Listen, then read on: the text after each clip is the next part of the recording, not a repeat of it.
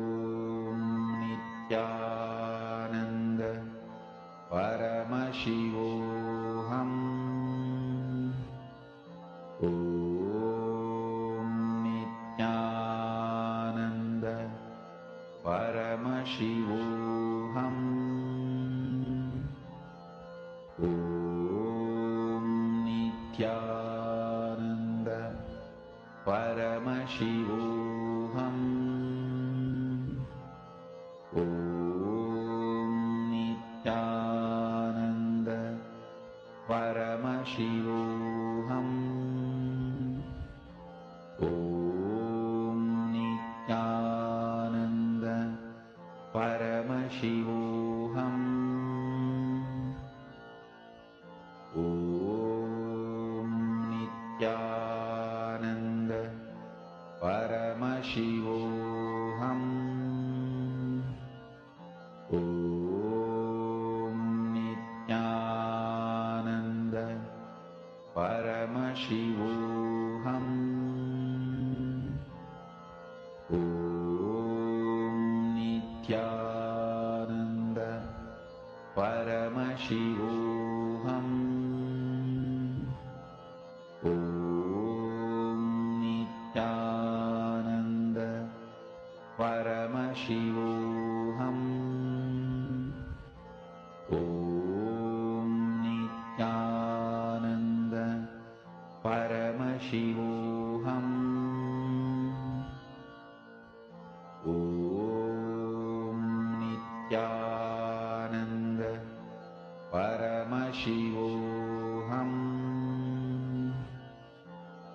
ॐ नित्यानन्द परमशिवोऽहम् ॐ नित्यानन्द परमशिवोऽहम् ॐ नित्यानन्द परमशिवोऽहम् ॐ नित्यानन्द परमशिवोऽहम्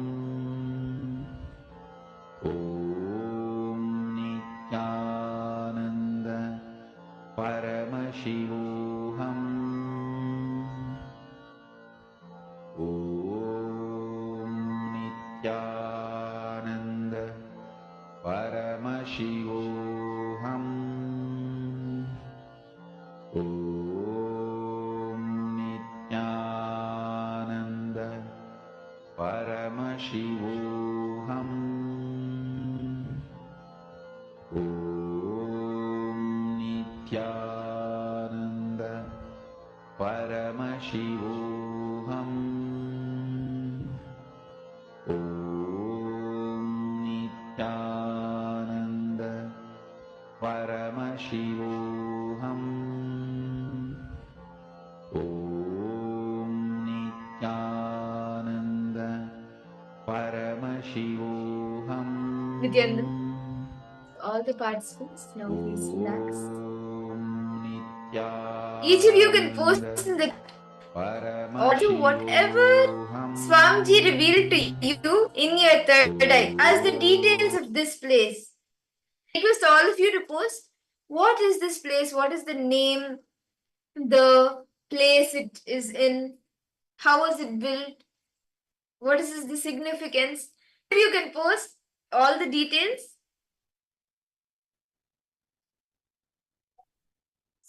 Request all the participants now to please open your eyes and post what Swamiji has revealed to you.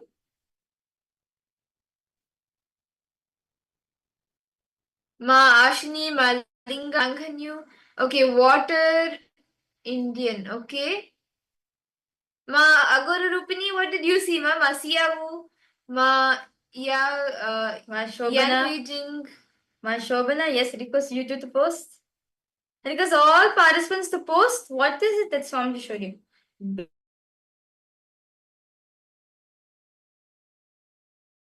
What did you see, Ma'am? Wanghanyu, what did you see? Building. Okay.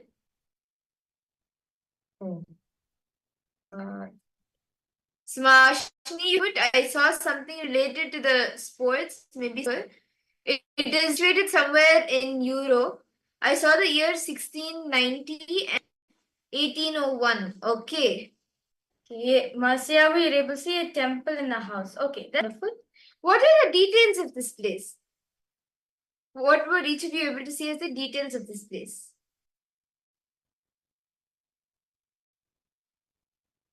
Okay. So this was the place we were projecting for all of you. So it is a temple.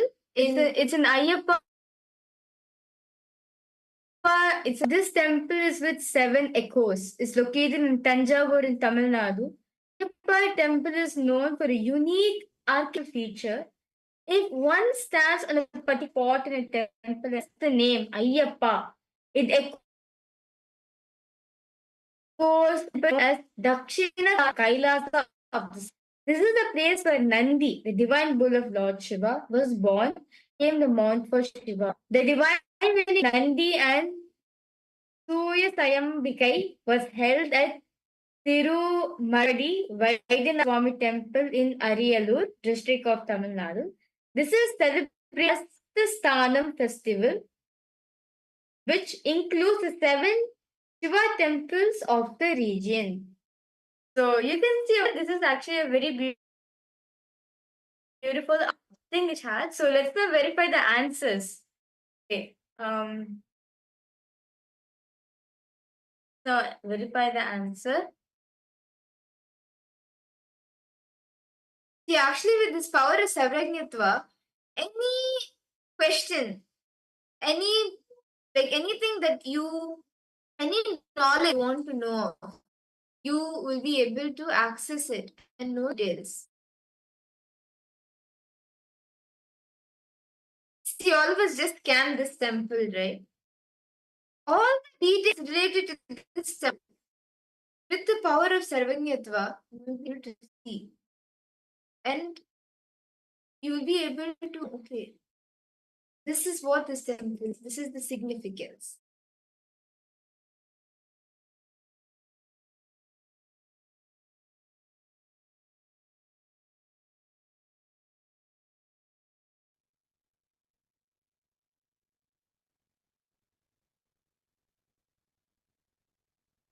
So throughout the day, actually, we'll be manifesting various different rounds.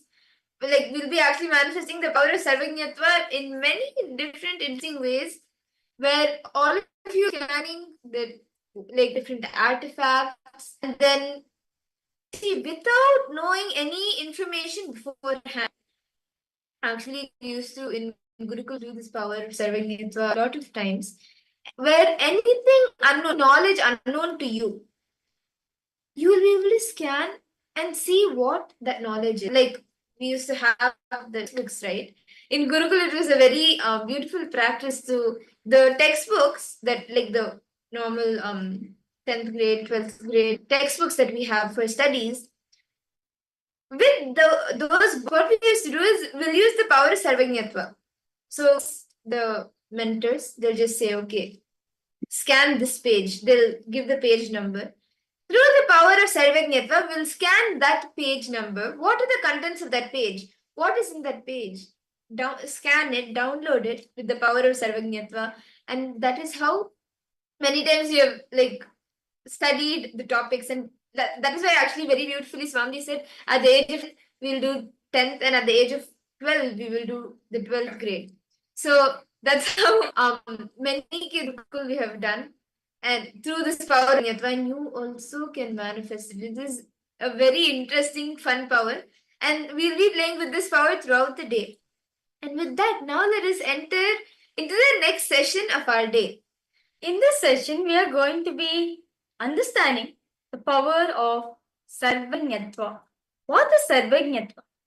To roughly translate, it is the all-knowingness. Understand, Swamiji says that we think that we are limited to this one all-knowledge which is stored in this brain alone. But Swamiji says you can access to the cosmic knowledge, which is Sarvajñatva, all-powerful, all-knowing. Let us now listen to this truth revealed by Swamiji on Sarvajñatva.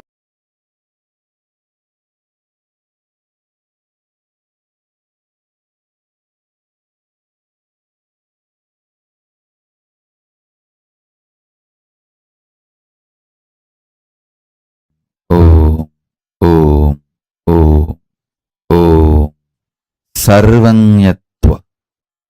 is the superconscious DNA of Paramashiva. I will manifest in all of you through today's superconscious mutation process. Paramadvaita Diksha. Listen. Listen. Life is super magic.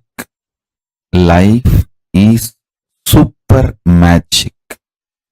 The brainwashing done to you, by the society with a limited logic, because society wants to generalize.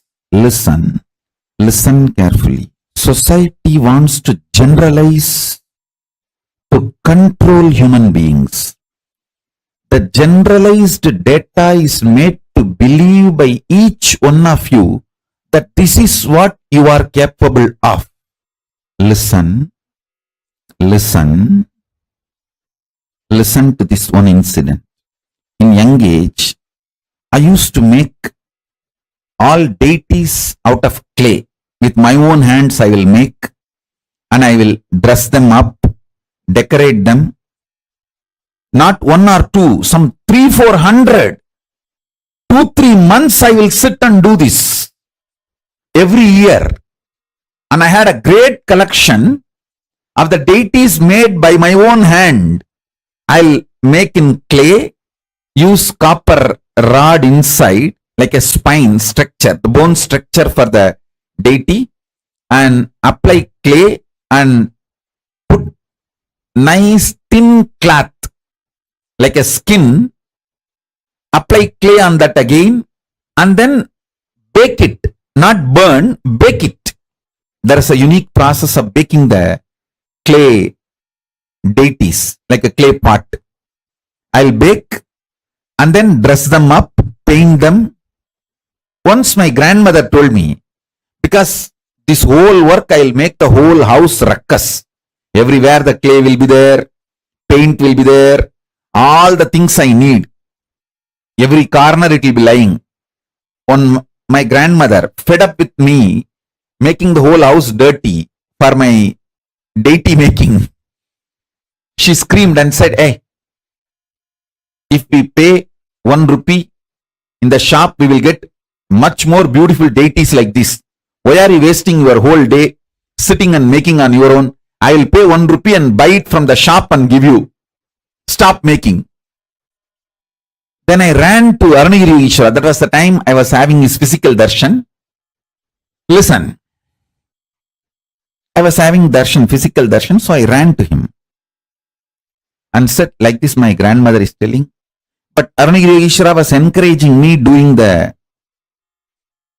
deity and dressing up, painting, all that he was encouraging. I said, you are encouraging me to do, but my grandmother is telling it's only 1 rupee worth. Why are you wasting your whole time? I will pay in the shop and buy the deity and give you. He laughed and said, with that 1 rupee you can get the deity externally, but when you make, what happens inside your brain, inside your system, you cannot get that from that 1 rupee deity. The deity bought for 1 rupee will be external deity. In Tamil he said, வெளியில தெய்வமாகுமப்பா 1 ரூபா கொடுத்து வாங்கினா, ஆனா நீயே செஞ்சா உள்ளயும் தெய்வமாகும் வெளியவும் தெய்வமாகுமப்பா. He told in Tamil, if you pay 1 rupee and buy, you will have the deity outside. But if you make it on your own, your inside also will become God. Outside also will become God. God. Listen. All of us are artists. All of us are painters. All of us are sculptors. All of us are singers. All of us are poets. All of us know all arts. When you started manifesting as a child, somebody stopped it. Somebody used their perverted, deluded logic and stopped it. Fortunately, I had Arunagiri Yogeshwara. I saved myself. If not, my grandmother would have stopped me. If I decided to go for 1 rupee deity, I would have had deity outside, but I would not have had that sarvanyatva inside. All of us were stopped by somebody to be logical, dropping our life as super magical. Understand? Now, whoever stopped you, I am going to destroy all of them. Liberate you from all that stoppings, so you can manifest your sarvanyatva, all-knowing. Understand? That one simple teaching from my Guru Arunagiri Yogeshwara. These are the deities I made in stone, but I used to make in clay, hundreds. I tell you, the amount of good that did to me inside is unimaginable. I can visualize anything, grasp anything, understand anything.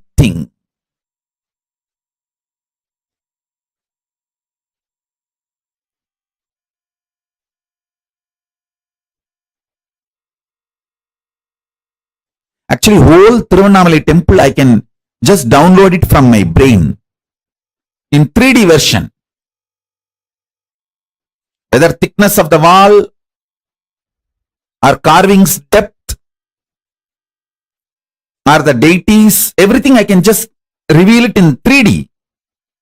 Not just 2D, 3D I can reveal, including measurements. Because that is the way my brain works. I tell you, all of you are hardwired for this. All your brains are hardwired for this. Your life, your consciousness is magical. Unfortunately, you are forced to believe you are logical. If I obeyed my grandmother and decided to go for 1 rupee deity and stopped making deity, I would have lost something very profound in my life. I would have stopped something very profound. I don't know how many of you remember in your life when you stopped becoming magical and started becoming logical. If you remember,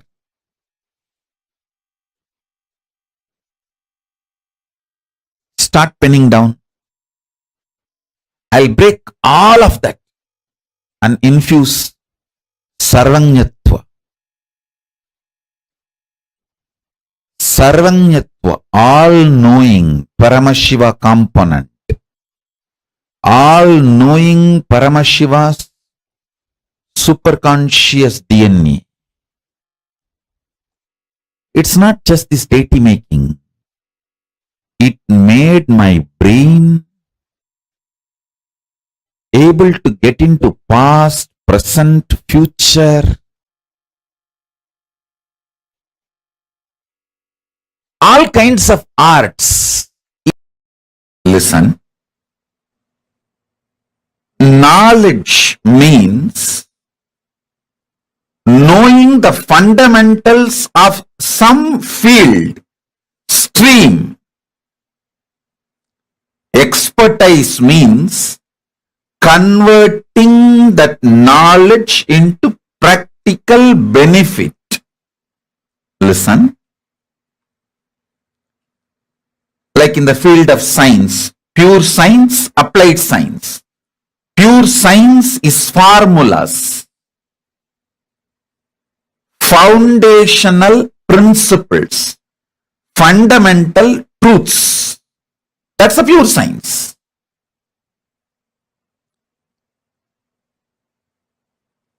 That's a stream of knowledge. Making it into a practical benefit is applied science. And more than the knowledge and expertise, there is something called strategy. I'll give you an example. Knowing the fundamental principles of energy is pure science. Making it as a useful, benefitful,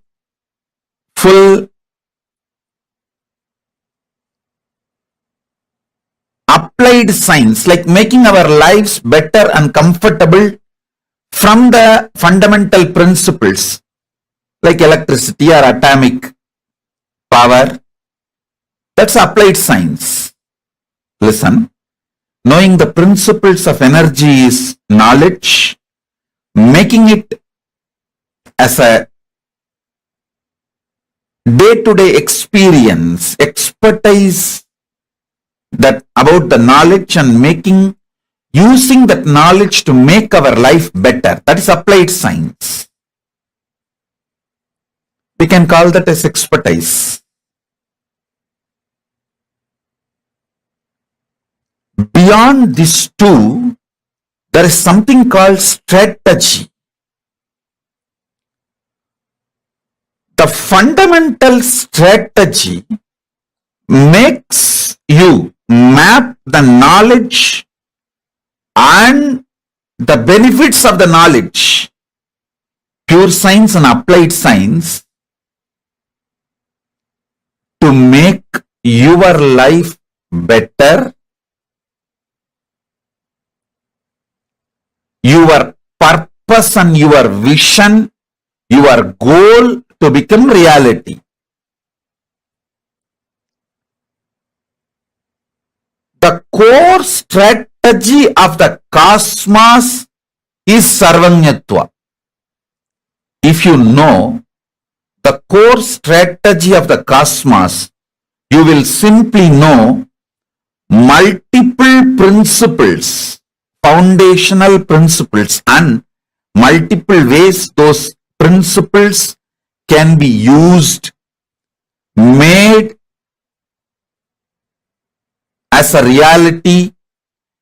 We can use these principles to make our life better. Sarvanyatva is not information, facts, applied science, or even pure science. Sarvanyatva is knowing the core strategy of the universe. What is the core strategy of Paramashiva when he decided to manifest this universe? I tell you, only to people who are very loyal to me and close to me, I reveal the strategies, my strategies.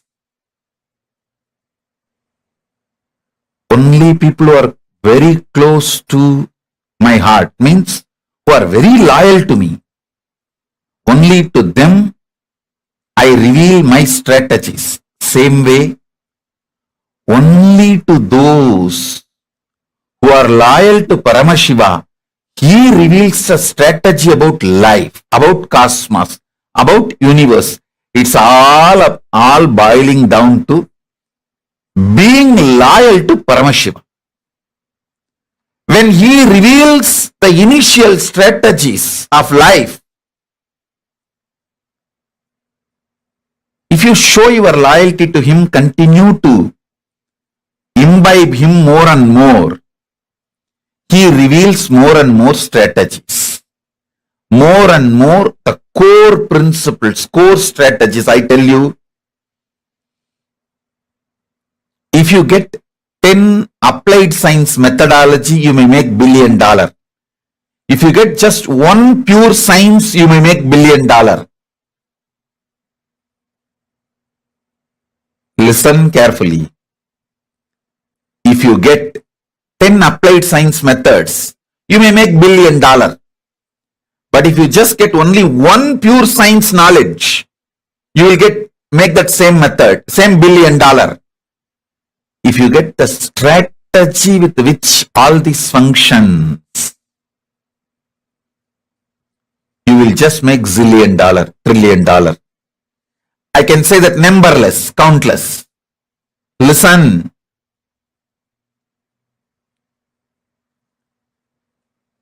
Strategists are the owners of life. If you know the strategy of the cosmos, you own cosmos. About anything, you know the strategy, you own it. Strategy makes you own it. I don't care about anything other than being loyal to Paramashiva. When he reveals the strategy, I imbibe, never question, and ask for him to reveal more so I can do next in his direction. In his direction. So naturally, everything is revealed. Everything is shown.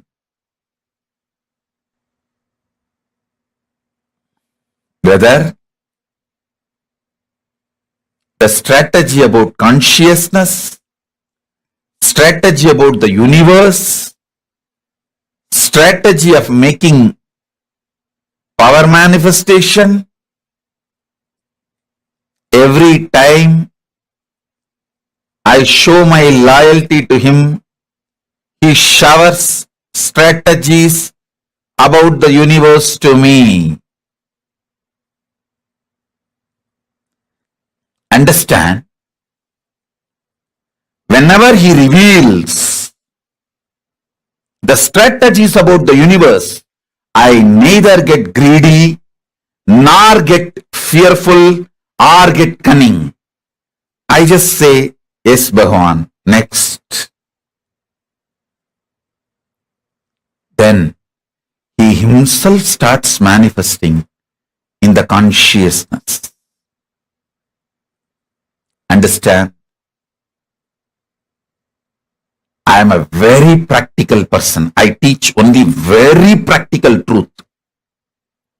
Start from today.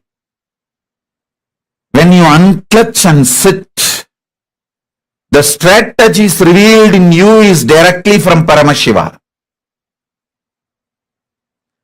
Don't allow your fear to interfere,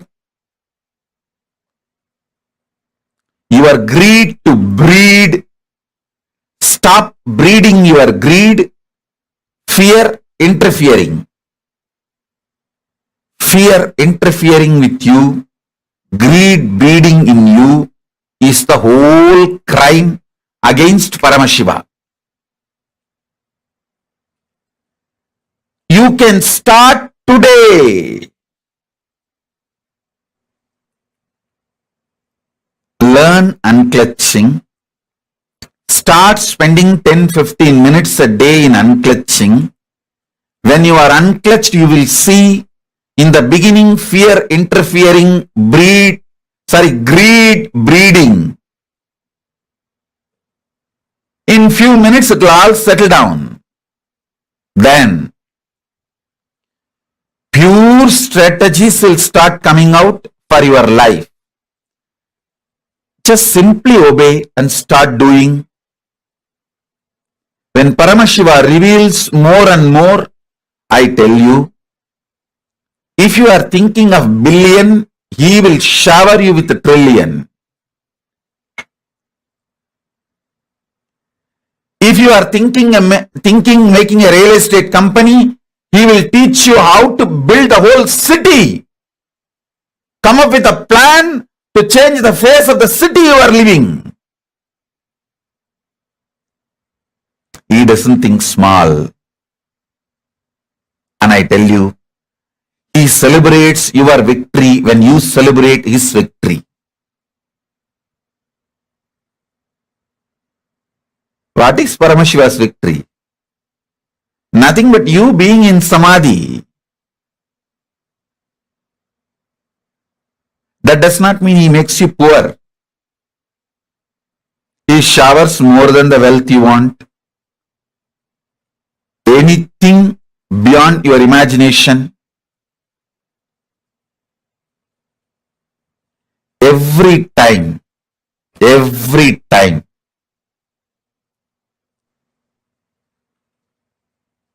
I said yes to Paramashiva. He has revealed more and more of his secret strategies about cosmos.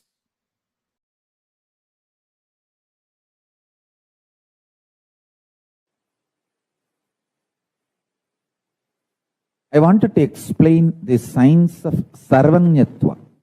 See, all-knowing. Normally, your brain, when it thinks consecutively, cohesively, coherently, each of these are layer, consecutive, coherent, cohesive. If your brain can think one, next, one, next, one, next, one, and coherent, after this, that will happen, after that, that will happen, cohesive. If this happens, that will be the effect. If that happens, that will be the effect. If that happens, that will be the side effect, next effect. In every layer, coherently, cohesively, if your brain can think, it will lead to knowledge, vidya. In any field, you can have knowledge, medical, social, legal, political, economical. In any field, you can have knowledge if your brain can think coherently and cohesively. In Hindu tradition, we know the science of making your brain grasp the whole cosmos, the whole cosmic happening. When I was developing the software for Sarvanyatva, Sarvanyatva means the power to know everything. Successfully, I have also made many of my Gurukul Balasans to manifest this power for a particular period. When I was training them, initiating them, they started manifesting this power. It was very successful. Listen. All I needed to do was create an ecosystem inside them and outside them where the brain does not feel tired or bored by its own innate experience of the I-ness, existence. It needs to be inspired, excited. Atma Ananta, Swarupa Ananta. What they think as themselves, their Swarupa, that itself is exciting. That itself is inspiring. That itself is wow. That Swarupa Ananta within them and around them. They should have confidence to celebrate themselves, and the people around them should celebrate them, the Balasans. That is the way I created the ecosystem. See, when you are given anesthesia, even local anesthesia, it takes so much time. Almost impossible to get rid of its after effects even for years on your consciousness. Listen carefully. Physically, there won't be any, you will be all right. But your brain's capacity to radiate powers, to manifest powers, is permanently damaged. I'll explain one by one. Listen. If you start enjoying the narration you carry about you, Swarupa Ananda, and everyone around you enjoys the narration about you, which they carry in them. In that space, you manifest Sarvanyatva. Kailasa is the ecosystem to help you to enjoy the narration you carry about you. And everyone celebrates the narration they carry about you in them. You celebrate them, they celebrate you. In this kind of ecosystem, powers manifest just like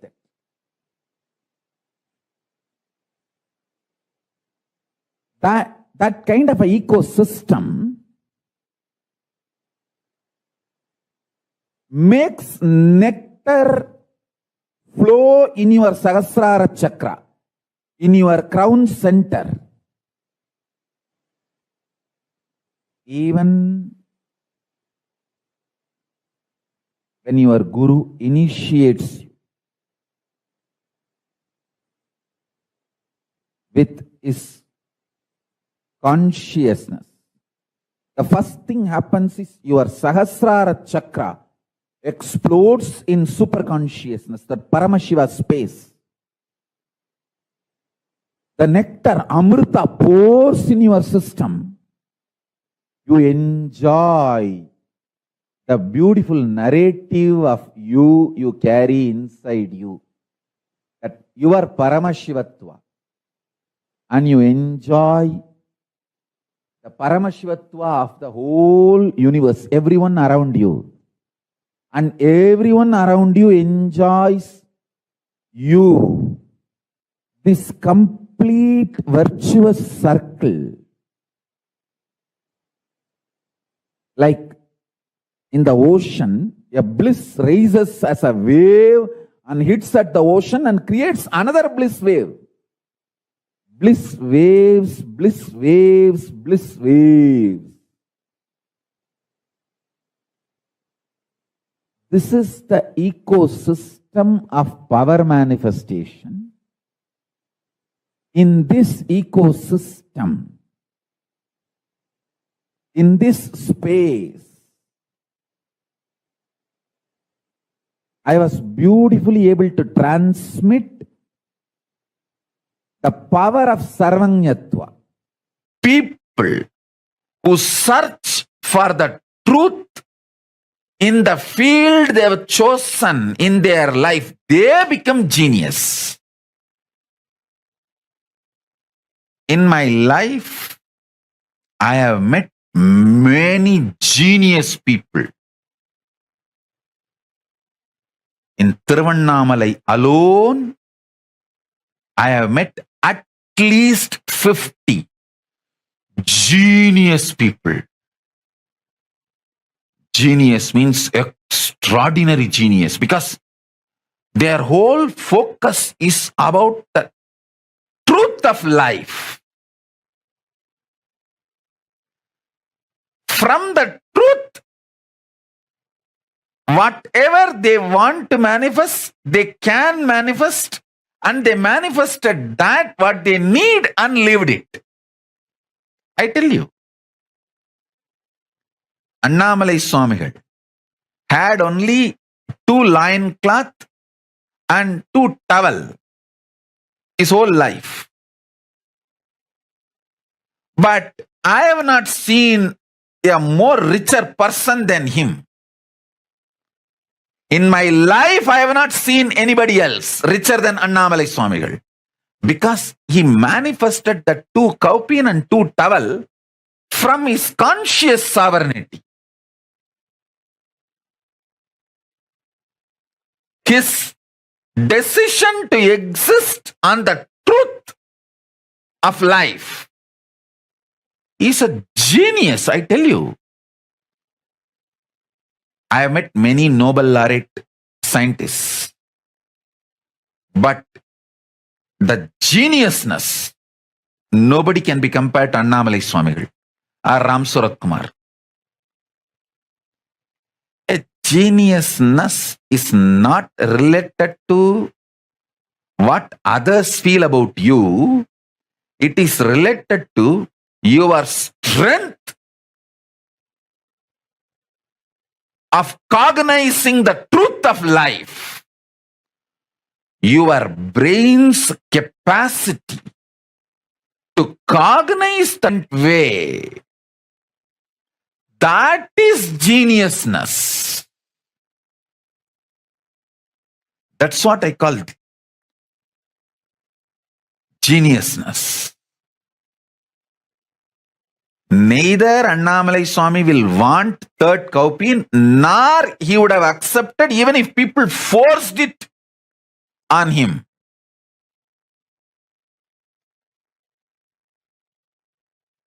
Listen,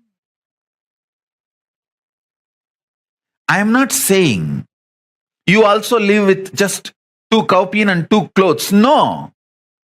All I am saying is manifest billions and trillions without losing your geniusness. Genius means your capacity to cognize the truth. You have 25 heads, as I explained now. You have 25 heads. This 25 face, FACE and PHASE, pace of Paramashiva, you have it. Recognizing this gives you conscious sovereignty. In your life, you are doing all these 25. When you understand this, you become Ishvara of your life. You become Paramashiva of your life. Then naturally you become Paramashiva of existence, cosmos. If you become Paramashiva of your macrocosm, you become Paramashiva of the microcosm. Because both are one and the same. Ability to cognize this is geniusness. Geniusness is not just stealing some theories here and there. Geniusness is not about stealing some concept, principles and rebranding, rewording in your name and getting Nobel Prize or this prize, that award, this award, that recognition, this recognition. Geniusness is ability to cognize. You are doing this 25 in your life.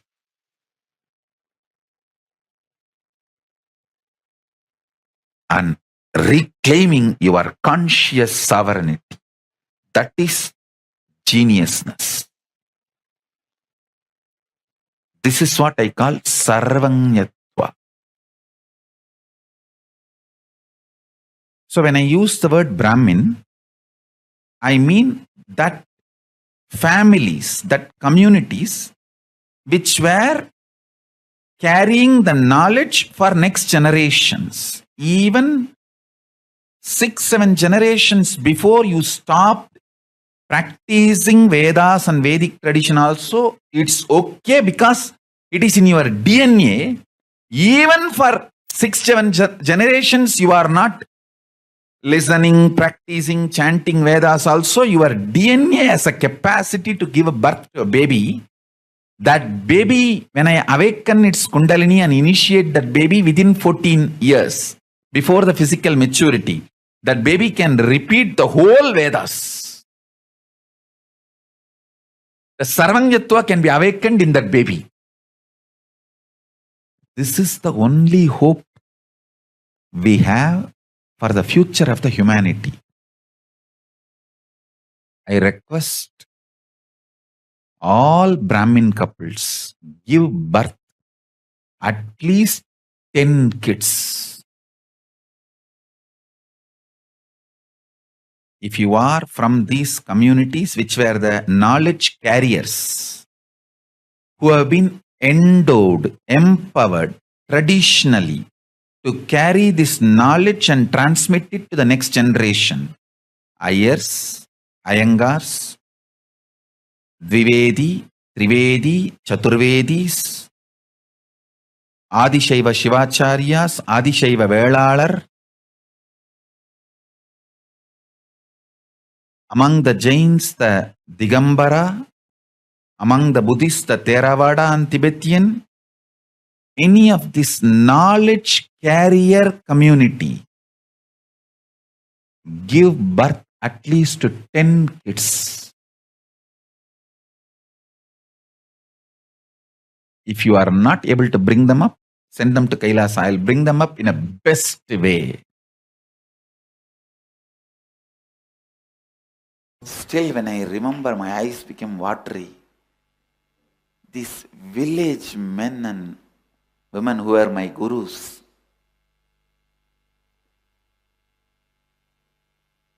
both my gurus, Yogananda Puri and Vibhudananda Puri, what an extraordinary intelligence they were having. From the beginning, they were so clear. See, by being around them, automatically I picked up this attitude of anything I want to know, I can know. Anything I want to do, I can do. This was not taught systematically to me. Please understand. Like how in our ashram, if you live, you will simply get the confidence to do completion and to do nirahara samyama, because you will see every other person will be doing nirahara samyama. Every other person will be sitting and doing completion. You will not have neck pain to wear this big mala because every other person will be wearing.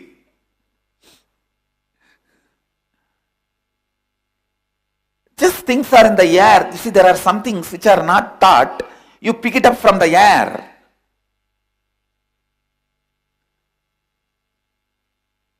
With my both gurus, it was so amazing. Just in their air I picked up. In their presence I picked up that if you want to know anything, you can know. Simply. If you want to do something, you can do. Simply. I never know whether it is a swimming or climbing the hill or anything, human beings need to be taught. I always thought, you want, just jump and do it. Not just the swimming and trekking, everything. I still remember one day I went to Mataji, Vibhudananda Puri, and told her, the temple, such beautiful deity is there. It is so nice. I want like that. She said, you make it. I did not even ask how. And immediately, from my neighbor, I got one mold of Lakshmi and made a clay mold out of it.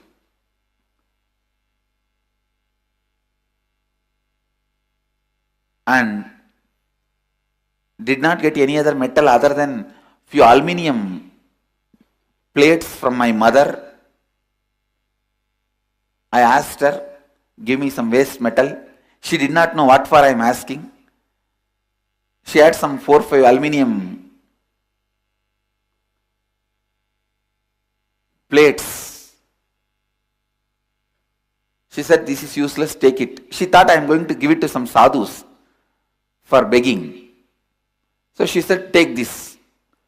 I immediately brought that and melted and poured the mold and made the deity. Still we have the deity. That was done by me personally in my own hand. And then after the mold, I cleared it and I myself carved it. I was hardly 12-year-old boy. Did not even have a second thought.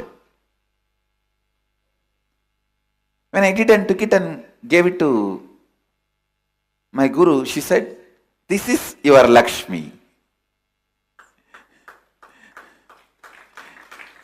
She said, this is your Lakshmi.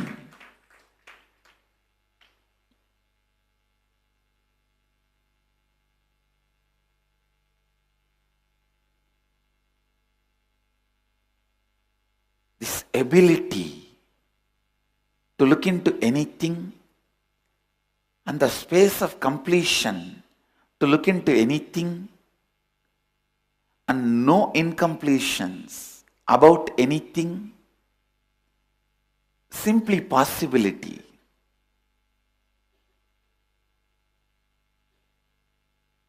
Everything is doable and do it. Not only doable, do it.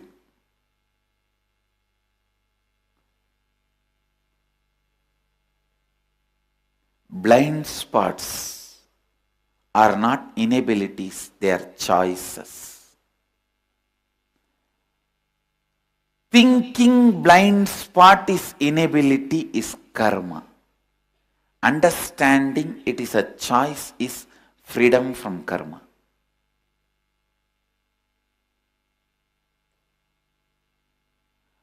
Don't even know about inability and possibility and simply you are living, making everything possible is vikarma.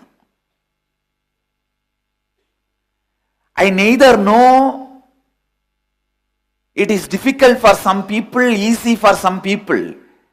I simply did it like breathing, like living. Still we have that Lakshmi deity with us. When I went and told the deity is so beautiful, I want like that one deity, she neither discouraged me, nor she started explaining how to get it. She said, make it, you can.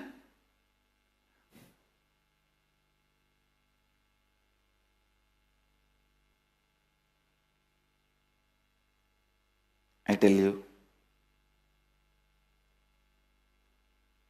having the clarity,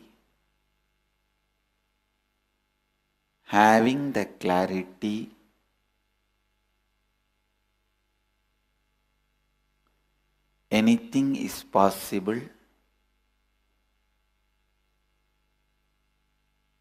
No blind spot is our inability, it is only our choice.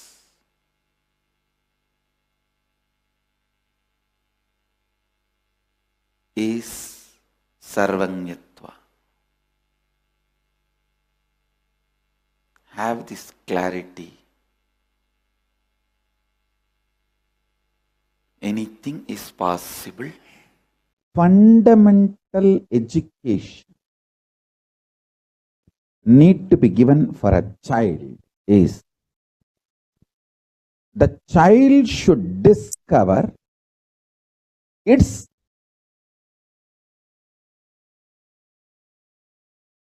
dharma, the source code of its software. See, what is the fundamental principles based on which the child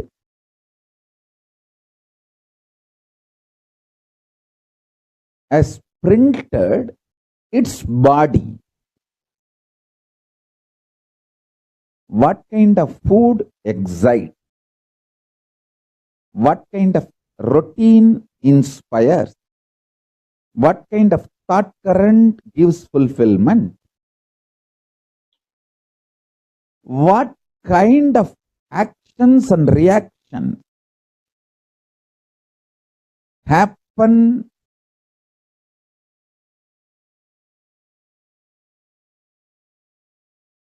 in your internal organs. A child should be given this education. I tell you, the greatest gift I received from my gurus is this education. Once I understood the first principle of me, I just know everything. I become Sarvanya. I can know anything.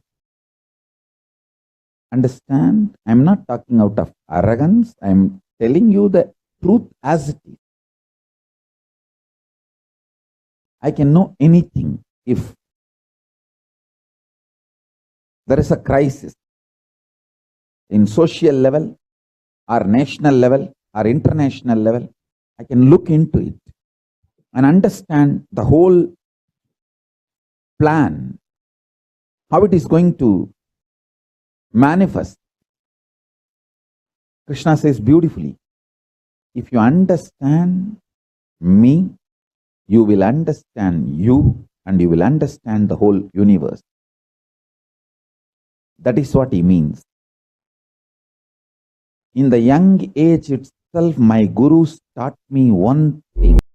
The first principle based on which I 3D printed myself. Once I know that, I know everything. Listen.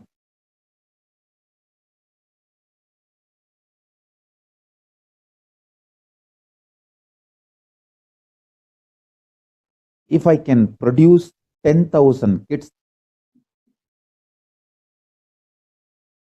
like me, consciously, surely I am not going to give physically birth to any kid. I am not talking that. I am talking about consciously reproducing the Guru Parampara. Reproducing the same superconsciousness. And 10,000 kids. I know this science can't be destroyed on planet Earth. Planet Earth needs this science. This science is the supreme Raja Vidya and Raja Guhya. Royal secret and royal sacred science. There's a beautiful story about the Sarvanyatva in Shankara's life. Shankara was supposed to be Sarvanya. Sarvanya means all-knower. There is a story when Sarvanya Pita was supposed to be decorated by Shankara's presence. One cobbler who stitches the shoes, he appears there and asks Shankara, do you know how to mend shoes? How to repair shoes? Only then I can accept you as Sarvanya. The whole Pandits, the whole team of Pandits have accepted, but this cobbler is challenging. Only if you show me how to mend shoes and satisfy me, I'll accept you as Sarvanya. As per the rule, the whole population has to agree unanimously. Only then he can decorate the Sarvanya Pita, Sarvanya throne reserved for Sarvanya. And the story says, Shankara picked up the shoe, picked up the needle with which he's supposed to stitch, and just scratched the edge of the needle on the nose and inserted the needle into the shoe, into the leather. Cobbler was shocked because why the scratching on the nose? Lubricate. To lubricate the needle, always the cobblers will scratch the needle on the nose. The oil on the nose will be the lubrication for the stitching. Shankara did not miss even that small step. Means the power of observation. Power of observation. The story says cobbler accepted Shankara as the Sarvanya. Shankara sat in the Sarvanya Pita and blessed. Now we need to clarify an important doubt. Then it means enlightened being knows everything. No, I do not know the atomic science. Surely Shankara do not know how the train works. Surely he doesn't know how the steam engine works. No, surely he doesn't know. Then what is the meaning of the word Sarvanyatva? A pure consciousness which operates through the senses, which observes anything comes in front of it and can understand the secrets of everything which is presented in front of it. Please understand, if Shankara wanted, he could have developed a train. If he puts awareness on it, if Shankara wanted, he could have developed the aircraft if he puts awareness on it. Sarvanya does not mean knowing everything, but whatever is presented in front of his senses will be recorded without any prejudice, without any disturbance, without any footnotes, your own personal comments. The attitude of writing footnotes starts all the problems. That creates the problems. As long as you record all the files and keep it in the archives, you will have complete access to the archives. The moment you start putting footnotes and the favored star, when you put the favored star, when you start marking, that is where the problem starts.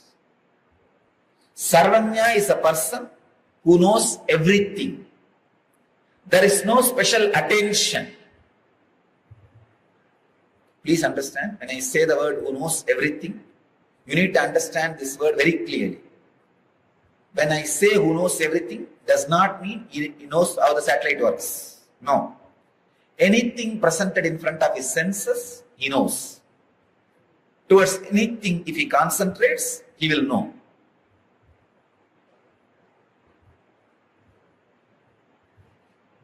He does not have the fear that he does not know something. Because of his clarity, anything which comes in front of him, he will know.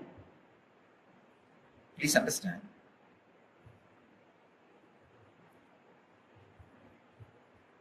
When somebody experiences fearlessness for few seconds, usually human beings experience fearlessness when they come in touch with huge money for few seconds, till they take that money for granted, till mentally they plan how to use that money and finish it off. Please understand, if you get 100 crore, to finish that 100 crore, you may take 5 years or 10 years or 20 years, or you may not even exhaust it. But within 10 minutes, you will finish it mentally. Mentally, you are back to that poverty within 10 minutes. That 10 minutes, you will not have fear.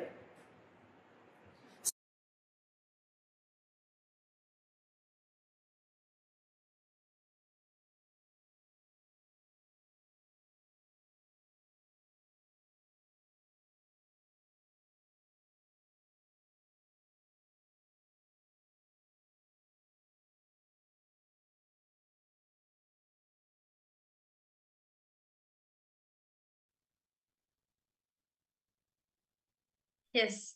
Nityanandam, to all the participants, we all just had a wonderful, powerful session where we understood about Sarvajñatva. What is Sarvajñatva? The all-knowingness. It was actually a beautiful revelation Swamiji spoke of Sarvajñatva. I would like to request all participants to post. What did each and every one of you understand by this? See, Sarvajñatva by itself is a power. But what is Sarvajñatva actually? What is that all-knowingness? Can I request all the participants to share what did you understand as Sarvajñatva, all-knowingness?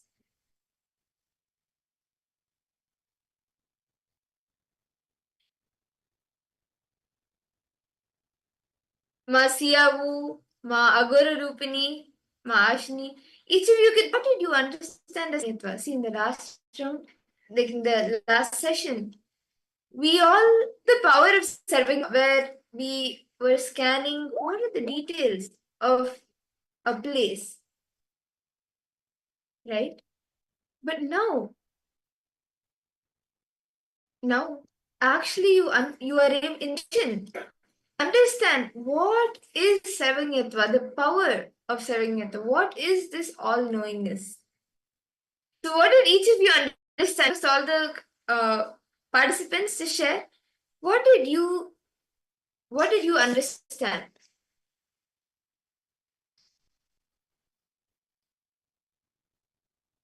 See, actually, when you start manifesting the power of Sarvajñatva, you will be able to start enjoying yourself, because what is known to you, what is unknown to you, all of that you will be able to see. You will be able to access all knowledge that exists.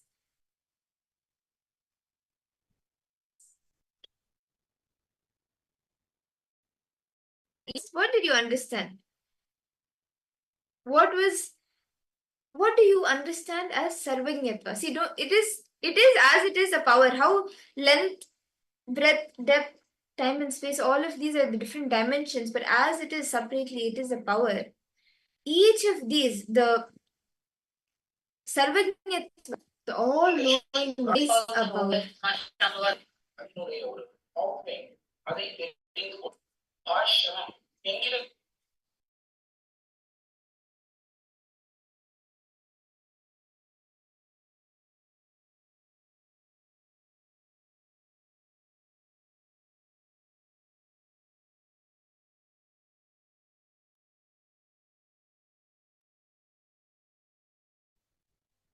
Yes, the participants are technical English. Is all participants able to hear us?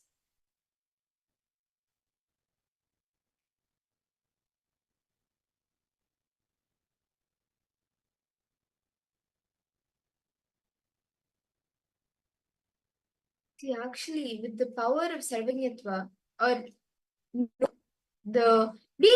the ability to access anything and everything. See, when you do the Akashic records, you access the past, present, and future. But with Sarvajñatva, like means you anything and everything. With Sarvajñatva, knowledge that you want to access, having that ability to know any knowledge is the power of Sarvajñatva. See, understand, Swamiji says, your brain can consecutively, meaning one next, and currently, meaning after this. That will happen. And cohesively, if it happens, that will be effect. It will lead to knowledge. In any field, you can have knowledge. Medical, social, legal, political, economical. If your brain can think coherently and cohesively. Okay, see. Cohesively means what? One, next. Coherently means after this, that will happen. After this, that will happen. After this, that will happen. If your brain, right? If your brain has the ability to think coherently and cohesively, you can get any knowledge you want. knowledge in the world you want to manifest will be able to. All this need is making your brain think coherently and cohesively. Are each of the participants understanding? Just think, okay, what next? What next? Both cohesively and coherently. And actually, with this, when you are able to manifest Sarvajñatva, you will be able to start enjoying the narration about you. You will be able to start enjoying you, all the known, unknown parts. You will be able to. Can I request all the participants bring your pen and paper, paper or your book?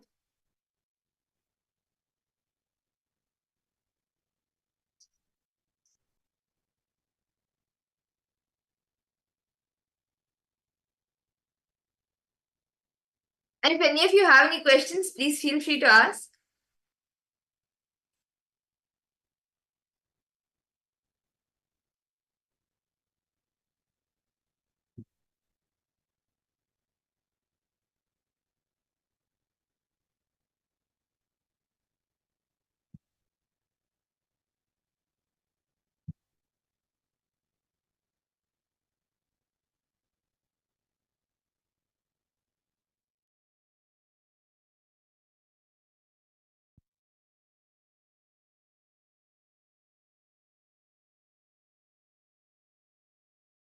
Okay, see.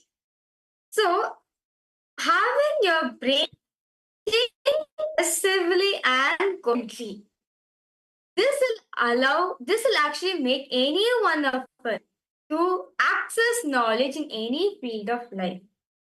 Can I request each of the participants to take a few minutes, look into your life and see if you can reflect the situations or the incidents, any situations and incidents in your life where you experience the words, the emotions, feelings, and even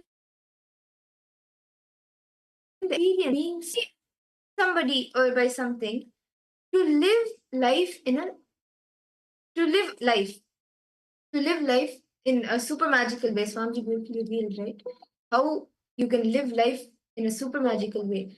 I request each of the participants to take a few minutes and read the situations and instances where you felt stopped, you experienced being stopped by somebody, to feel that you are stopped to experience life in a super magical way. Please write down all of these different incidents.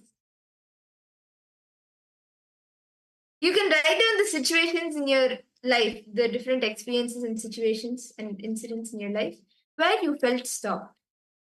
Can I request each participant to write this? See, just look in. Take a few moments, sit, look back. When did you feel? When did you experience you feeling stopped by somebody to experience life in a super cool way? You may, as a child, have thought, okay, life is magical, life is like you can manifest anything and everything. But somebody may have told you, no, it is very hard to get the life of full of luxuries, or it is very you need to work, you need to put in so like it's not going to manifest just like that. You can't manifest anything. You would have heard maybe society in school or some friends or your parents, your relatives, whatever it is.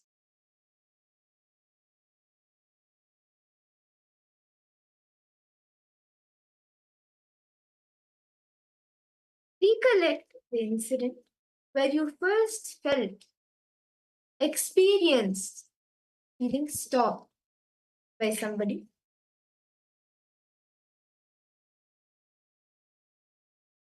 Where you felt that life is not super magical.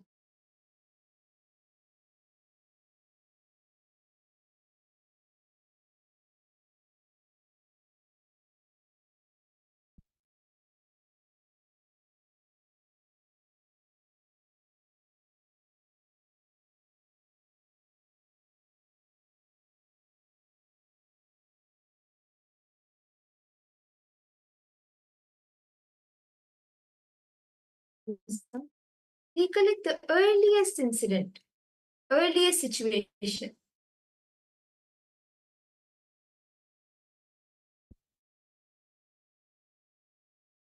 And write down the incident elaborately, as much as detail as possible. Who are the people around you? How was the environment around you? What were you wearing? What were you feeling? What did you tell? Or what did you react? What did you say? What triggered you when the other people around you said something? What triggered you? Go into as much as detail as possible.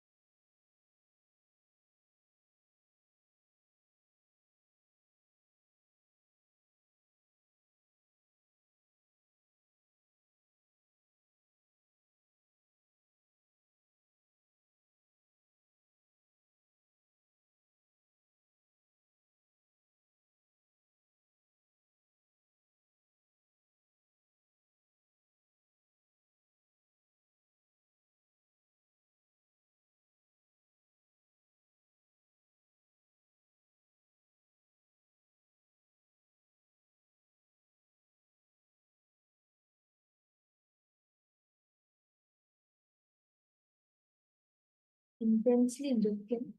Go back. The earliest incident, the earliest situation.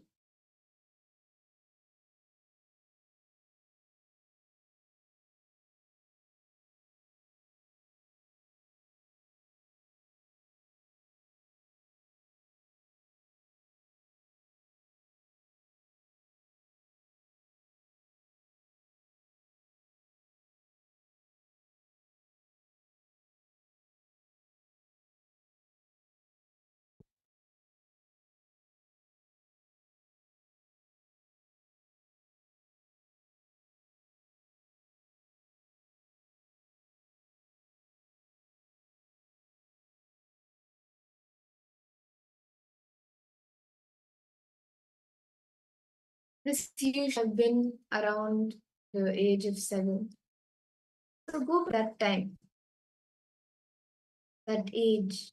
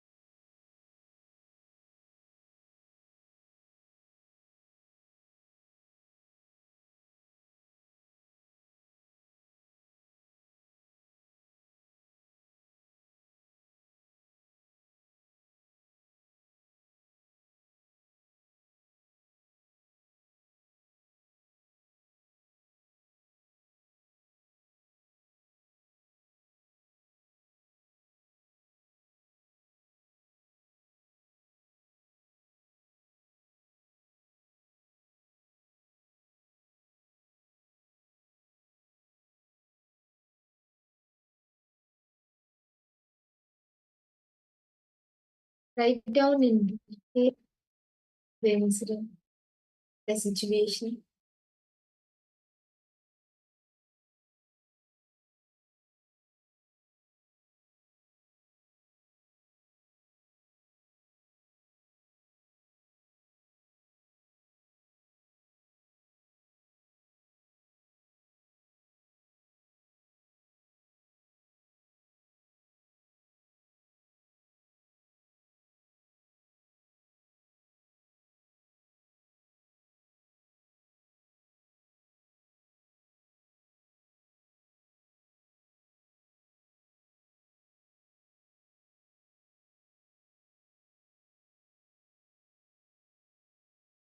Now, I request the participants to bring a mirror. See, understand, you're complete with the mirror. You see your own reflection in that. You actually will start seeing that as you do the completion with the mirror, inside you will see your disappears and you'll start Swamiji's image. So I request all the participants to please bring a mirror and let us all do the completion, the reliving and relieving process with her.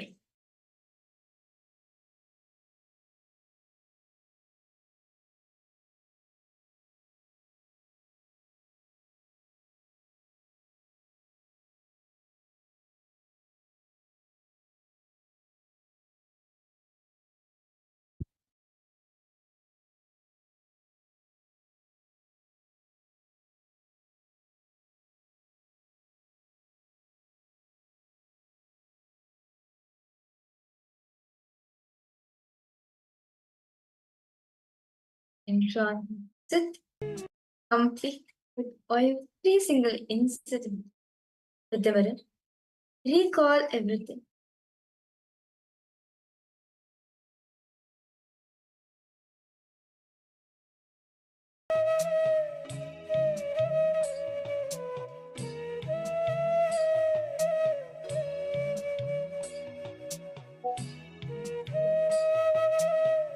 Now, with the reflection you see in the mirror, this I request participants to bring the mirror. Seeing your reflection, just relive the entire incident. Look at the entire happening, the entire incident, situation happen, and do the completion with the mirror, with yourself through the mirror.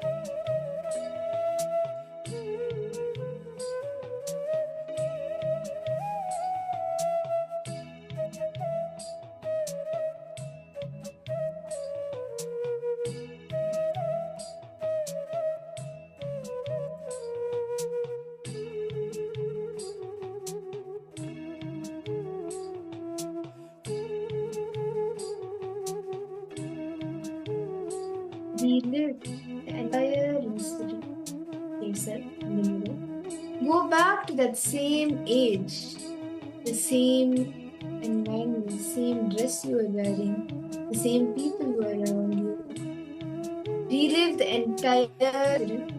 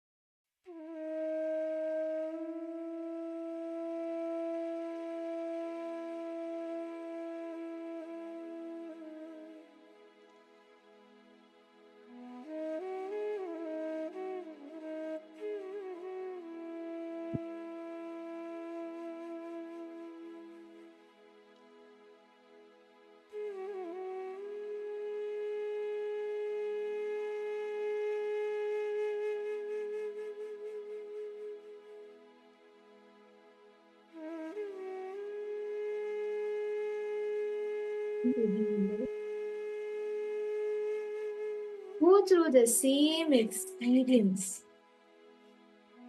Okay.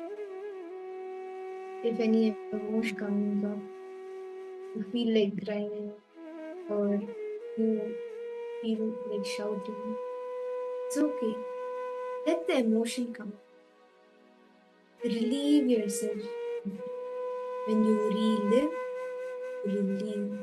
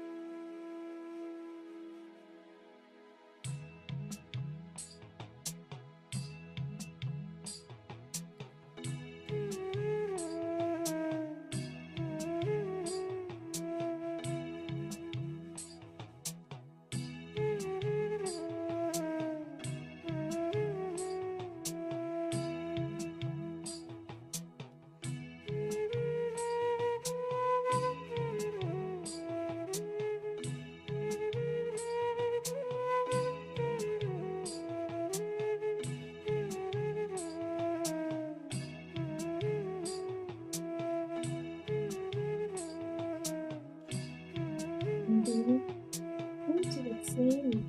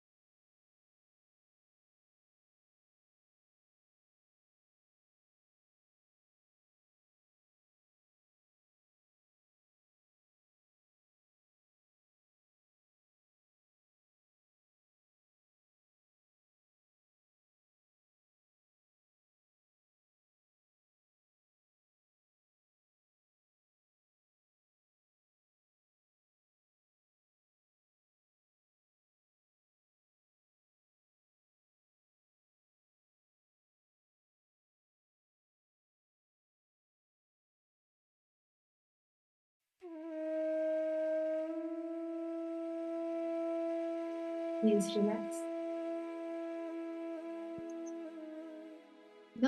Now, in that same space of completion, see when you the perpetual completion,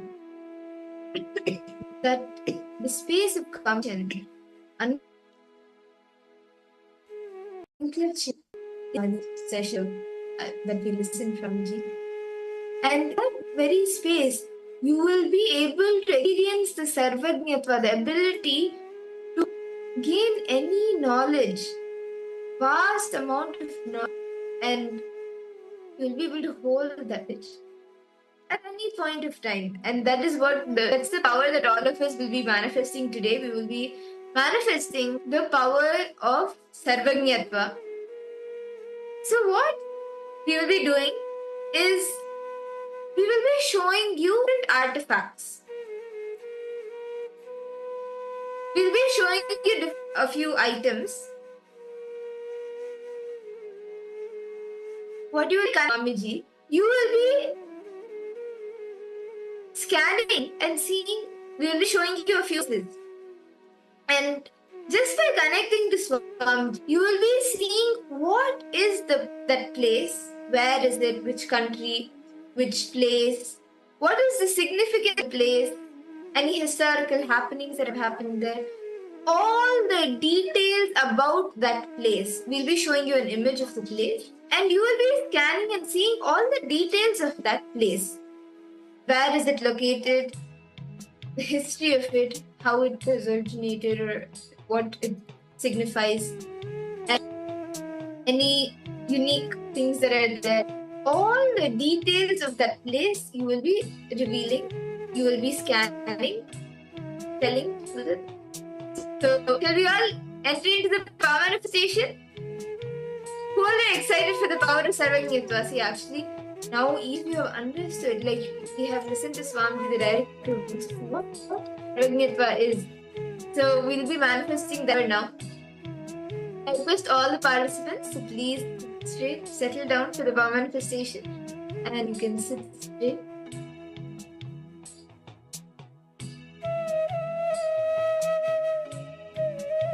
Chant the Mahatya intensely.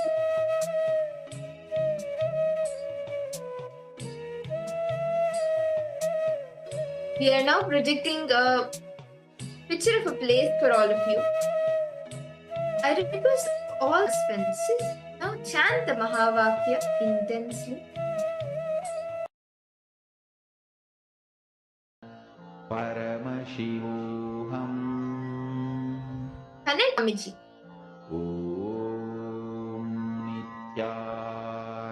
And start scanning what are the details of this place. Where is it located? What does it signify? What is the speciality? All details related to this place.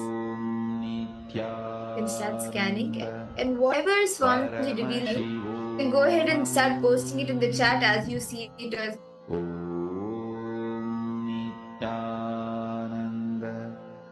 Paramashivoham. Om Nityananda. Paramashivoham. Om Nityananda. Paramashivoham.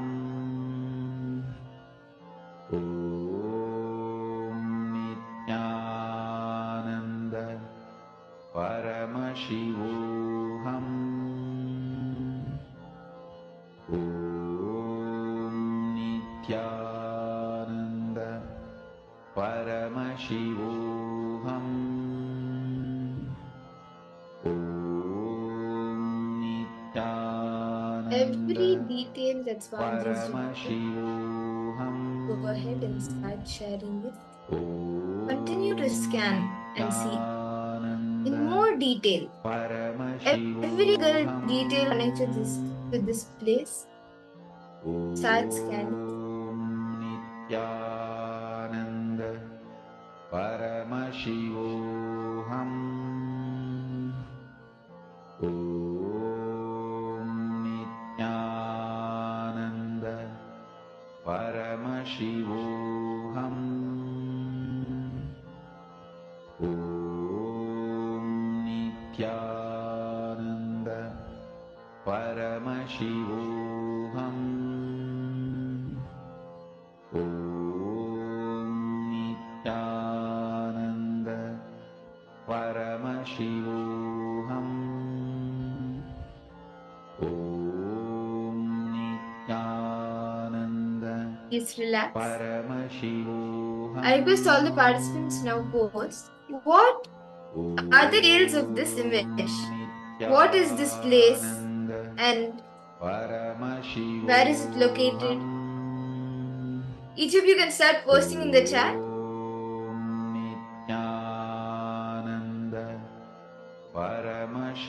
What did you see? Ma Ashini Siyavu, Ma Aguru Rupini Nityandamma. Each start posting. What did all of you see? What is this place? Where is it located? And what are the details of this place? Nityananda. Paramashivoham. Om Nityananda. Paramashivoham. Om Nityananda. Paramashivoham. Every single detail that Swamiji revealed to you, you you can post. Do not filter out anything, do not guess anything. As you saw, as Swamiji revealed to you, that same thing we share.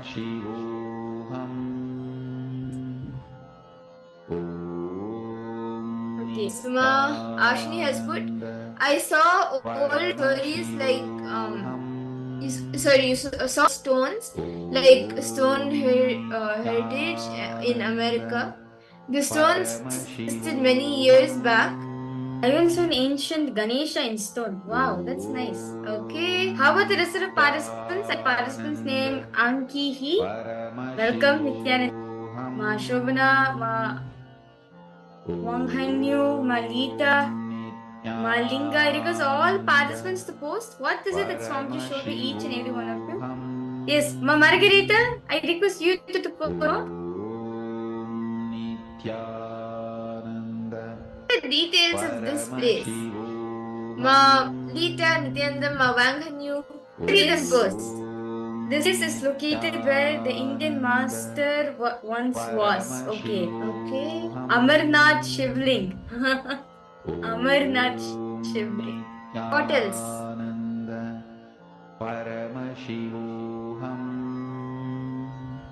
Okay, let's now verify the answers for all the participants. So this place that all of us saw right now is actually called as the Nidhi. So this place is Nidhivan. This place is actually there in India, in Vrindavan. So this Nidhivan, which means forest of Tulsi, is one of the sacred forest sites of Vrindavan. It is situated in the Mathura, the very place where Bhagwan Krishna have incarnated. Nidhivan is considered the most prominent site dedicated to Leelas of Radha Krishna and their gopis. Even today, the devotees Nidhivan still witnesses the Ras Leela dance of Radha during the night time, and thus nobody is allowed to stay inside the premises of Nidhivan at night. No one is allowed inside the premises of the temple after the sun sets down.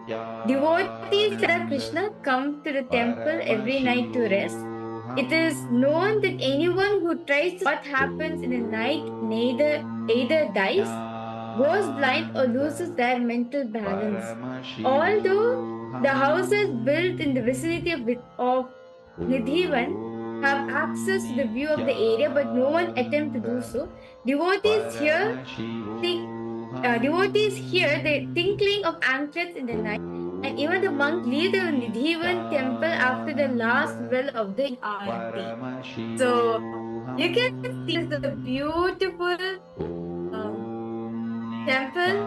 This is the Nidhivan, which is there in India. This is a place where Bhagwan Krishna did the Ras Leela with Radha, Srimati Radharani, and with the Gopikas. And till date, even now, that bells, anklet sound still heard.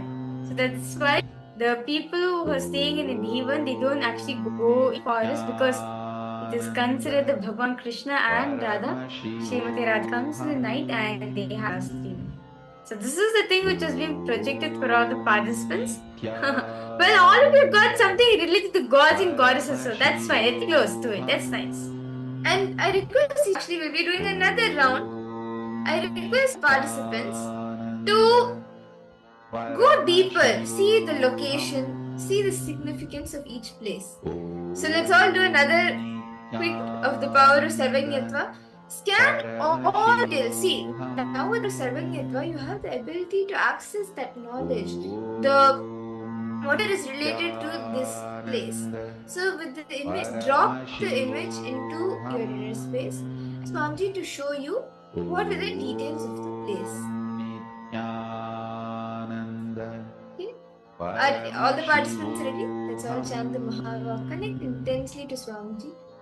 Just be in this pure and start seeing what this is.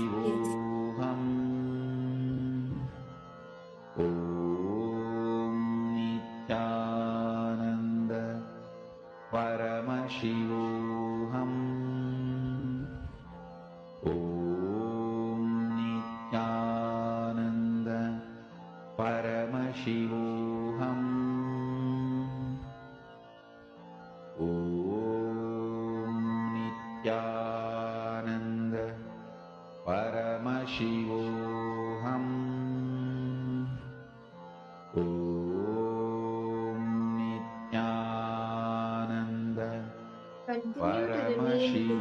space. Create a thought. Not destroy a thought. Paramashivoham Om Nityananda Paramashivoham Om Nityananda Paramashivoham Om Nityananda Paramashivoham Om Nityananda Paramashivoham Om Nityananda Paramashivoham Relax. Tolerance now pose and whatever Swamiji revealed to you.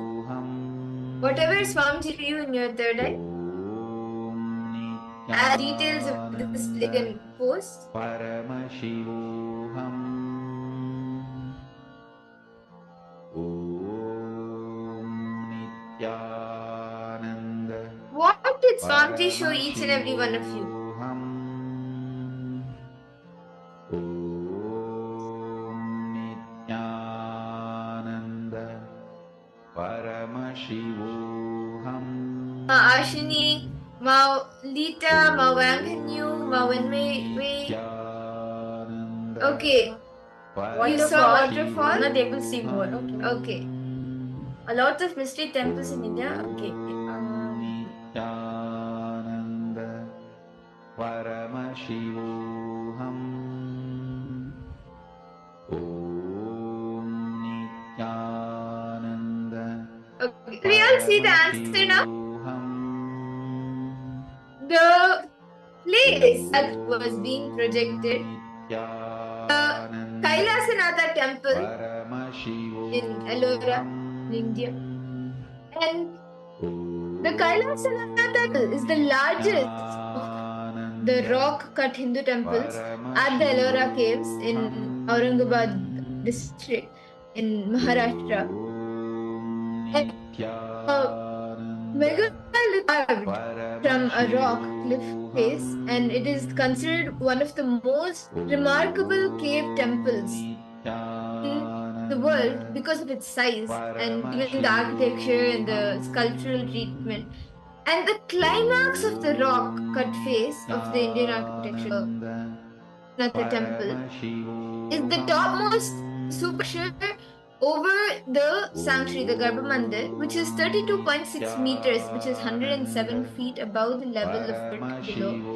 Kailasa temple, which is the cave 16, is the largest 34 Buddhist, Jain and Hindu cave temples and monasteries known collectively as the caves. And these range for over 2 kilometers, 1.2 miles, along the sloped basalt cliff at the site. And even most of the excavations, the temple is generally attributed to the 8th century Rashtrakuta king Krishna I, and with some elements completed later on. Temple architecture actually shows traces of Pallava and Chalukya styles as well. So this was the place that was being projected, which is the Kailasanatha temple at Ellora, Australia. And with that power manifestation, I really love the power of Sarva because it's a very distinct power. And with that, now let us all enter in the next session of our day. Today, as you all of us are receiving the darshan of Bhagavan Dakshinamurti, so we are going to be understanding about him as Bhagavan Dakshinamurti symbolizes that space of Nirvikalpa Samadhi, silence in silence, silence so silence inside silence. Let's now listen to this truth revealed by Swami.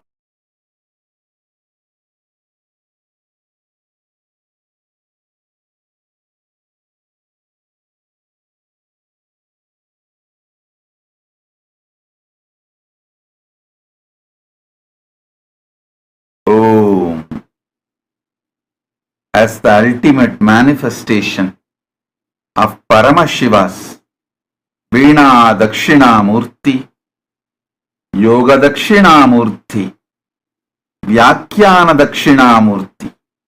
I bless you all with the liberation, Paramashivatva, ultimate Paramatvaita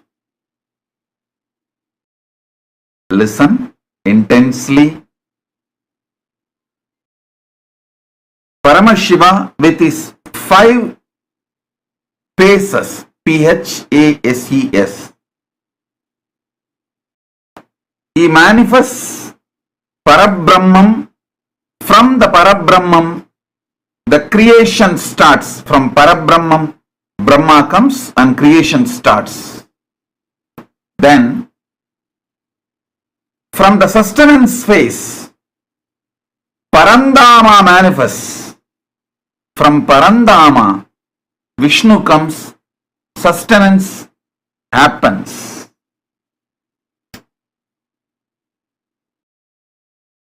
From Ahora phase, rejuvenation, Parameshwara is manifested. From Parameshwara, Rudras come and rejuvenation happens. From the Throbhava phase, P-H-A-S-E, Parameshwari is manifested. From Parameshwari, the whole Throbhava happens. Putting and pulling out of delusion happens. From the Ishana, Parama Guru Tattva manifests. From Parama Guru Tattva, Dakshinamurti comes out and liberation is done. Parabrahmam, Parandama, Parameshwara, Parameshwari, Paramaguru, all 5 put together is Paramashiva. Mahadeva withdraws Adi Shakti into himself. He sits as Sadashiva and Adi Shakti together. That is what is Dakshinamurti form. That is why in all Rajeshwari temples there will not be Shiva. In all Dakshinamurti temples there will not be Devi. Because in Dakshinamurti form he is both. In Rajeshwari form he is both. When the male component is sucked into the female component, he is Rajeshwari. When the female component is sucked into the male component, he is Dakshinamurti. In no Dakshinamurti temple, there will be Devi. So he sits as Dakshinamurti. Understand? Mahadeva vibrated the cosmic knowledge, Vedas, as Dakshinamurti. Rishis radiated it and read it out from the cosmic knowledge. That is the way Upanishads were delivered to the planet Earth. Mahadeva just sat in the silence as Dakshinamurti under the banyan tree and radiated it as a vibration, vibrant silence, living silence, the alive silence. And Rishis just spelled out the cosmic records, the Akashic records in words and shared with the world. This is the way the Upanishads have happened. Hindu knowledge transmission is totally different from anything known to the world by the name education.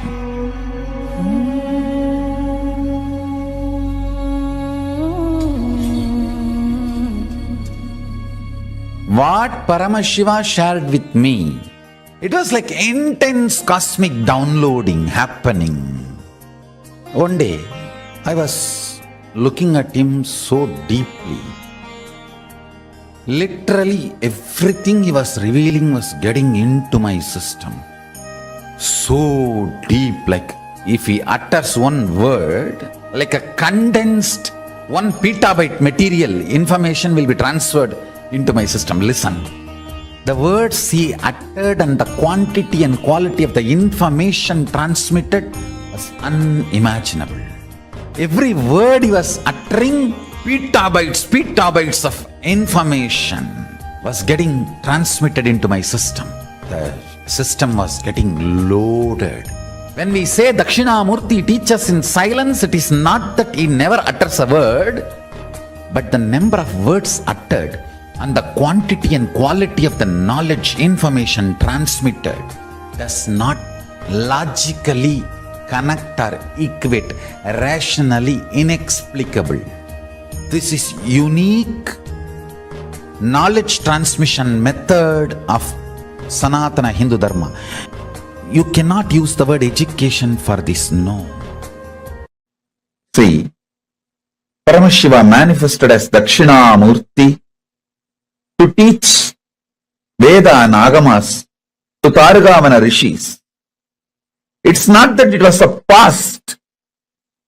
If you become silent to free yourself from the past, present, future through unclutching, you can see he is teaching even now in that huge cosmic sound. Om, even recorded by NASA. That soundless sound, Anagata Dvani. Om. If you can hear it through the deep unclutching, you can see Dakshinamurti teaching you now. Dakshinamurti teaching you now. Understand the truth. Dakshinamurti is from the face, from the Mahasadashiva's, Paramashiva's face of Ahora, destruction, rejuvenation. From that face, Dakshinamurti comes out.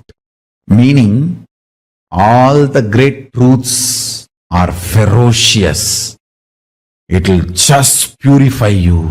It will just burn all your non-chastity, cheating, silly patterns and conversations with your life. It looks very paradoxical. Embodiment of peace, Dakshinamurti, silence, comes out of the face of Paramashiva's Agora, which is supposed to be perceived intense violence, ferociousness. Teacher is the ultimate rejuvenator. Guru is the ultimate rejuvenator. He removes everything you know as you and he manifests everything is real you. The real you swallowing everything you know as you is chastity. Allow the chastity to Paramashiva manifest in you. Wake up when Dakshinamurti teaches. Don't wait for Kalabhairava to come and wake you up. And you need to know both came out of the same face, Agora. Maybe Paramashiva always tries to show Dakshinamurti of his Ahora face. And if you don't listen, then only he has to allow Kalabhairava to manifest. Chastity will never create conflicts. It will bring tremendous fulfillment. If there is a conflict outside, look in, something need to be attended inside. Listen to this clearly. Sound of Dakshinamurti and silence of Dakshinamurti need to be understood in reality. See, the silence of Dakshinamurti is not the soundlessness. Any sound you can only hear in certain decibel. If it goes below that decibel, you can't hear. If it goes above that decibel, you can't hear. Dakshinamurti's silence is above decibel. The decibel which you can't hear,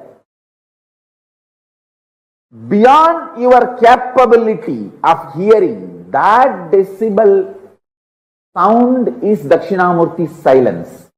So Dakshinamurti's silence is not soundlessness. It is beyond the sound you can hear. Same way, listen carefully.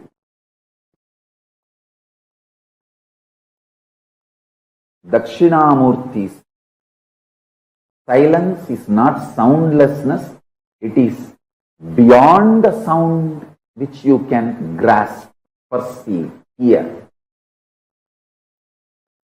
The human here has a dynamic range of the threshold of 120 to 130 decibel. You can neither hear below 120 decibel nor you can hear above 120 decibel. Sorry, 0 to 120 to 130. I can say 0 to 130 decibel. Listen carefully. Human here has a dynamic range of 0 decibel to 130 decibel. If something is below the 0 decibel, you can't hear. Something is above the 130 decibel, you can't hear. Dakshinamurti's silence is above the 130 decibel. It is not soundlessness. It is the sound which is beyond your capability to perceive, beyond your range. Same way, Dakshinamurti's visual silence. See, Dakshinamurti's verbal silence is the sound which is beyond your perception. Same way, Dakshinamurti's visual silence is not darkness where nothing exists. No, it is supernal effulgence where all your ability to visualize disappears into a supernal effulgence, like 7 colors of the rainbow disappear into the sun's bright shining.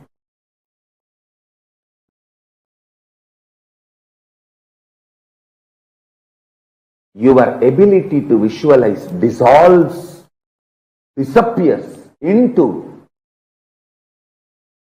the supernal effulgence of Dakshinamurti. Understand? The supernal effulgence of Dakshinamurti and supernal silence of Dakshinamurti. Then you will understand the right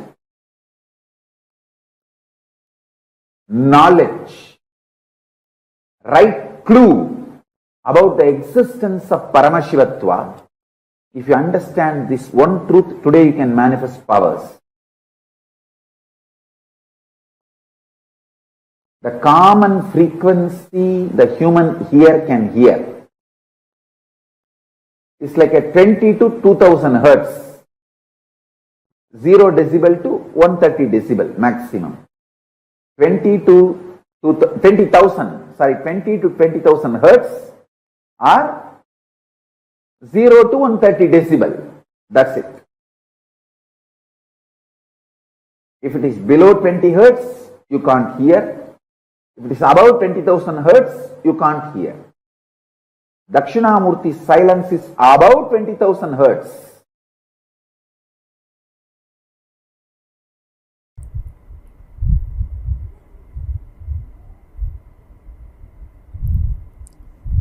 When I map down the cosmic silence of Dakshinamurti into the verbalization in the language you understand, listen. Ultimately, Sadashiva's silence is the greatest teaching, where you vibrate in his very frequency, in the oneness. Words are not even used to remind you about the oneness.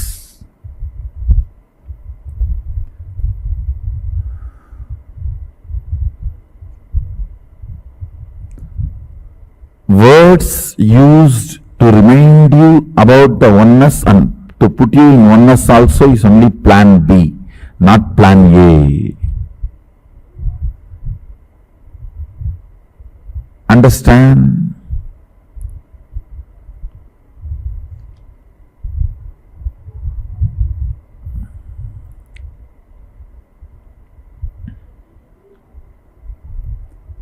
Ultimate truth becomes your experience in Sadashiva's reverberant silence,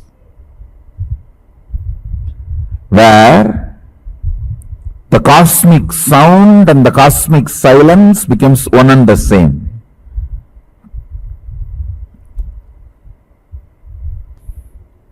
Mauna, understand the word mauna means mana vibrates with its source is mauna.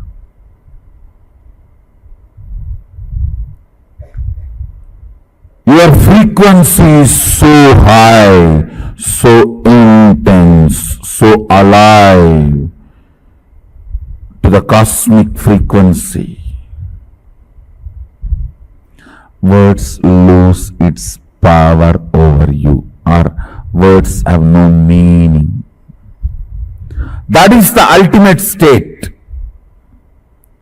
But till you raise to sit without attitude, understand, to experience Sadashiva's silence, you need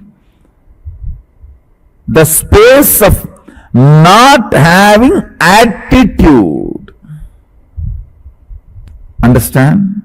Let me explain. Not having attitude.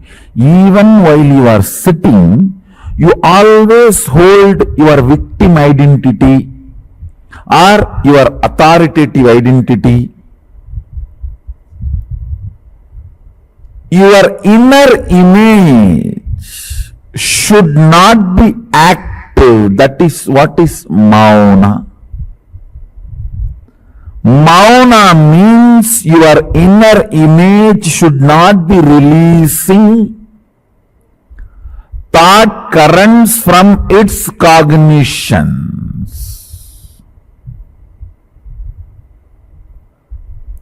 It should not be releasing either cognitions or thought currents. Having inner image while you are sitting is having attitude. You always think attitude means you behave style, brr, brr, brr, and you behave weird. The attitude queens who think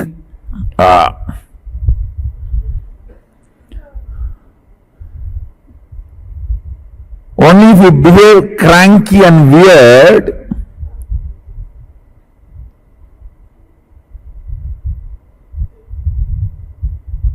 to get attention or because you got attention.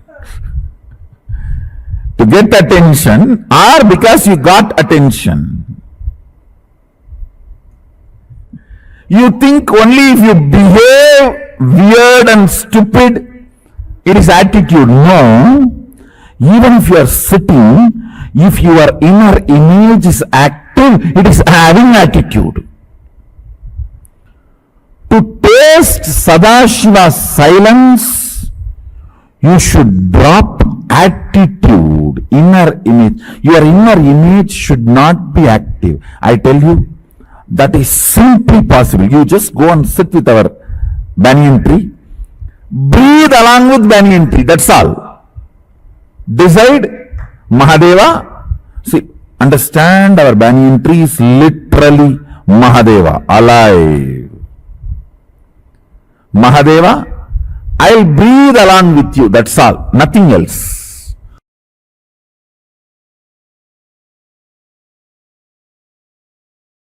Nirvikalpa Samadhi. Paramashiva resides in Nirvikalpa Samadhi and radiates it in the form of Dakshinamurti.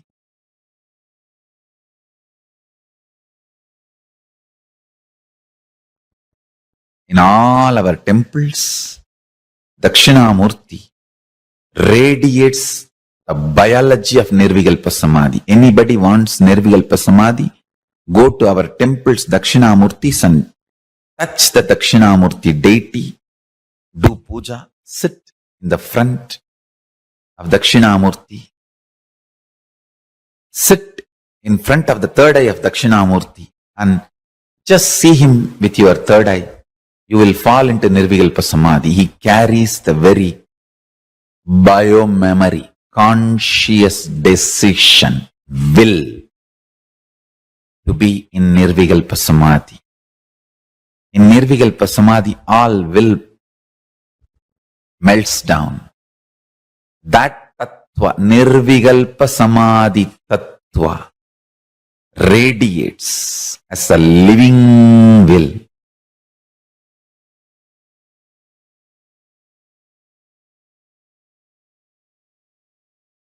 Paramashiva's message directly from Kailasa.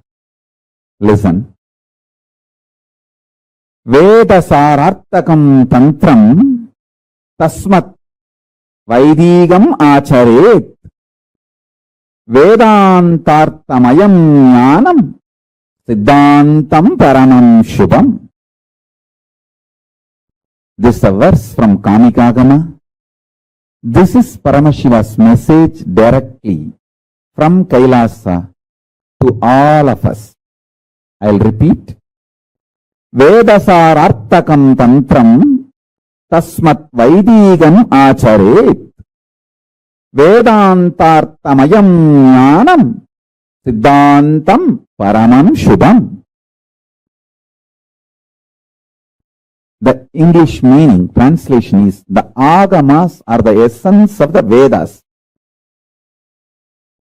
The highly auspicious Siddhanta is the enlightening true understandings from Vedanta. Listen. The agamas are the essence of Vedas. The highly auspicious Siddhanta is the enlightening true understandings from Vedanta. Meaning,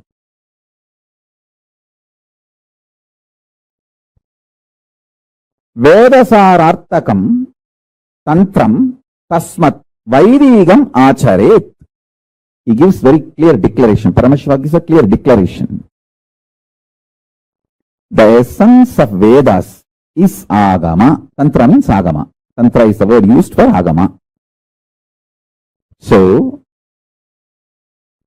acharet means live Vedic tradition. See, the methodology for living the Vedic tradition is agama. So, when you live agamas, you are living Vaidika. The methodology for living Vedic tradition is agamas. And Vedantartamayam jnanam siddhantam paramam shubham. What a beautiful word. He says, Vedanta's understanding, true understanding,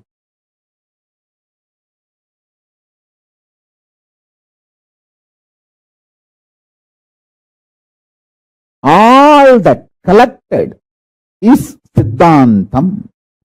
Uses the beautiful word Siddhantam Paramam Subham. It is ultimate auspiciousness because it is the essence of Vedanta. I'll give the translation in Tamil also. Vedattin sarame agamam, Vedantattin unmayana சாரத்தை வழங்கும் ஞானம்தான் மிக உயர்ந்த சுபமான மங்களமான சித்தாந்தம். I think Paramashiva revealed this to me. This is the fundamental statement for the whole Kailasa, my philosophy and the Sangha. There is so much of noise from all unnecessary corners. One side, enemies of Hinduism, traitors of Hinduism. Hindu enemies and Hindu traitors. The other side, intellectual, but not experienced, enlightened. Those intellectuals who are well read, but not enlightened, Pandits.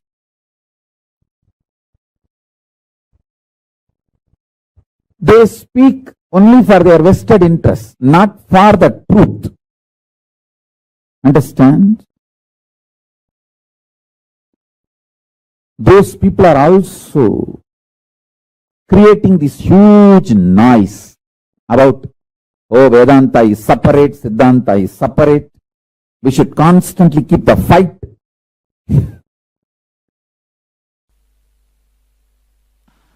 Basic thing is right understanding shared is a jnanapada. Right actions from that understanding is kriyapada. Right alignment to that understanding is yogapada. And celebrating that is charyapada. That is the charya, kriya, yoga, jnana of agamas. Agamas 4 chapters. Understanding is getting established is jnanapada.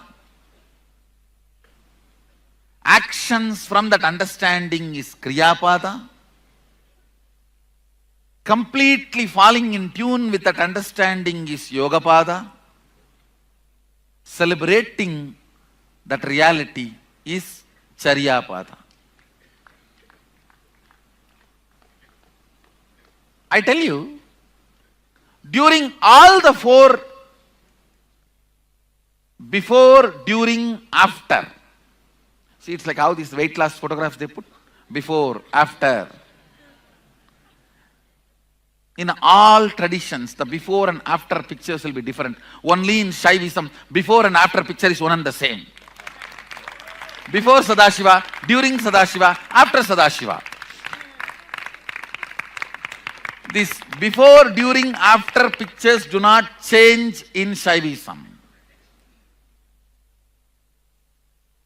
If the before, during, after pictures change, then what about after? Then that also there is a possibility of changing. Then why do you want to achieve a state which is going to change? Simple logic. If before photo is different, during photo is different, after photo is different, then what about the after photo?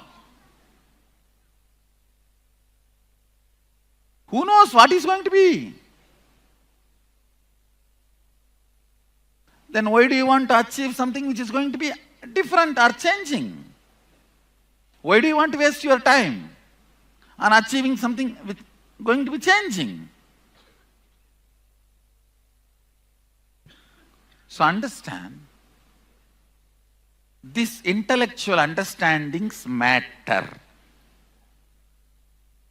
Be very clear, what you take as your official stand is going to become your reality by my entanglement.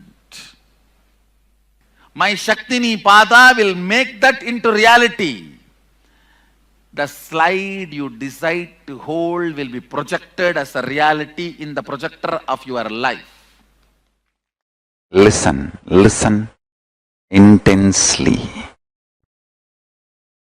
When you decide to celebrate Paramashiva in your body,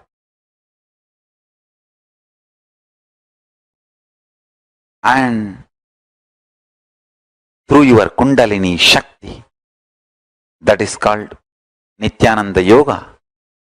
When you decide to connect with Paramashiva and make him manifest through you, that is called Puja. Anmartha Puja or Parartha Puja, all Kriya, Kriya Pada and Kriyas. When you decide to celebrate the cosmic principles of Paramashiva and manifest him absolutely in your life, that is called Jnana Pada, Jnana. Understand? If you decide to celebrate Paramashiva in your lifestyle, it is Charya Pada. In your bioenergy, by connecting with him, that is Kriya Pada. If you decide to celebrate Paramashiva in your body and Kundalini Shakti through yoga, it's Yoga Pada. When you decide to celebrate the cosmic principles of Paramashiva and decide to manifest him in your life, that is called Jnana Pada. Understand? Charya Pada, Kriya Pada, Yoga Pada, Jnana Pada. All the four is nothing but celebrating Paramashiva.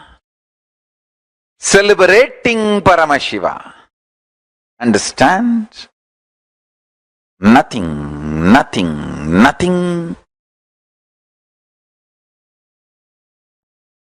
else is important in the life other than celebrating Paramashiva. Celebrate Paramashiva.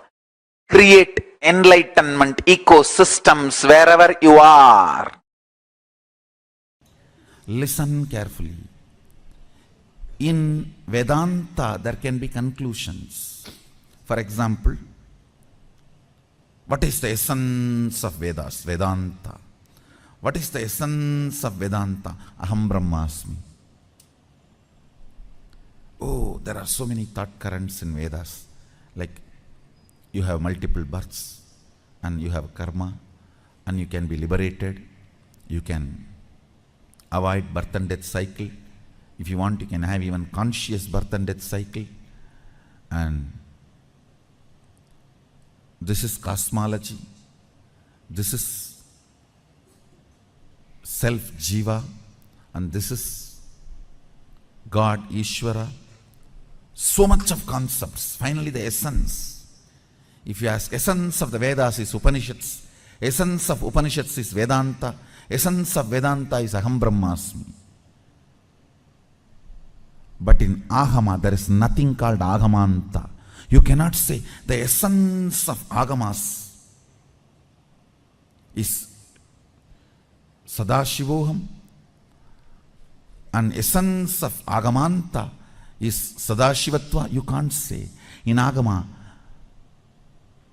you sitting in Nirvikalpa Samadhi in the space of Sadashivoham and having Shakti Pada with me is as equally as important to morning brushing the teeth as per Sadashiva's instruction. The number of strokes you need to do in morning brushing the teeth is as important as the Shakti Pada you have with me. So in Agama, there's nothing called Agamanta. Maybe we can say priorities, but not essence. Essence means all the qualities of all these actions should be in that. Vedanta accepts there is something called its essence. Agama does not accept. So every statement I make now is important for you. You can't say end of the session, today's session, oh, the essence of today's session is having Shakti Pada with Swamiji. Let me have that. Doesn't work. Shakti Pada itself will work only when you understand and cognize everything I am making. Every statement I am making. In Vedanta, because it is a thought current based system, there can be essence. In Agama, because it is life current based, there is no essence, because life itself is essence. The software given by Sadashiva, received by Devi, adopted by Vishnu to run this universe is Agama. Given by Sadashiva, received by Devi, adopted by Vishnu to run the universe is Agama. Agamas are also applied science, practical technology for Veda and Vedanta thought currents. Listen. Vedas and Vedantic thought currents are like pure science. Agamas are more like applied science to make that into reality. To make that into reality. Basically, all you need is integrity and listening, so you can internalize. You can internalize these great truths, make it as part of you. When you know the cosmic principles with which the cosmos is functioning, it's easy for you to align yourself to it and use all those principles to generate health, wealth, relationships, whatever you want to make in your life as reality.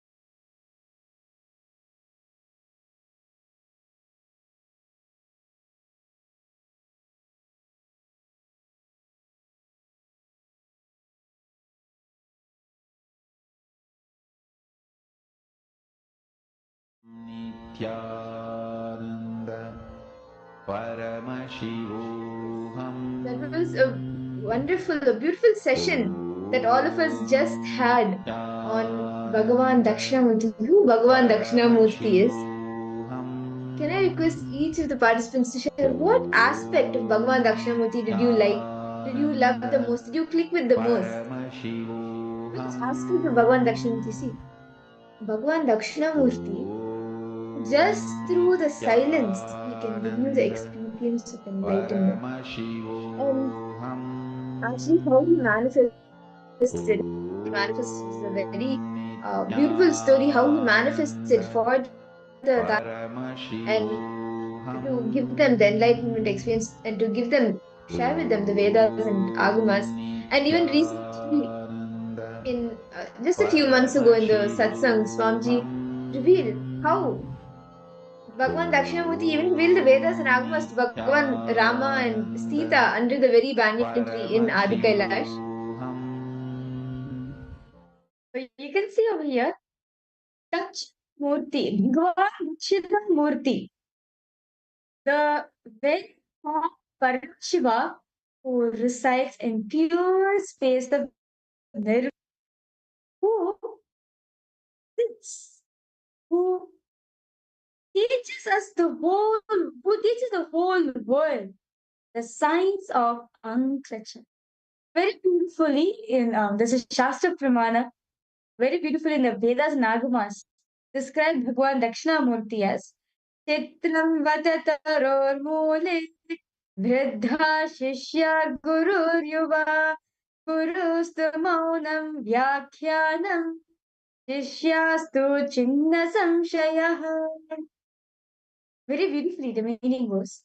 Being the disciples, old men, old disciples, the Guru, a mere youth, the Guru, silence, maunam vyakyanam, guroshta maunam vyakyanam, meaning the Guru, silence alone, but lo, the disciples question the source onto their own.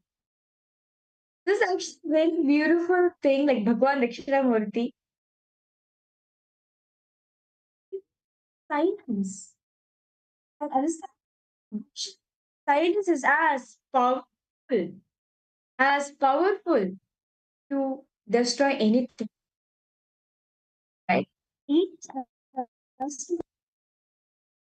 manifests a form, like the ferocious aspect of Paramashiva manifests the the Kala Bhairava, the one who, the energy which conquered the three worlds, Tripurantika Murti, the one who teaches in silence, Dakshinamurti. Understand? Bhagavan silence is so powerful. He teaches us how to be in a state of Nirvikalpa Samadhi. Bhagavan Dakshinamurti teaches through the Mauna, the silence, Manon Mauna. With his source, he teaches you. And your frequency, like it becomes so high, so intense, so alive, the cosmic frequency that the words have no meaning for you. And the ultimate state, the Nirvikalpa Samadhi. But till you rest at that level, you should sit without any attitude, meaning you should not of the inner image, you should not hold on to it, such as like your any victimhood that is there, or yourself, your inner image, your inner identity, that I am like this, I am like this. All of that without holding on to that attitude, that authoritative identity or that victim identity, without holding on to either of these, just unclutching and just ready to receive, then you'll be able to be blessed with that experience of Nirvikalpa Samadhi directly from Bhagavan Dakshinamurti. And understand, it is not just that all of this that is happening, Bhagavan Dakshinamurti, the silence he is giving experience with, happened in the past. If you become silent to free yourself from the past, present, and future through unclutching, you can see how Bhagavan Dakshinamurti is present. He is teaching you even now through the Mano Mauna, through the soundless sound, the vibration. Om. And that is called the Anahata Dvani, the sound which actually even which NASA till date has like very recently only NASA has been able to even discover this sound, the sound of Om, which vibrates across the Brahmanda, the soundless sound. Very beautifully, understand? All of us learned, right? The silence with Bhagwan Dakshinamurti radiates, right? The silence he radiates is so powerful. All incarnation gets dissolved. As very beautifully, the one more says, the Agamas, the Vedas and Agamas, very beautifully says, Maunam Vyakya Prakatita Parabrahma Tattvam Yuvanam वर्षिष्ठान्ते वशदृशिगणैरावृतं ब्रह्मनिष्ठैः आचार्येन्द्रं करकलितचिन्मुद्रमानन्दमूर्तिं स्वात्मा मुदितवदनं दक्षिणामूर्तिमीदे. The meaning goes, salutations to Sri Dakshinamurti, whose exposition through profound silence is awakening the knowledge of Supreme Brahman, whose disciple, who himself is youthful. He is sitting surrounded by old and great sages who are devoted to Brahman. The hands of the Supreme Spiritual Teacher is forming the Chin Mudra, the gesture of knowledge of the Brahman, and whose appearance and blissful, who is his self, which is reflected on his blissful face. Salutation to Sri Dakshina. And you all should just understand that ultimately, Paramashiva's silence is the dream teaching where you vibrate his very frequency in the space of oneness. The silence, when you are in the space of silence, you vibrate with his very own frequency. And this silence, all you need to have is the space of not having attitude. That is all you need to experience that nirvana samadhi, that space of Paramashiva, that Mano Mauna. And in this, Ma Ashini, Ma Grisina, Ma Fatima has welcome. Grisina Marianity and the Ma Lita, Ma Shemain, Ma Linga. I need to be Ma Shobana, Yan Hui Jing, Ma Shulini Durga, Ma Kaili Pong, Ma Ikul Bano Nityandama, Yanam, Rahul Kandaya. Welcome for the program. I need you to catching how you can experience that space of Mano Mona, that unclutching, and just have the dropping attitude, having no attitude, just dropping that attitude. Both the victim identity, the the identity that you carry about yourself, the inner image, the authoritative identity, and the victim identity, dropping that and just remaining in that space, ready to receive the silence that Bhagavan Dakshinamurti, the Guru, is blessing you with. Something says, Bhagavan Dakshinamurti, right? He transmits terabytes of information just out of silence. Understand? Silence is called the Anahatadvam. Answer no. Common sense, right? There's something we have the hearing a range, right? So we can only listen to certain frequencies, only from 20 hertz to 20,000 hertz only we can hear, right? But above the 20,000 hertz we can't hear anything. Below 20 hertz also we can't hear. The sound, understand? The sound beyond these is called the Anahata Dwani, which is the sound, which is actually very powerful. Understand, the high sounds, the powerful sounds are radiated beyond this visible range only. And sound, understand, it's decibel. Bhagavan Dakshinamurti teaches each and every one of us instance.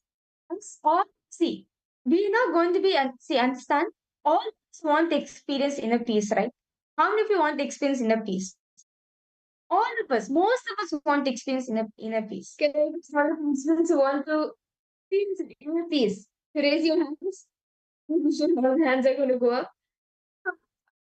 Each of you all want to experience that inner peace. Yes, I see a few hands. Yes.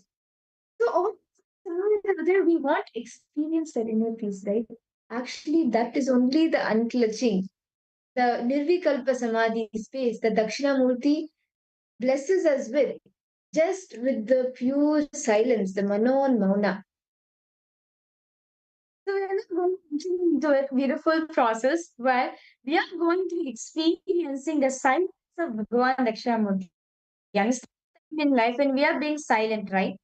When we are silent, we may carry certain anger, violence, vengeance within ourselves.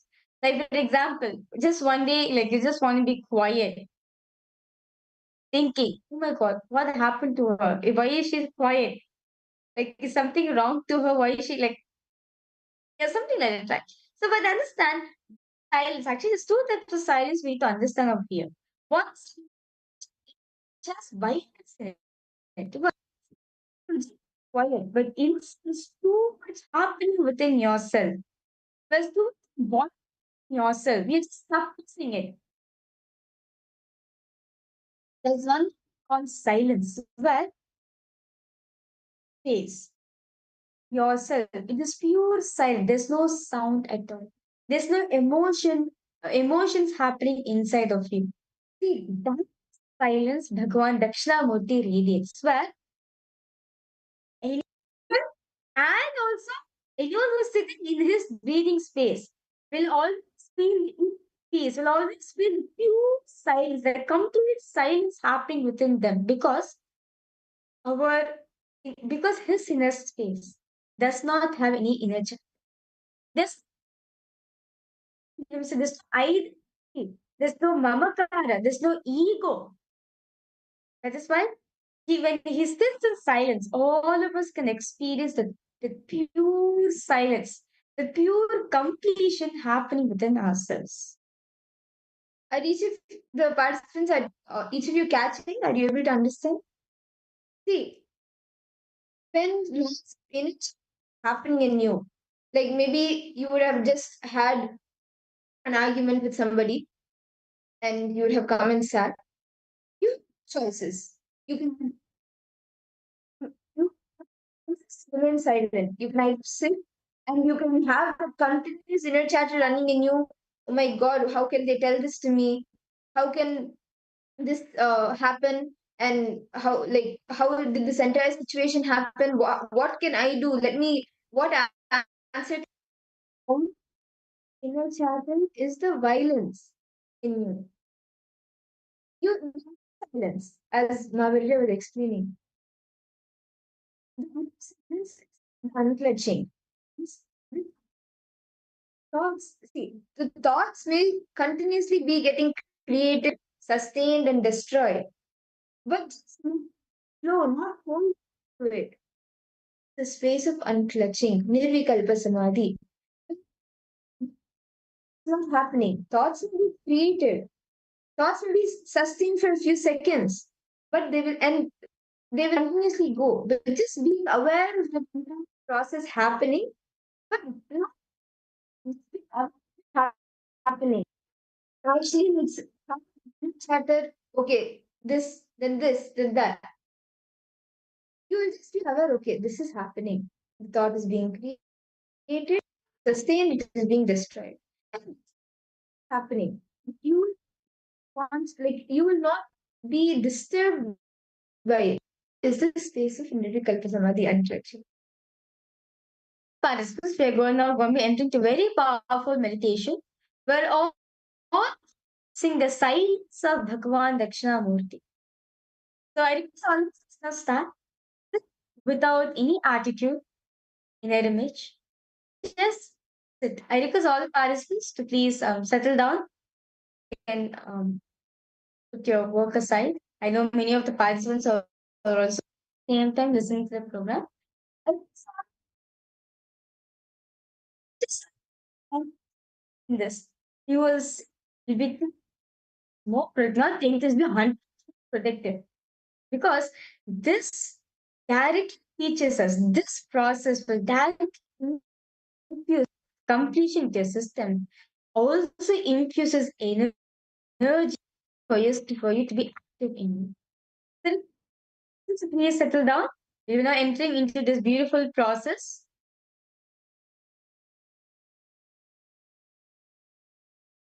Just sit down, relax yourself, breathe intensely, inhale and exhale as slowly as possible and as deeply as possible.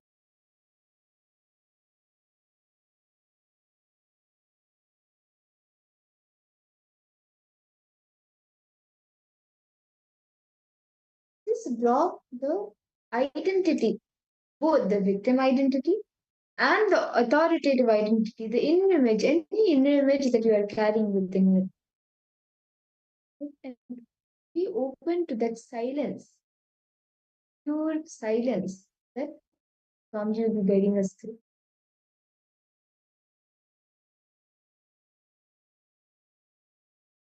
While in inner chatter, breathe in and breathe out as slowly as possible and as deeply as possible.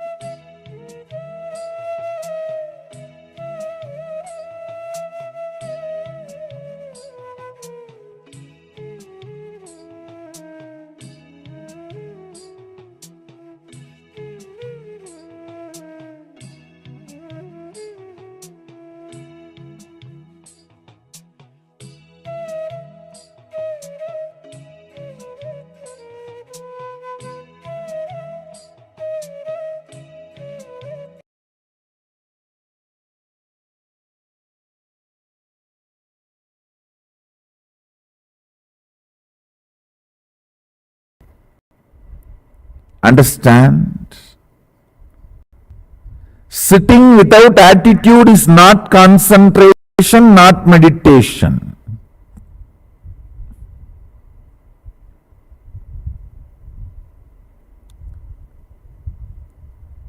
Sitting without active inner image.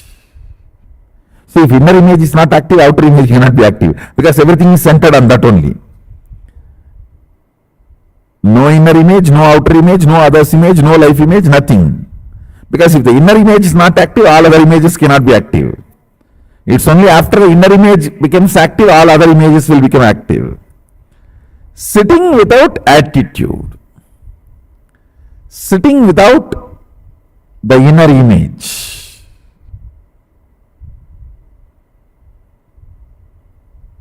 If your inner image is not active, you will not even fall asleep. If you breathe with Sadashiva, you will not even fall asleep. You just know how the breathing space of Sadashiva, the prana, enters into your body and enters into all the cells and activates the Kundalini and makes you do the power manifestation.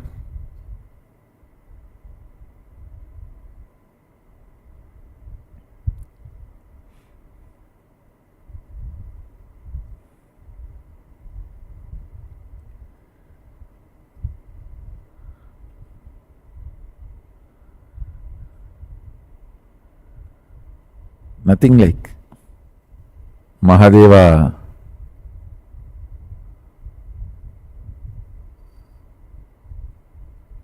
and the breathing in Mahadeva's breathing space. Nothing like it. Breathing with Mahadeva, breathing with Sadashiva.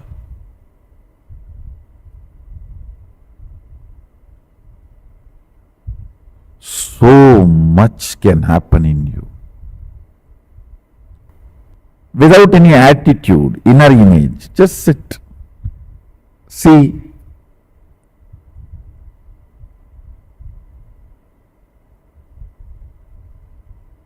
Just breathe.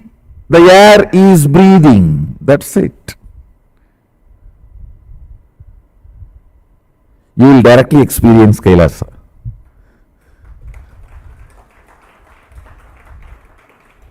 Just breathe.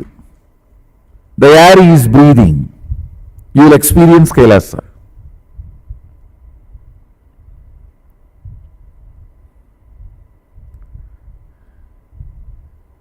You will experience Sadashiva.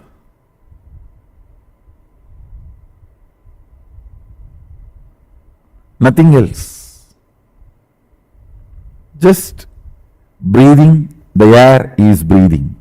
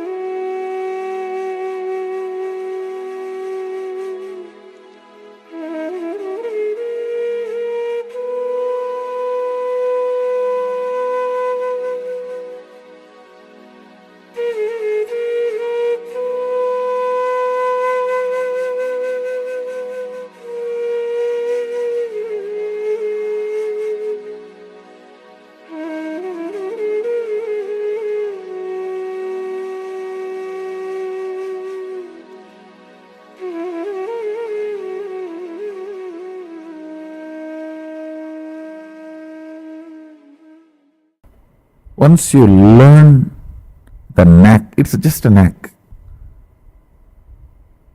Once you learn that knack, even now you can, even here you can practice. Because my breathing space is more than 6 into 12 feet. My height is 6 and Dvadasanta, 12 feet, 12 into 6. More than 72 feet. 12 times of my height is my breathing space. My prana sarira.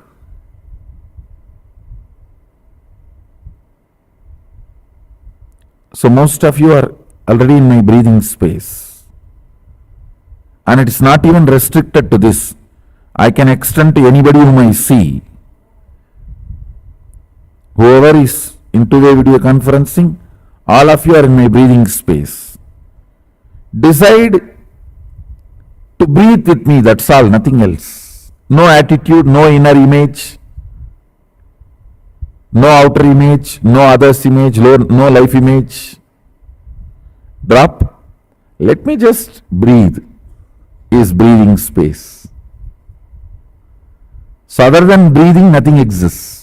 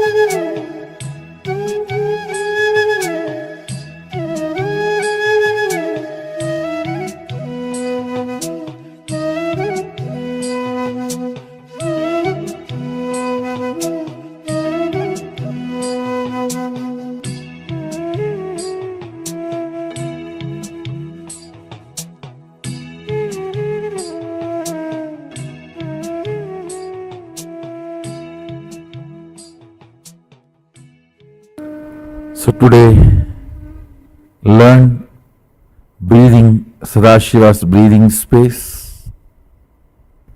With this, I bless you all. Let's all radiate with integrity, authenticity, responsibility, enriching, causing, living Shuddhatvaita Saivam Sadashivoham, the eternal bliss Nityananda. Thank you. Be blissful.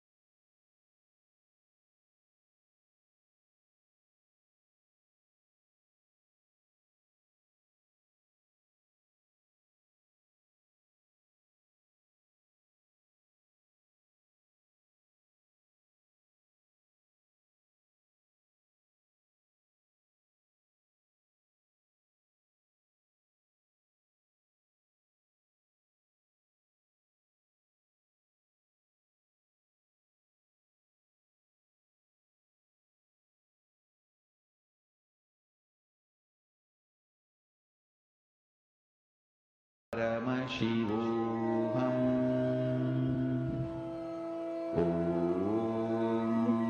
Then is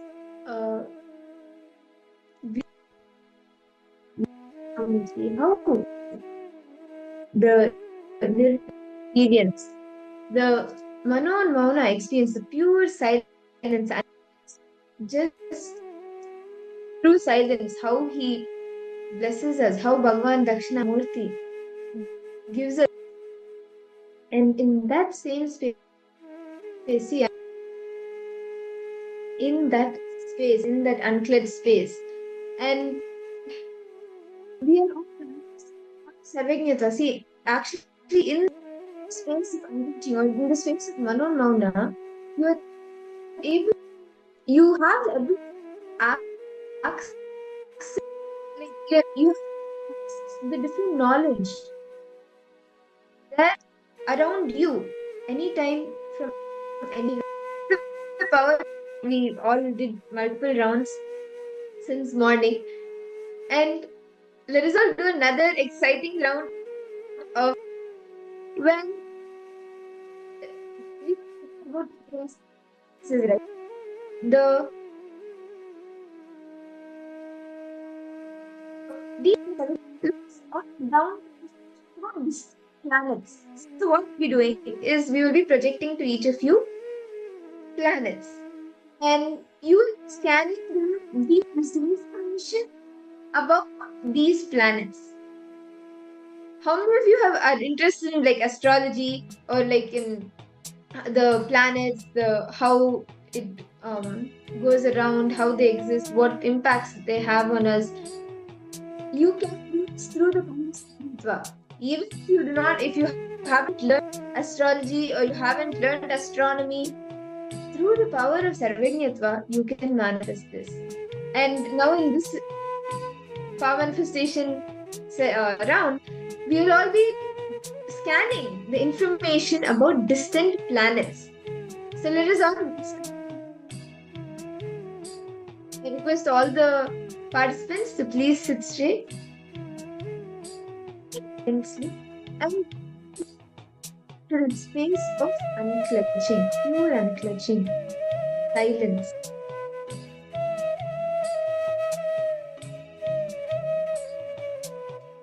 So now for all the participants, the first question is let's all be now to download information about this. What is this picture about? This picture of a galaxy. What is this about? All the details, the what rotates around the sun or the moon. What is it? The size of detail of this planet. You get Swamiji. You can see. So all of you to please close your eyes. Intense. Oh, yeah. Paramashivoham. Om Nityananda Shivoham. Om Nityananda Shivoham.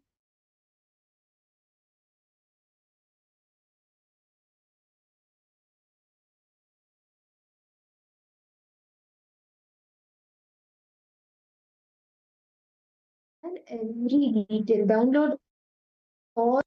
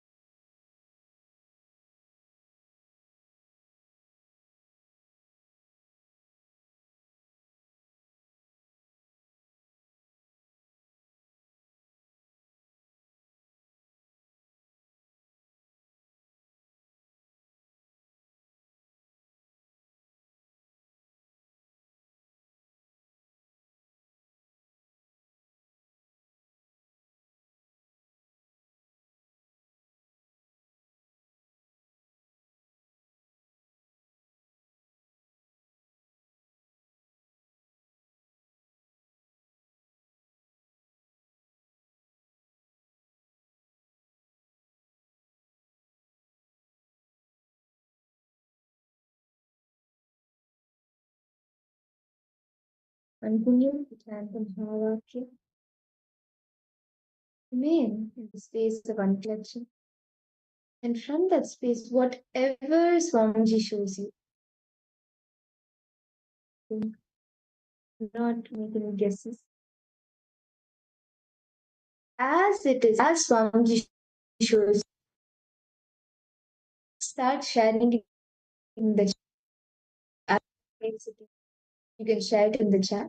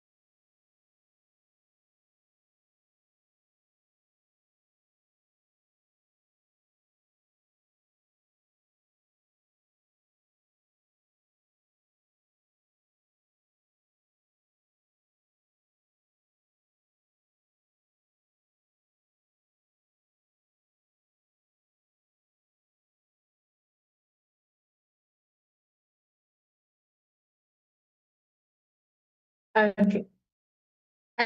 And please open your eyes. Start posting the answers. What is answers Swamiji is showing for each and every one of you? Okay. Rahul, you have posted. Okay. Don't know it's logic or what. Actually, if you see things like this, right? I'll go deeper. And Swamiji says while doing scan, there's a possibility of you having visions of higher.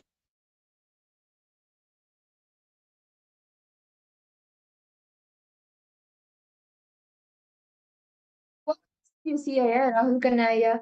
What do you see? Any other details? Whatever you were able to download about this image that is being projected. Ma Gabri, what did you see, Ma? Ma Sunni, Ma Rita, Ma Anandeshwari, Ma Grazina Maria.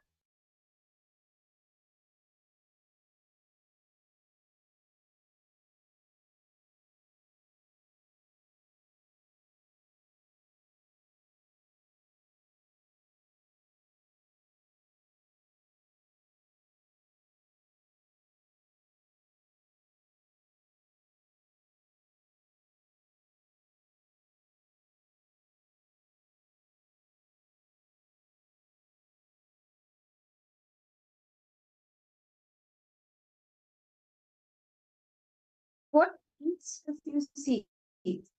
Filter out anything. Whatever Swamiji showed you, just as it is, you can share.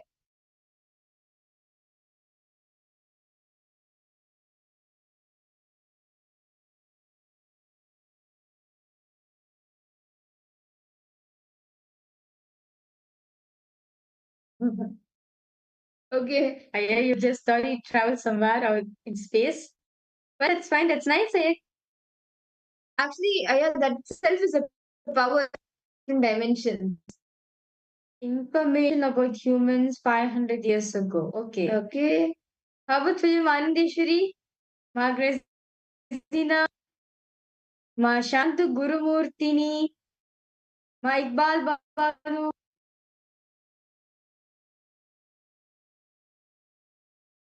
Yeah, you've posted having commissioned astrology because astrology is talking about fear.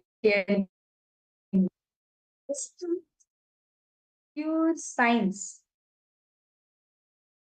Astrology is actually a pure science. Like, Swamiji say in Vedic astrology is so advanced, right? We will what's happening in the future, and we also have so that is what astrology was. So I do not want to like assure you how much is that in your life. What else more you gonna worry? See, you have Swamiji with you, and someone who can change the past, present, and future. So if you have any fear, if anything change, you can request Swami for blessings, and what you Swami will bless you with that.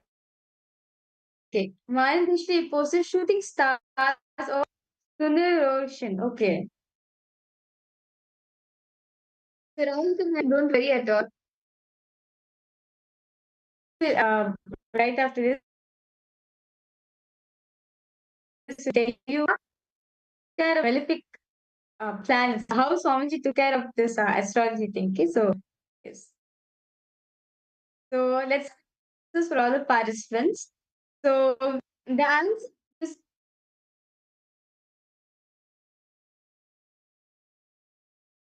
yes. So the answer for this is the Andromeda Galaxy. This is a picture of the Andromeda Galaxy. All of you were saying, also known as Mr. 31, M31, or NGC 224. And originally, the Andromeda Nebula is a barrel spiral galaxy with diameter about 46.56 kilo parsecs, which is 15,000, sorry, which in 2,000 light ago, and approximately 2.5 million light years, which is 265 kilo parsecs from Earth, and the nearest large galaxy to the Milky Way. The galaxy's name stems from the area of Earth's sky in which it appears. The constellation of Andromeda, which itself is named after the princess who was the wife of Perseus in Greek mythology. So this is the and so basically the galaxy named Andromeda Galaxy was showing for all the participants. Okay, so all of you got something related, but you're using a trick. So I this time logic. Swamiji, do not use logic. Swami clearly. Okay, so we'll be projecting one picture for Swamiji to reveal the information. What this image is all about and the information about it. Do not filter anything. Ask Swami shows you just what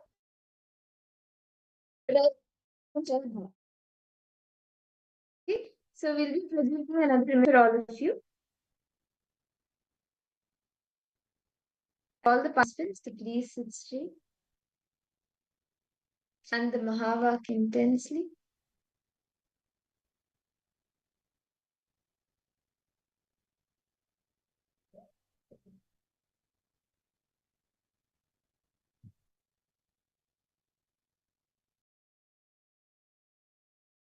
And now, all this planet, what all the details, the size, then like how the rotation, the orbit happens, all details you can scan. Whatever like details, description, anything and everything of this planet, you can download it.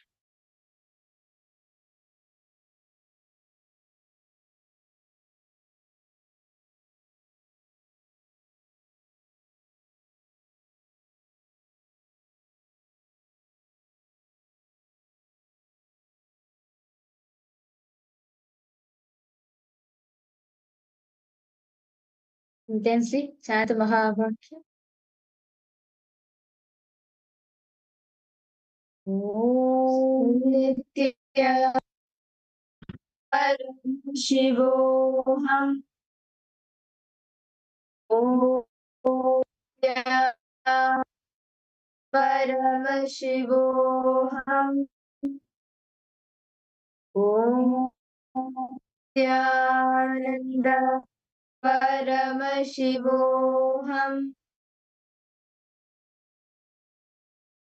Continue. Frequency. Yes, one clutching. Do not create in the listing. Draw anything.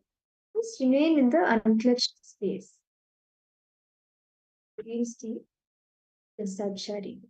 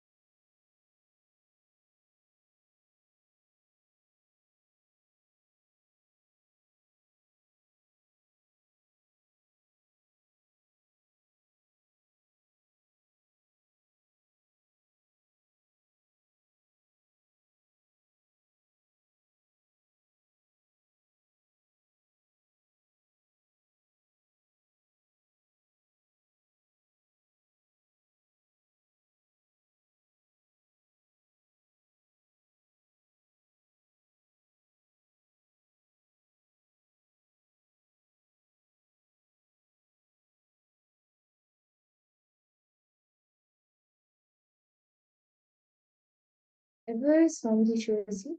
As you see it, you can share it in the chat. Do not filter out anything or add any guesses.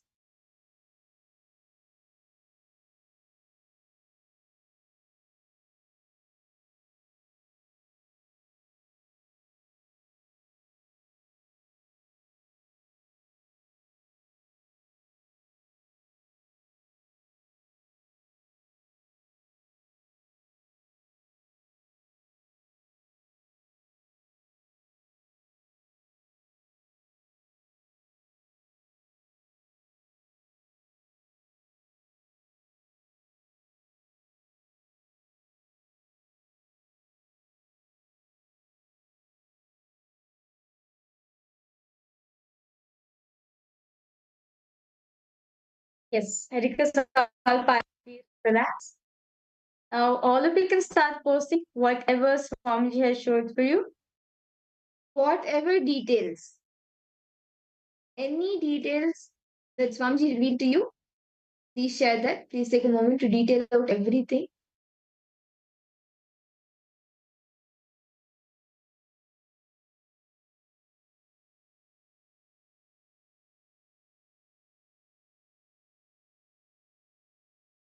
Okay.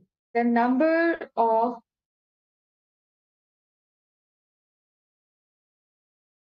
7,500 kilometers has appeared. Okay. Mars.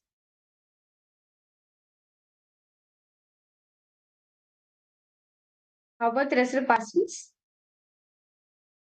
Magresina Maria, what else did you see? Other thing, after this 570,000 kilometers, what else did you see?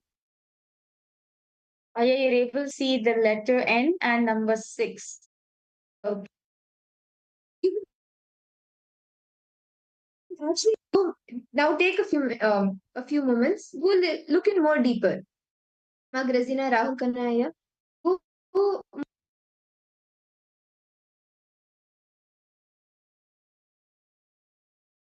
Mars deeper. How? What is it made up of? Nebula. Okay. Nice to hear that.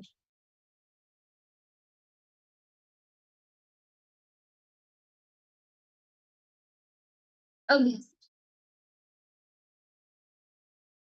What is this planet? So this planet is actually this planet is actually called the 18 Delphini B So 18 Delphini D is abbreviated as 18 Delphi, formerly named Arion. 2 is an extrasolar planet approximately 249 light years away in the constellation of Delphinus. And day period that the planet it orbits, it has an orbit of 993 days. And the yellow giant star, 18 Delphini, is this is the 993-day orbit that it orbits around. And massive, and it's a very massive and dense mass of 0.3 meters. Sorry, 3 mj. On February 19th, 2008 by 1L Sato. 1I Sato. Okay. Let's very now. Okay. Yeah. So number 6. Okay, that is nice. But well, I think we need to verify these answers once again. So this is the Delphini. So you can see 249 light years away. So digits, right? So it was in the place of digits. You saw 5070, right? From the D comma, sorry to share the exact number. That is really nice. And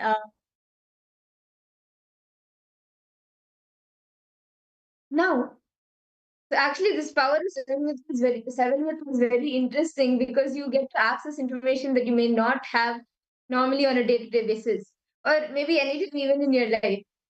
So and you want to be able to access the anything unknown to you, you can use this power of 7 for. Now, with that, next holiday, understanding more about the Maunam Vyakhyanam, the space that Bhagavan Dakshinamurti is in, which is the Hindu way of education. Vyakhyanam, the knowledge through silence, the speech. So let us all listen to this beautiful session.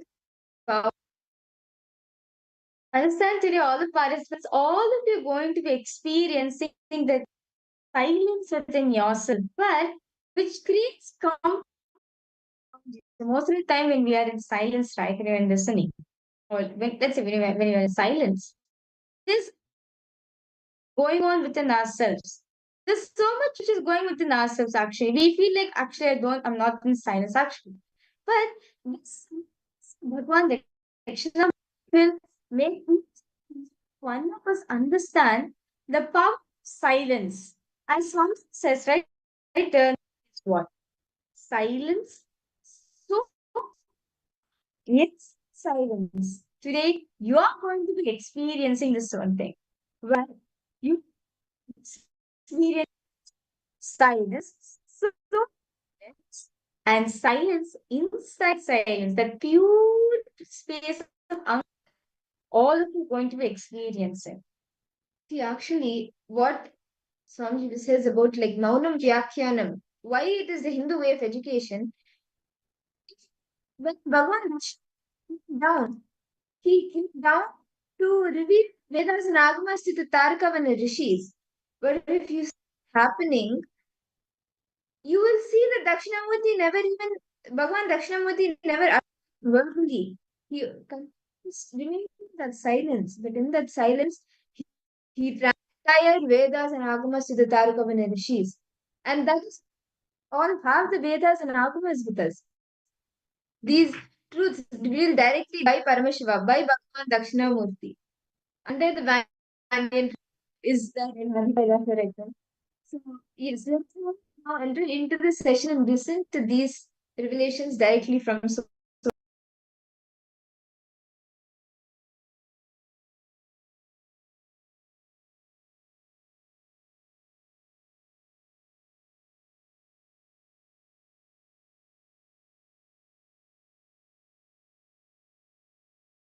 Principles, policies, strategies about your own existence in your personal life, private life, secret life, public life, social life.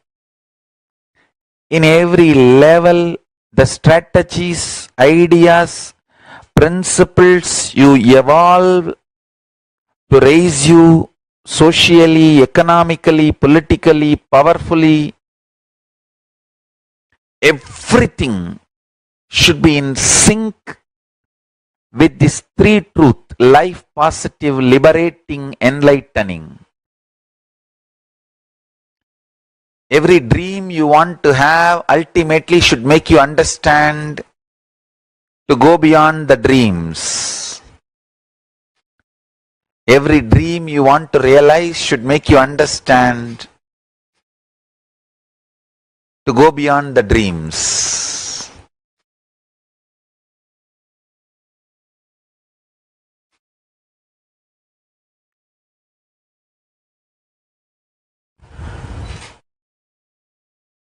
Nightmare or daydream,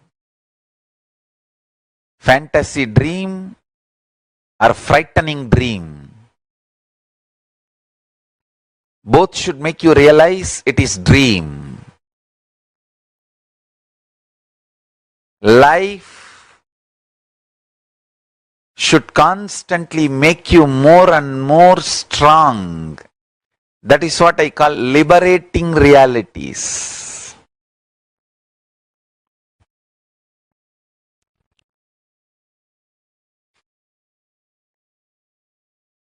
Liberating and enlightening.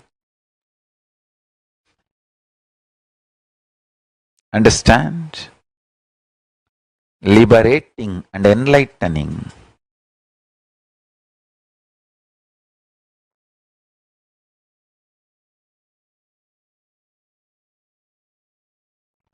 One thing I understood thoroughly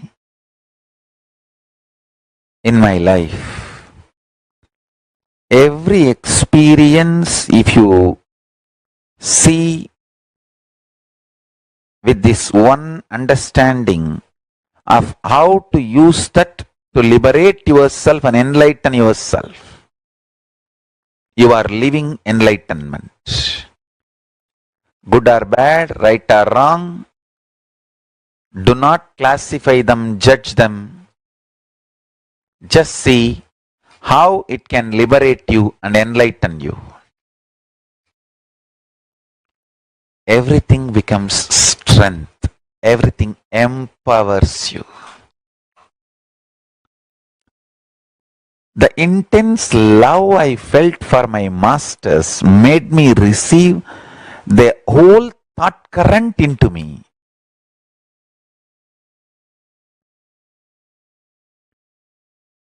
With each master,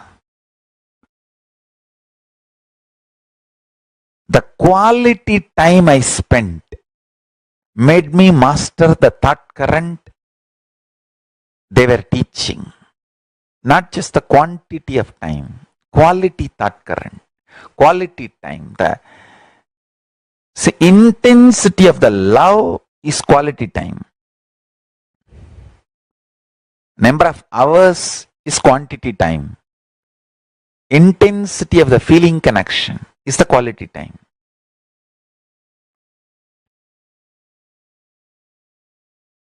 The quality time I spent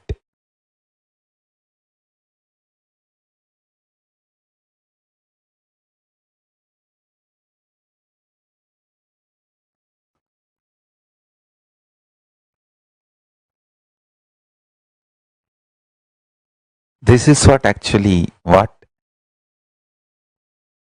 we call maunam vyagyanam.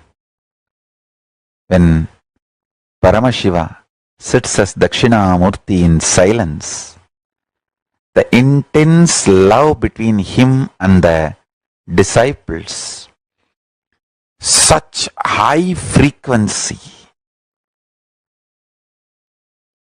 spiritual thought currents are revealed. Less words, too many truths are shared.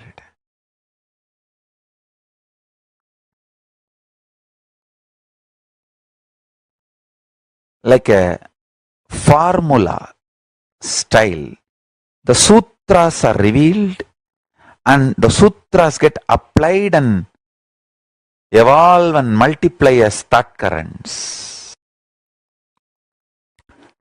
Hindu way of education, beautifully that Gayatri mantra expresses.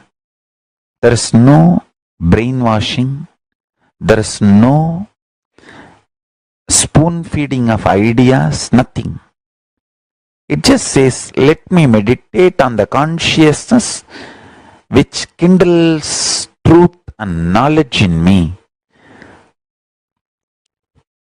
Om Bhurvuvassuvaha Tatsavidurvarenyam Bhargo Devasya Dhimahi Dhiyo Yona Prachodayat. Let me meditate on the consciousness which awakens more and more intelligence, consciousness in me.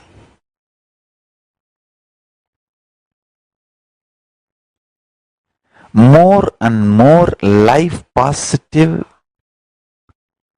principles, liberating principles, enlightening principles are shared. That goes and sits in your system and your whole thought currents are developed with these three basic principles: life positive, liberating, enlightening.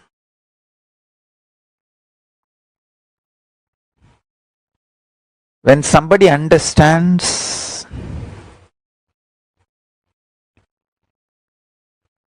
absolutely life positive way, the whole life, your youth, middle age, old age, death, all this,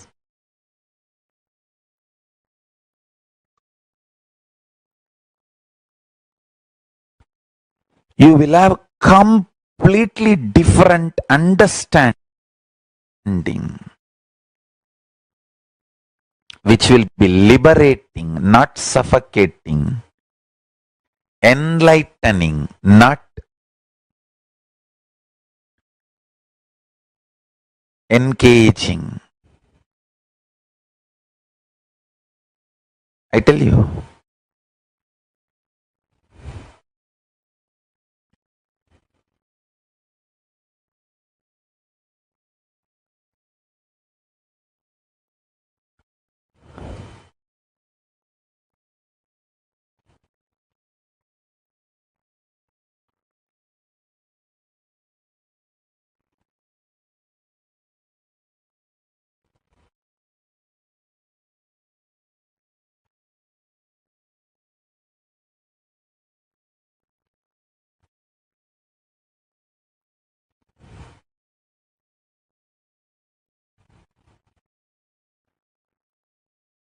Intensity of the truth I am experiencing, mapping them to the words,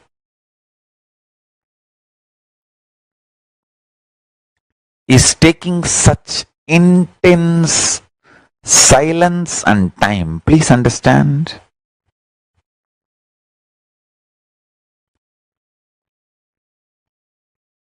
Ordinary words can be written, printed on ordinary paper, but the currency can be printed only in the special paper. Same way, the great truths I am trying to reveal to all of you can be printed only on silence. Dense silence is the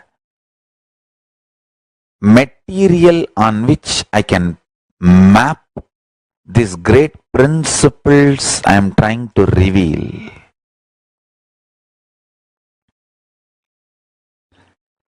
Intensity of the truth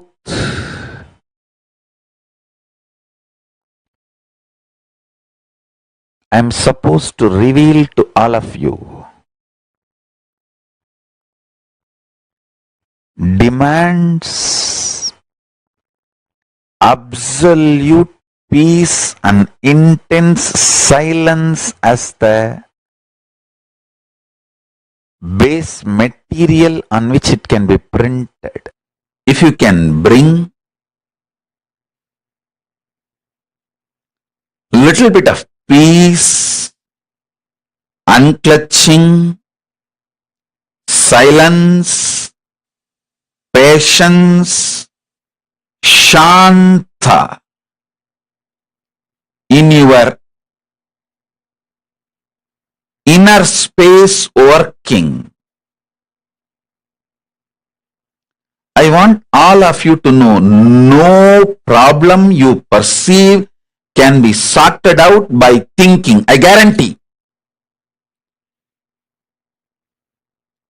Drop the false idea you can solve your life problems by thinking. No! You can solve all the problems of your life by bringing silence in your inner space and making the problems redundant. Hey, listen. Whether inside you or in your life, if you win your enemy, that is not the ultimate victory, because some other enemy is going to come. Some other enemy is going to come. Somebody else is going to come up with weapons. If you make your enemies redundant, that is the ultimate victory.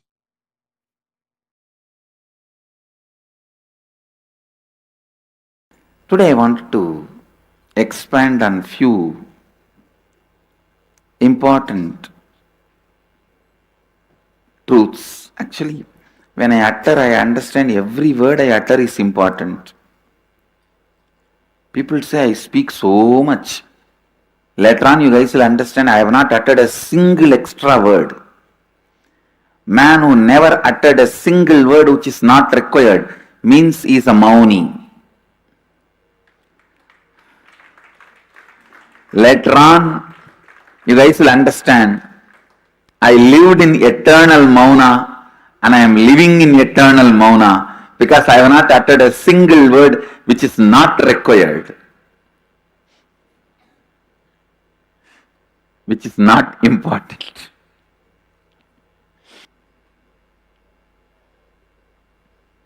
See, the whole universe is made out of these two, sound and light. Means verbalization, visualization. Sound and light. You need to know, if there is some problem in you related to sound, you can't use verbalization to correct it. Visualization only can correct it. If there is some problem related to light in you, you can't use the visualization to correct it. Only verbalization, sounds can correct it. Please listen. Listen. The whole universe, including you, is made out of sound and light. When the sound and light meets, the universe happens. Mahadeva represents light, Devi represents sound. That is why the syllables we call it as matrika, mata. Sound is mother, light is father. When these two, nada bindu, when these two unites, universe happens.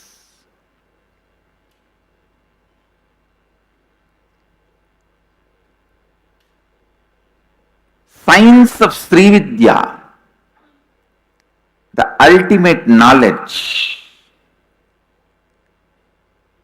is knowledge of using sound and light and achieving the space of Shivoham. That is why all the powerful sounds are used, and in a very powerful way the lines are used. See, all forms are nothing but lines. Everything you see is nothing but lines. Lines in different geometry, that's all. If you draw the line straight, two line, and it looks like a ladder. If you put the same line like this, it looks like a snake. It is just different lines. And listen to this. One guy was trying to develop a therapy called art therapy. Means letting the mad people draw, scratch, paint whatever they want. By painting, drawing, so much of catharsis happens. They get healed. They become all right. By painting, in a month, they vomit all their madness and they become all right. The funny information is, the doctor who was doing research on all these paintings, he found a very strong similarities between their madness and painting. If somebody has become mad due to women, they all paint in the same way. If somebody has become mad due to money, they all paint in the same way. Listen. The last bit of information is the most important. The doctor who was doing research on all this, he became mad. Now listen. It means your painting shows the inner space you carry. Understand the truths. First, your drawing shows the inner space you carry. Through drawing, you throw your inner space out. Whoever consumes that drawing receives that same inner space. Understand the triangle. You throw your inner space through a drawing. Whoever consumes that drawing receives the same inner space. Mahadeva has thrown open in his whatever is in his inner space in the form of drawing, that is Sri Yantra. Understand? Mahadeva has thrown what is in his inner space, that is Sri Yantra. That is Sri Yantra. If you consume whatever has Mahadeva has revealed, Sadasiva is the Rishi for the Sri Vidya. If you consume whatever is revealed by Mahadeva, you achieve the same space, Shivoham. Shivoham. Shivoham. Sachidanandoham. Shivoham. Nityanandoham. Shivoham. Understand? Shivoham.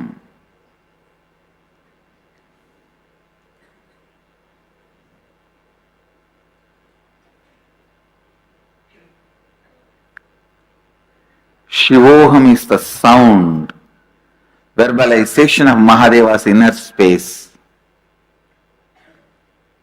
Sri Yantra is the geometrical representation, visualization of Mahadeva's inner space.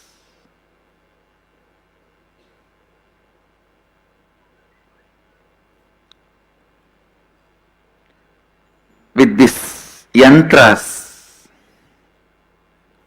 and the sound, When Mahadeva opens up his inner space to you guys, simply you will see, first thing your Kula Kundalini will be awakened to have the darshan of Mahadeva. See, you are the mixture of pure consciousness and body. Where the mixing happens, that zone only we call it as a mind. For example, this is consciousness, this is body. When this mixing is happening, the body side which is touching the consciousness is mind. Consciousness side which is touching the body is biomemory. The stick in my right hand is consciousness, this is body. You are a mixture of these two. The small ball which is in the body side is mind. The small ball, the tip which is in the conscious side is biomemory. All of you understand? I don't need your mind, your cooperation.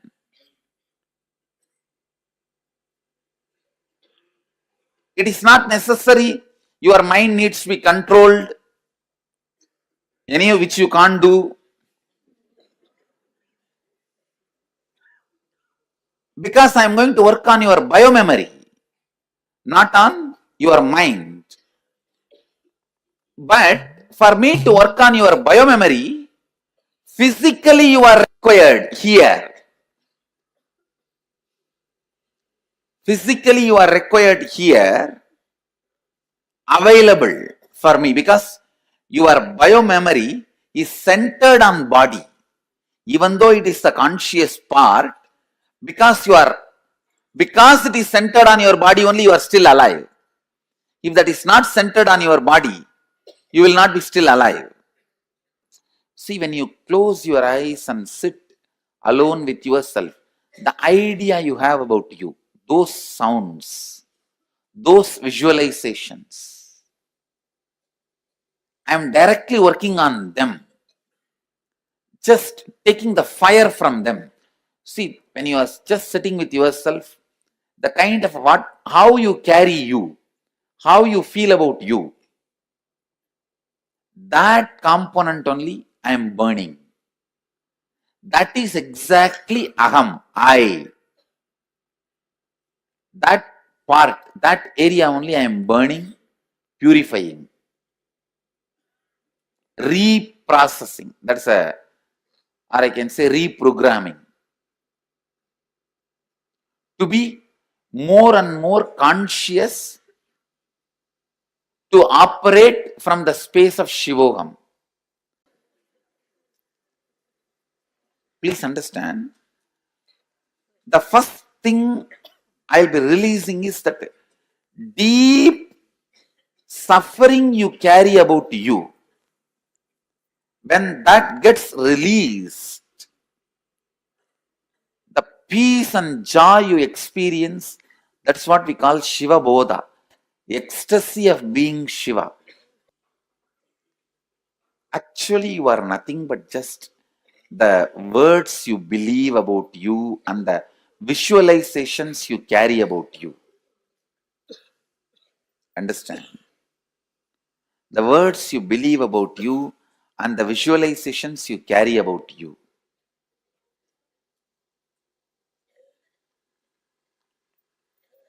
If the correction is done there in the source, if the purification and reprogramming is done in the source, that's it. Then the periphery also starts changing. That also starts changing.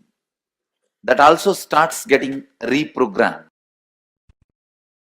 He's doing Ananda Tandava eternally, always.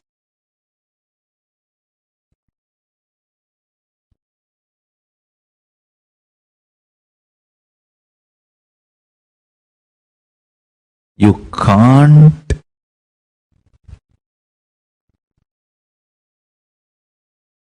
miss Paramashiva's Ananda Tandava, it's too powerful. Everything happening in your life is just his Ananda Tandava. Either he is creating through his Damaru, or he is protecting through his Abhaya, or he is cleaning you through his fire, or he is pulling you out of delusion through his feet, and he is liberating you through that feet he has lifted. Thukkiya Diruvadi. The feet he has lifted, dancing. Understand? His Ananda Tandava is continuing.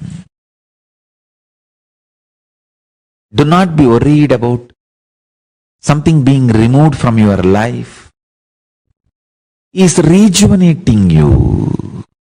Do not be worried about this whole Ananda Tandava. Celebrate it, enjoy it.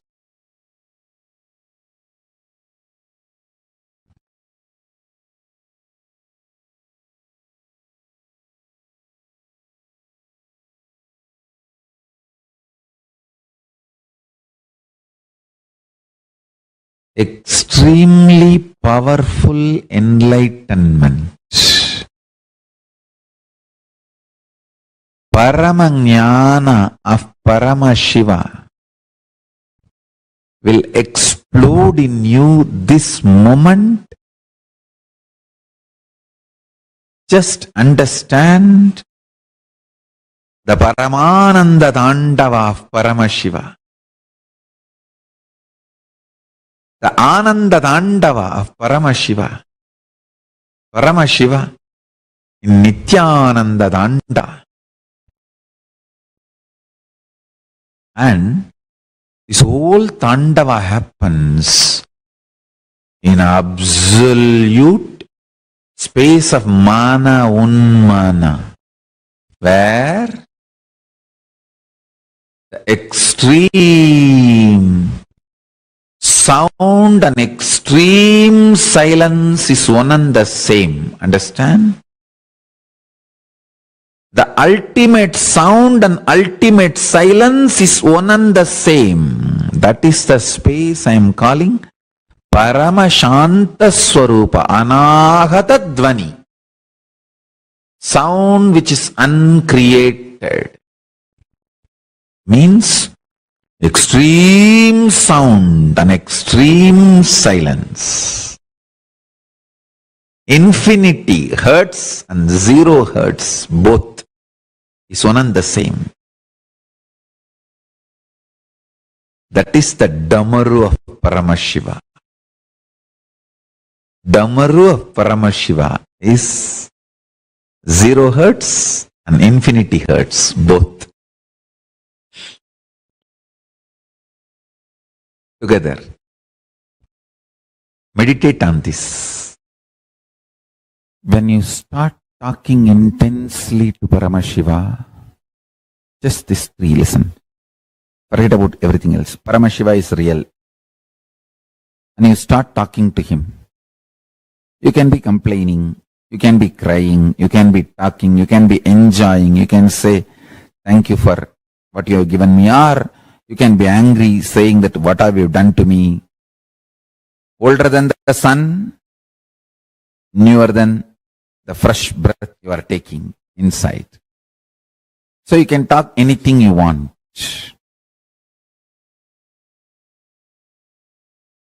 Remember one thing, cognizing is real, and then whatever you talk to him and whatever response he does, sometimes he will give verbal response, sometimes he will fulfill your prayers, sometimes he will pour intense Paramashanta state in you. All is his response. Anything you do will only wake you up to the reality. He is real and he is ultimate. That's it. I have given the essence of everything. State, space, powers, being, super consciousness, and Sri Kailasa of Paramashiva.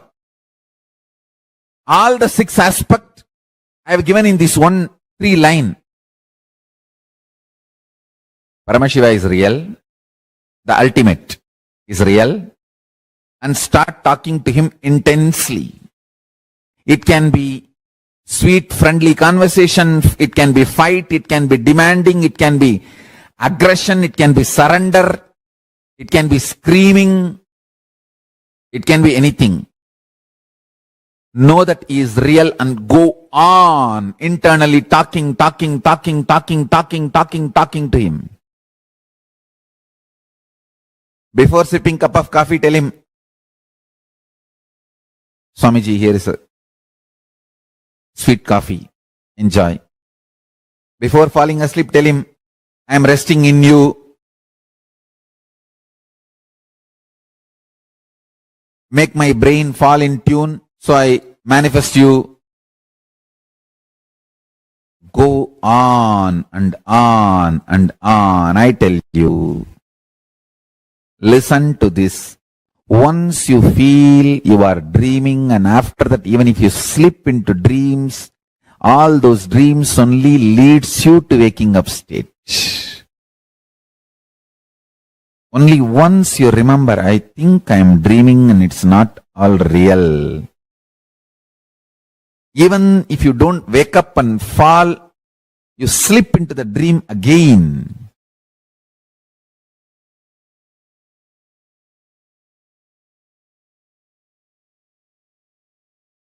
After that, every dream you go through,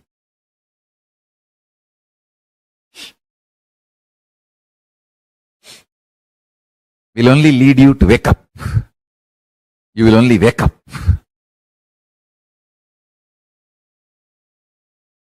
Understand?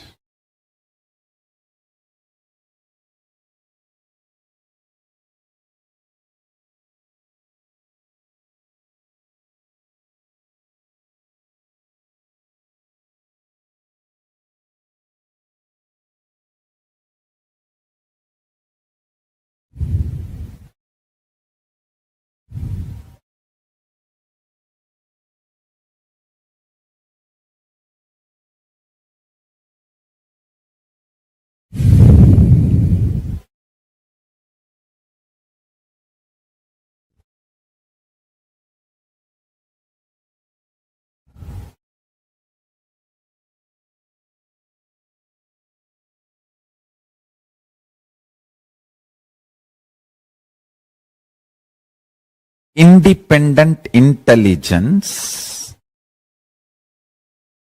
who is creating, sustaining, renovating, rejuvenating, pulling out of delusion and liberating all of us and this universe is Paramashiva, and he is real. He is available in the form of Nityananda Paramashivam to all of us. Cognize these fundamental principles and go on talking to him. Go on talking to him. Every word you utter, you talk to him, will bring tremendous completion. You can vomit your confusion, you can vomit your frustration, anger, anything is okay. Stop talking to yourself, start talking to Paramashiva. Maybe this is what I will give us today's essence of satsang. The title for today's satsang is Stop Talking to Yourself, Start Talking to Paramashiva. Talking to yourself, you will create more and more guilt, anger, confusion, frustration, incompletion. Talking to Paramashiva, more and more you will feel intense Paramashanta. Your whole nerves will get intense Paramashanta, extreme joy, patience, activism. Understand? Activism in life.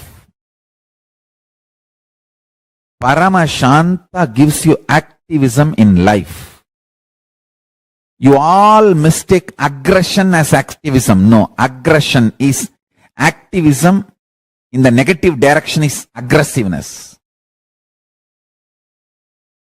Paramashanta flowing in positive direction is activism.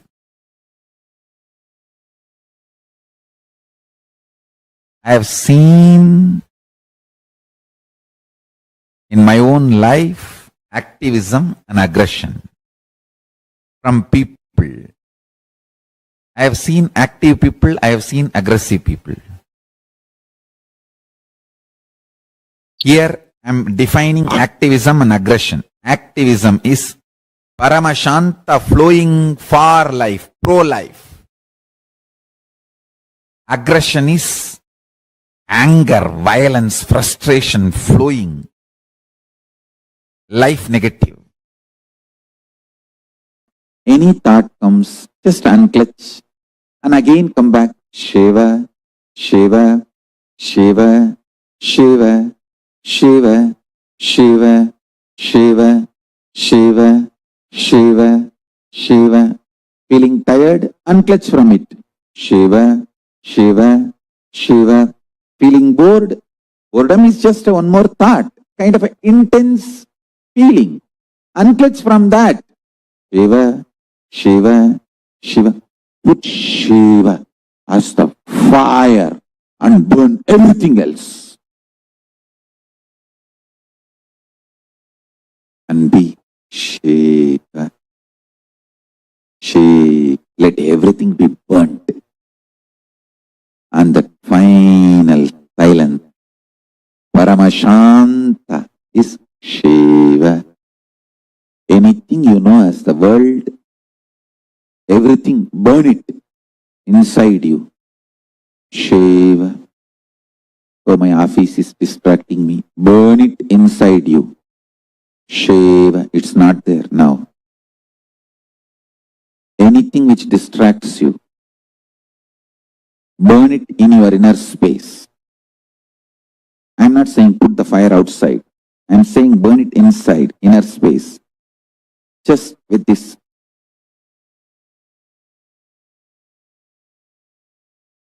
Maha Shabda. Shiva.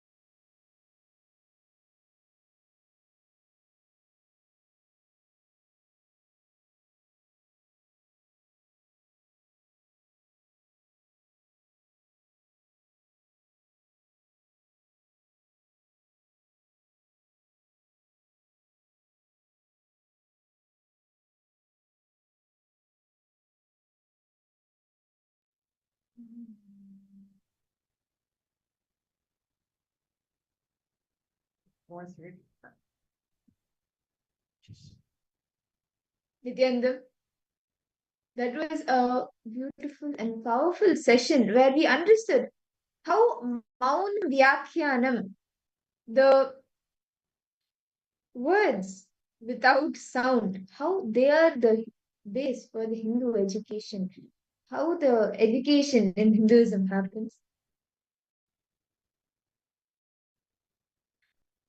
Can I request each of the participants, and the participants who have children, what was the best treat you got in this session? Is like the now and like where we verbally need to teach and between the pure silence, Mano Mauna. Can I request each of the participants suppose what was your takeaway from this session? The Hindu education, which is done by the Maunam Vyakhyanam. Can I request each of the participants to post?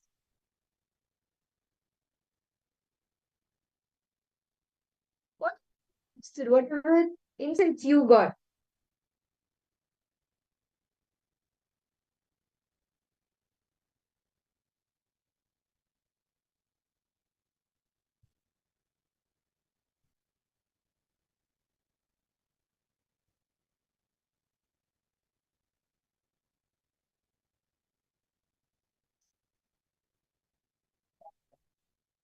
Each Masiyavu, Ma Wanghanyu, Rahulaya, Madita.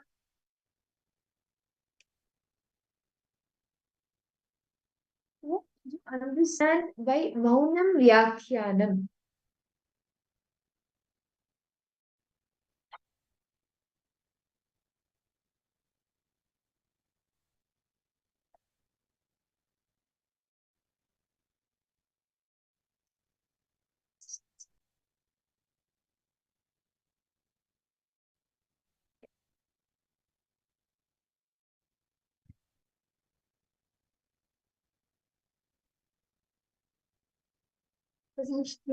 Powerful revelation Swamiji spoke on Maunam Vyakhyanam, meaning true silence.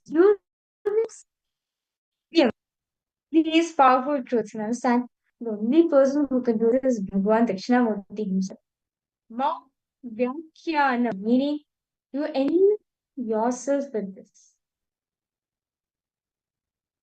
See what Bhagwan Dakshinamurti is teaching through this is all the principles, the policies, the strategies, own existence. This is what Bhagavan Dakshinamurti is teaching us. All the principles, policies, and strategies about your own existence. Are each of you understanding?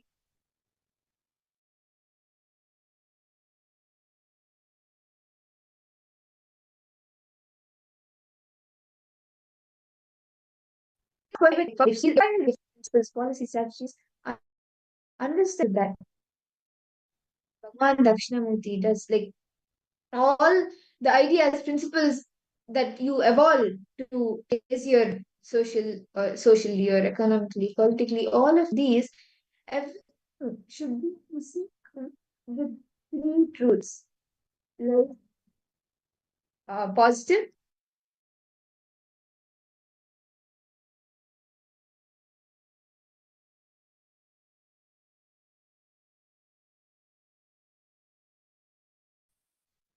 see, Bhagavan Dakshinamurti is teaching us in silence in the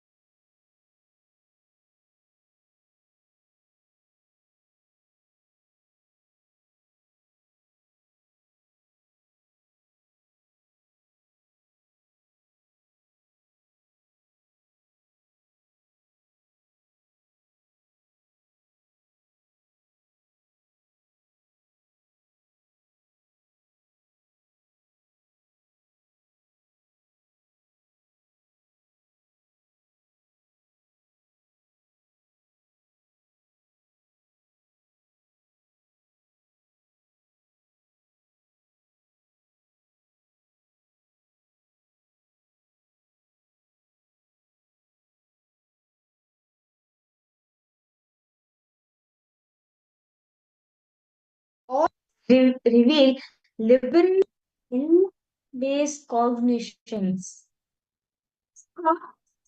It's liberal thinking. Understand? Only person who can think, can even see, can reveal the liberation it's.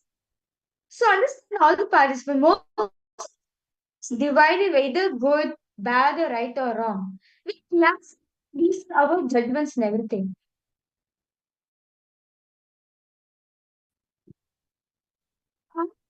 We are judging them first. Liberty. So some participants now the piece went down. It's from the last 24 hours that you judged as right or wrong. Any decision, any thought,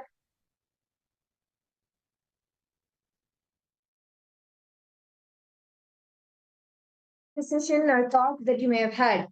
But you whether it is right or wrong. It could have even been maybe okay, you cook some kind of food item. It could have been maybe a pizza, for example, and you bought a pizza. But you have this conflict within you. Should I have it? Should I not have it? Is it healthy? Is it not healthy? You have this conflict going on. The decision, okay, let me eat healthy, let me eat it. It's wrong. For my health, it's bad. It is wrong. So, decisions, any ideas in the last 24 hours? Could be any decisions, work related, personal life related, socially, economically, anything. Good or bad, right or wrong. And this stuff.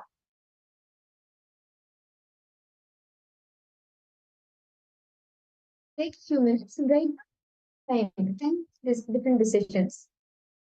That you classified it into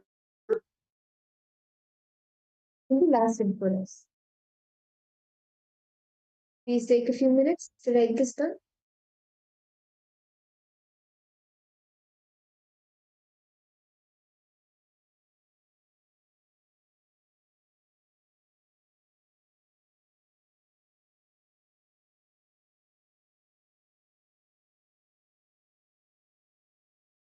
And if you have any questions, like if you're stuck anywhere, you want a little more help to analyze whether it is right or wrong or like what exactly it is, you can paste it in the chat. You can share with us in the chat.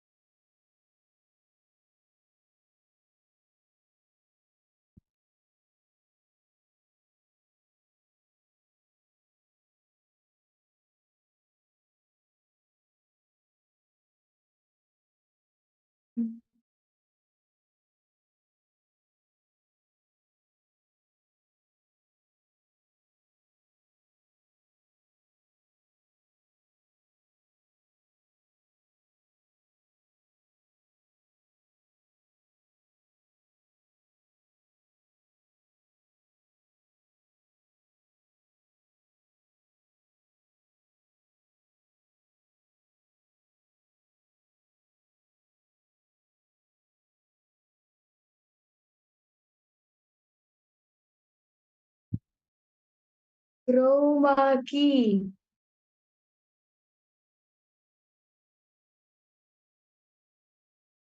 It was not.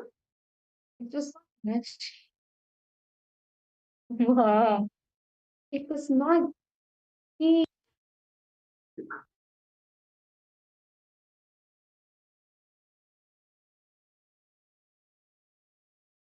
Okay, so what happened?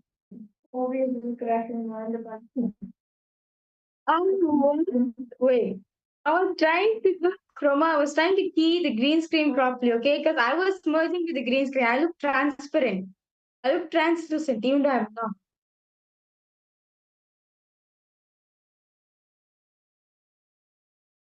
It's got some different metal jewelry on it. Was I hurt, right?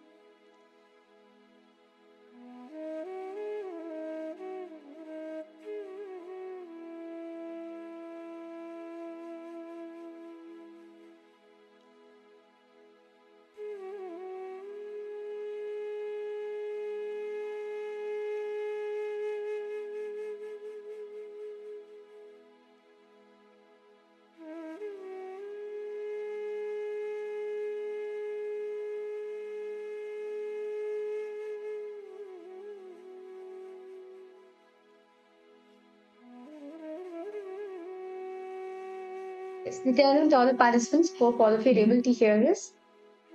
Yes. Sorry, apologize for the technical glitch. I hope easily would come writing the times in the last 24 hours. Decision, or you've had any idea, and you have class, right or wrong, good or bad. Write down this. Rahul Kanaya, Ma Grazina Maria, Ma Anandeshwari, Ma Lita, Ma Gabriel Harris, Ma Iqbal Banu. Haven't you been able to come down?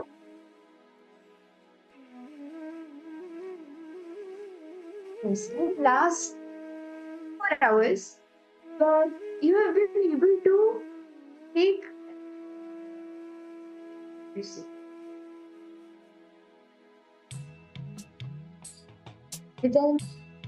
Are we audible for all of you?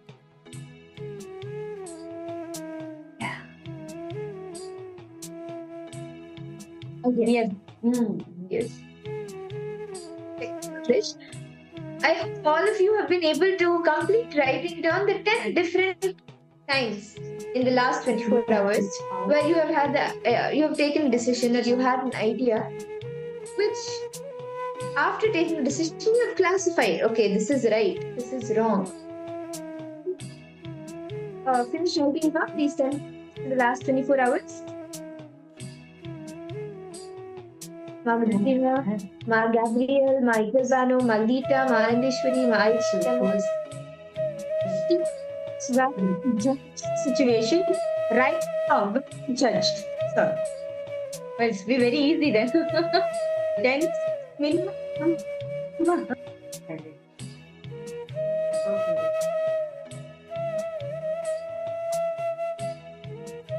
how about you, Mama Grazina?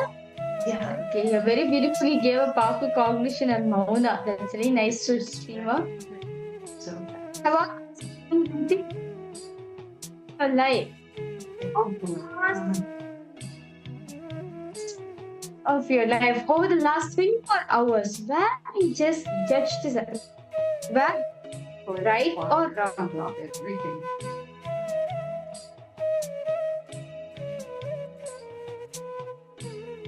I guess you're in the. You can post in the chat. You have been able to complete writing this.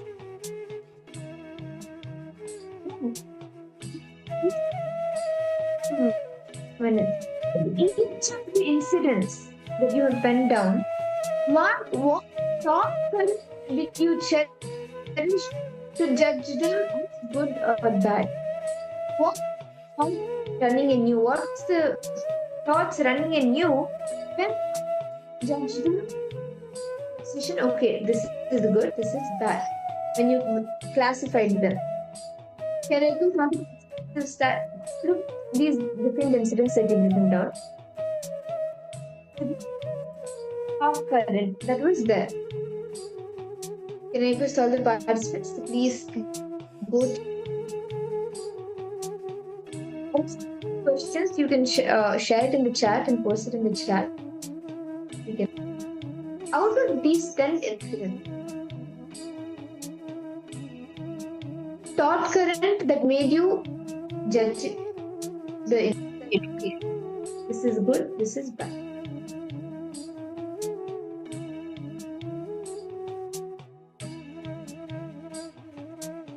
Exactly.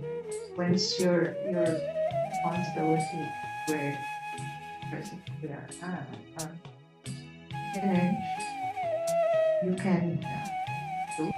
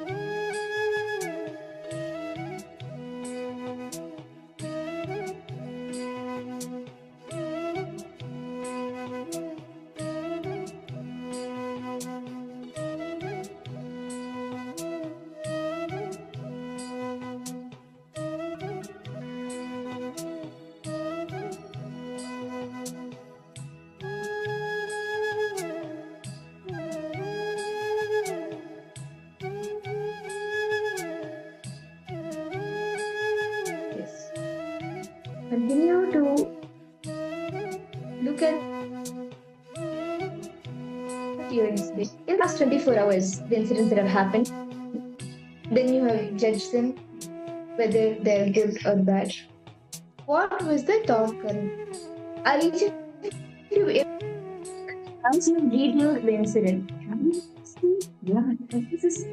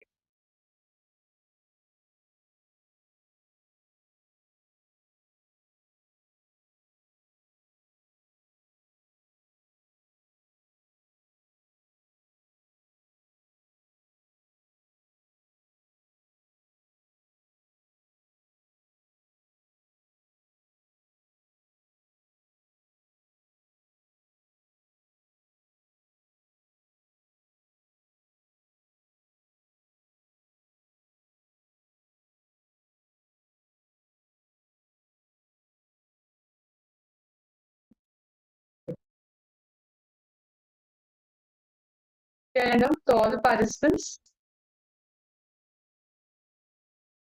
All of you are able to hear us clearly. Apologies for the technical glitch. I hope each we found bad. Raf Kanaya.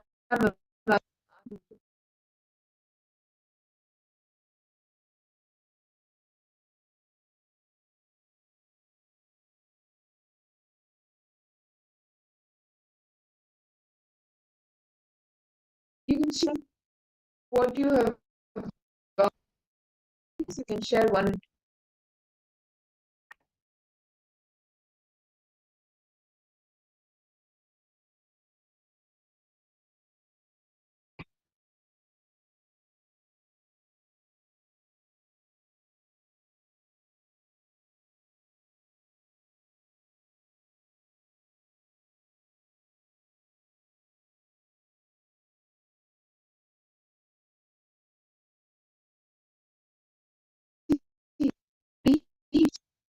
Actually, when you are able, what is the exact the right decision?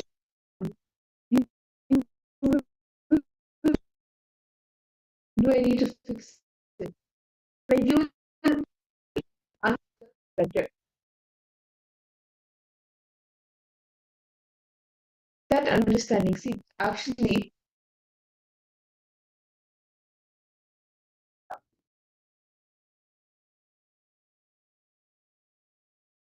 back at each of the incidents, the liberating principle that the Dakshina silence, often you inside you again these are completion. Okay, yes, these are the bring completion to self-fulfillment to completion with these thought currents that feel having the liberty, and with that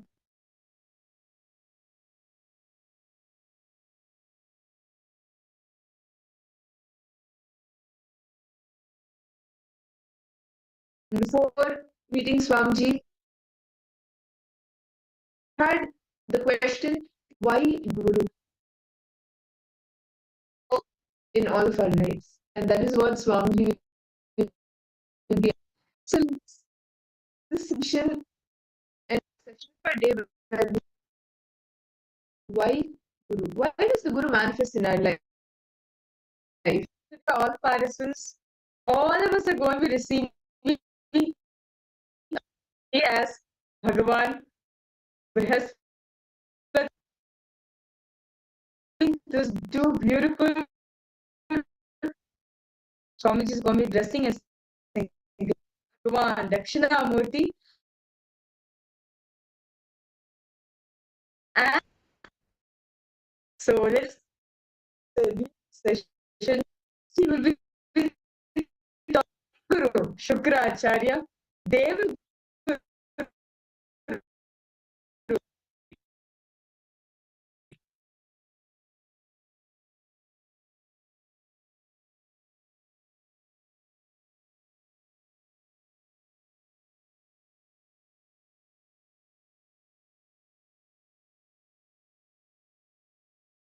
in the Brahma Vidya Sampradaya, Guru, who transmits the understanding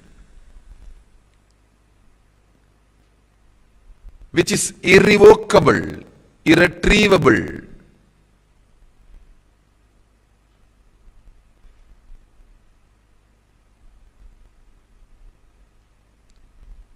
plays a major role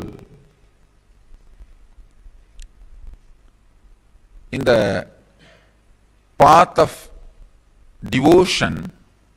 God Your chosen deity plays a major role. In the path of yoga, the technique plays a major role. In the path of meditation, the technology plays a major role. When I use the word technology, I mean all the things around meditation, around the technique. With yoga, you may not need a music. In the path of yoga, you may not need other accessories for the technique. But in the path of meditation, it is not just technique, technology. You need some more accessories.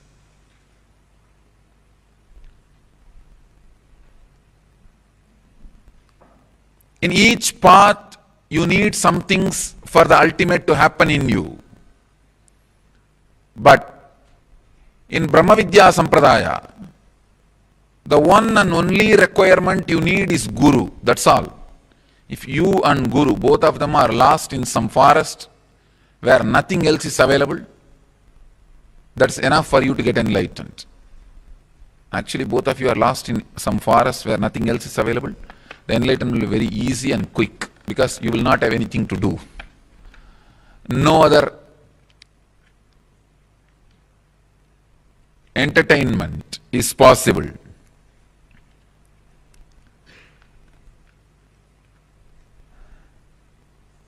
That is the reason always the Brahma Vidya Sampradaya, the Guru and disciples get lost in forests. Paramashiva does 5 actions: creation, sustenance, rejuvenation, putting in delusion, and liberation.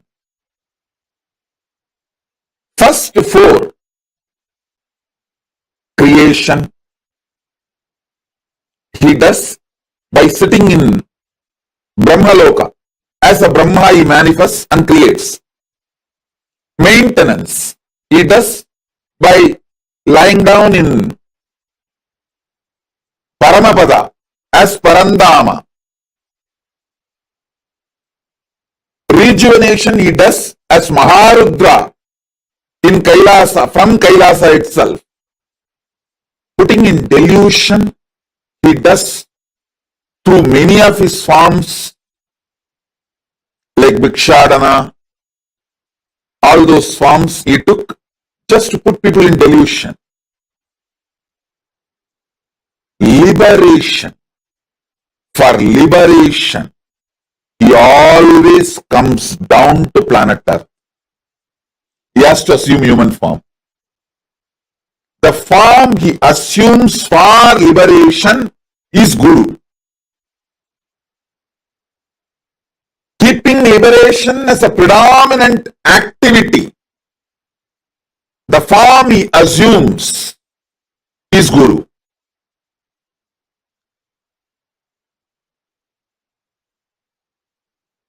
So listen, I'm going to elaborately initiate. Attend intensely.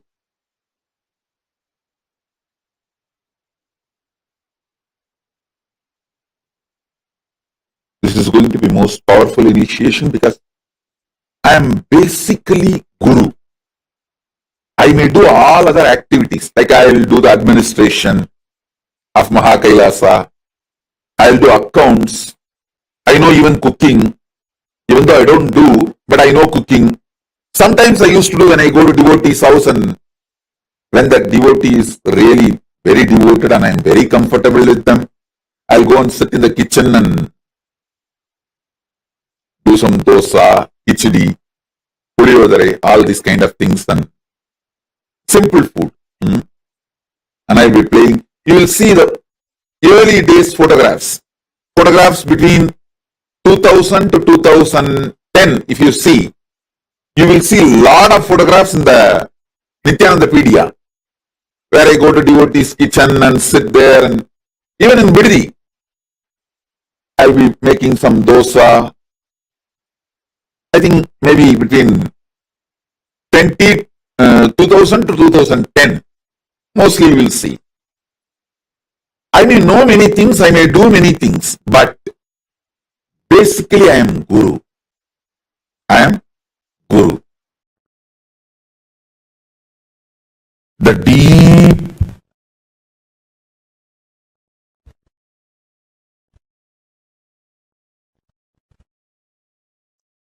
Ananda Spurana of Paramashiva means his ecstatic inhaling and exhaling,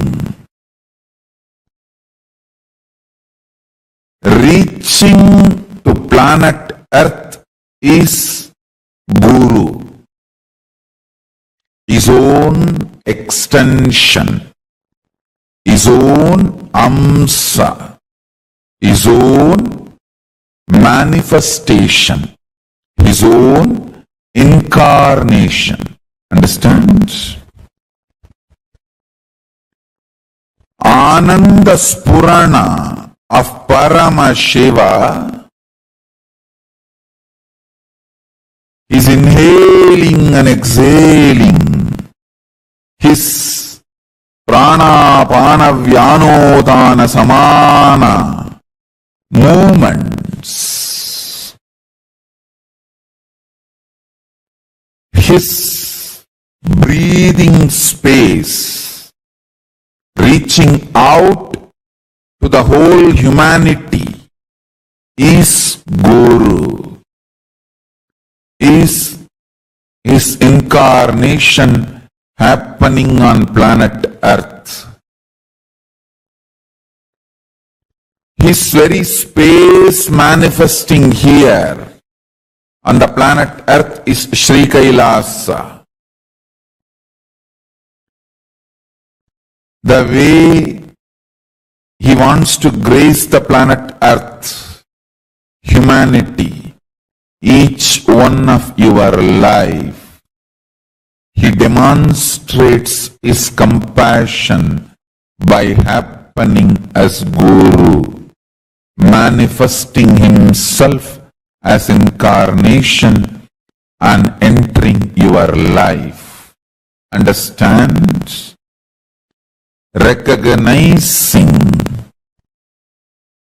Paramashiva himself is entering in your life as Guru is the most blessed thing you can achieve, the greatest achievement on planet Earth. Understand?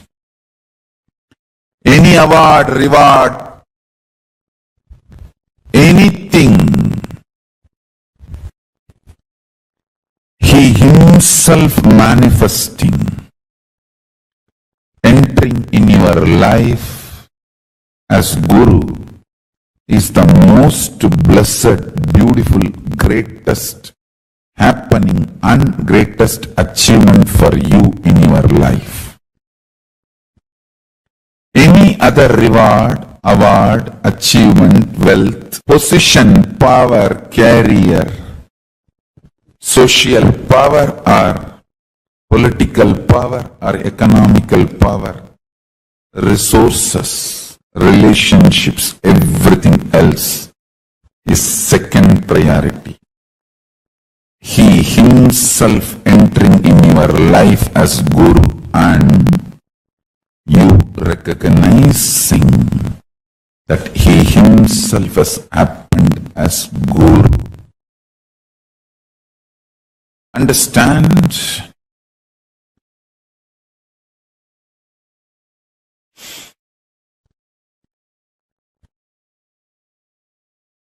Power, enlightenment, knowledge,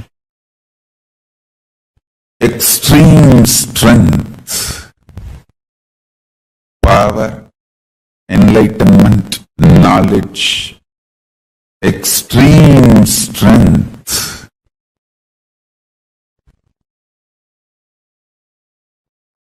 all this great happening happenings, all these ultimate happenings, all these beautiful happenings, knowledge, enlightenment, power, all these auspicious, great, beautiful things happening is the side effect of his breathing space manifesting in planet Earth. Understand? He himself breathing is Ananda Spurana.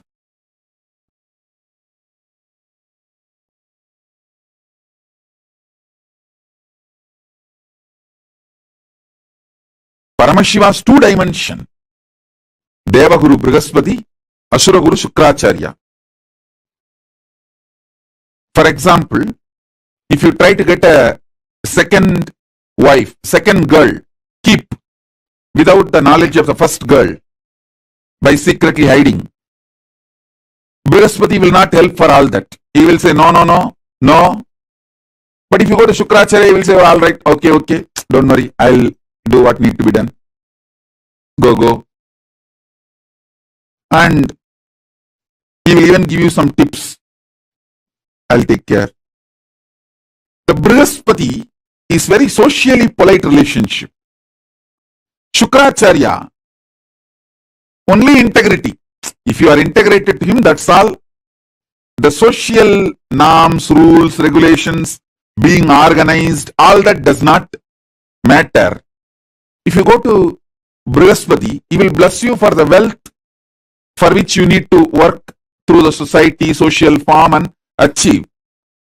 But Shukracharya will simply give lottery.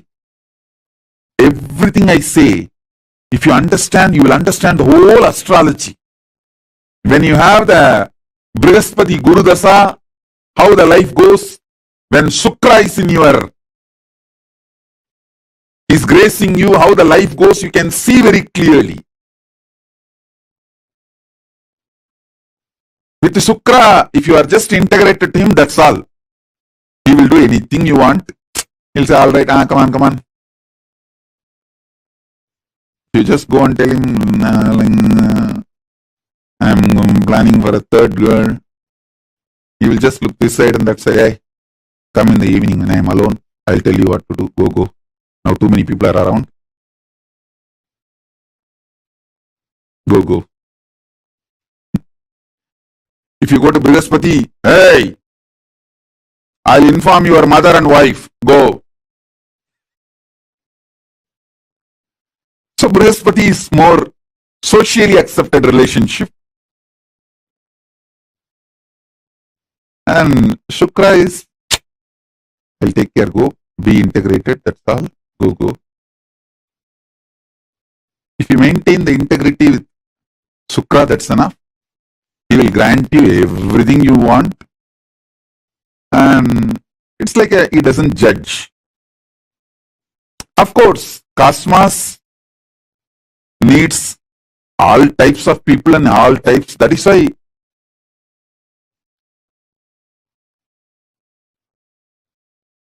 Paramashiva himself manifests as Brihaspati and Shukra both. Both are Paramashiva's own manifestation. It's not that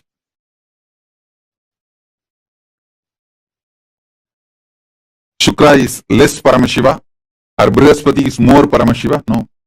Brihaspati is more for the people who are organized, socially polite. Shukra is more for the people who are very raw. And that is the way people are. And he accepts everyone. And he will even give Sanjeevani Vidya. Even for the playboys, he will give Sanjeevani Vidya and how to make Somarasa, all this knowledge. If you are just integrated to him, that's enough. Deva Guru, Asura Guru. Both are centered on Parama Guru, Paramashiva, Dakshinamurti. I'll infuse, listen. The Deva Guru is absolute power of trust. Asura Guru is the absolute power of love. The trust Brihaspati, love Sukra, both are from Dakshinamurti. I infuse Dakshinamurti in you with Brihaspati and Shukra. Brihaspati is trusting you. You will become Paramashiva. Shukra is, it's okay, even if you do something once in a while, it's okay, I am here. I'll hug you and just, I'll give my quota. I have my quota, means even stupid fellows I can push it in the crowd. Hey, all right. Hello. Like honorary doctorate. Any university, if 1,000 people write thesis and get doctorate, the university has the freedom to give a honorary doctorate to one guy, even if they don't write the thesis. Like that, I have my quota. Granting in my quota, okay, that is Shukra. That's why he's Asura Guru. Even for demons, he allows, okay, all right, pass it. When he was young, he does intense tapas to Paramashiva, to become one with Paramashiva. His tapas was so intense. Paramashiva appeared and asked him, what do you want? I want to become one with you, not only spiritually, conscious-wise. Whatever I carry, even this body should become one with you. Paramashiva said, what to do? He just swallowed him. He gave the boon, Paramashiva gave the boon and just swallowed him. Shukra went inside and started doing tapas inside happily. Inside the stomach of Paramashiva is the best place to live. He just lives inside Paramashiva's stomach blissfully. Not only achieves oneness with Paramashiva, his whole biomemory, everything becomes so powerful, empowered, he becomes literally Paramashiva. And then Paramashiva tells him, hey, you became literally so much me. It is time, when I am expanding and making this universe, you carry my energy and bless people. Listen carefully. In India, we have temples for each of these planets. All of you should know, in Sun Temple, the statue of Sun, deity of Sun will be there. As per Agama, how the Sun looks, that deity will be there. In the Brihaspati Temple, the Brihaspati will be there. In Shani Temple, the Shani will be there. In Shukra Temple, only Shiva deity is worshipped as Shukra. Shukra has no separate deity. Kanjanur is the temple which is under Madhurayadinam. The Kanjanur temple is under Madhurayadinam. That is the Shukrastalam. There, the Shukran deity, there is no separate deity for Shukra. Paramashiva will be hugging Parvati in union and is manifesting the universe. That form is Shukra. Then understand the power of Shukra. And Paramashiva says,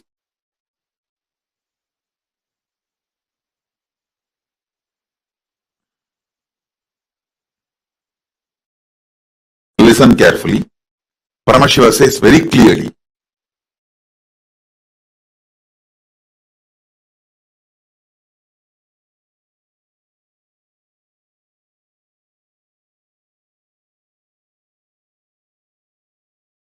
Listen, these words are too important. He says, when I decide to expand,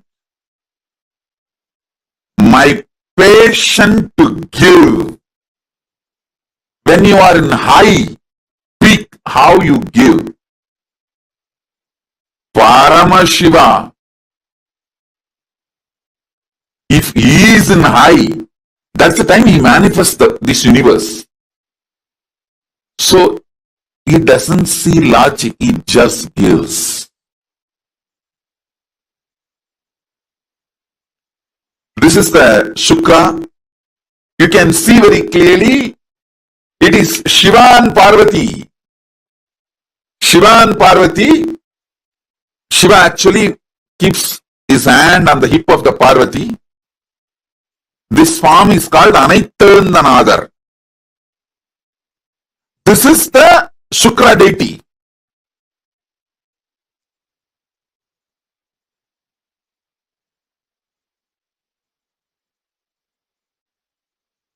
Paramashiva,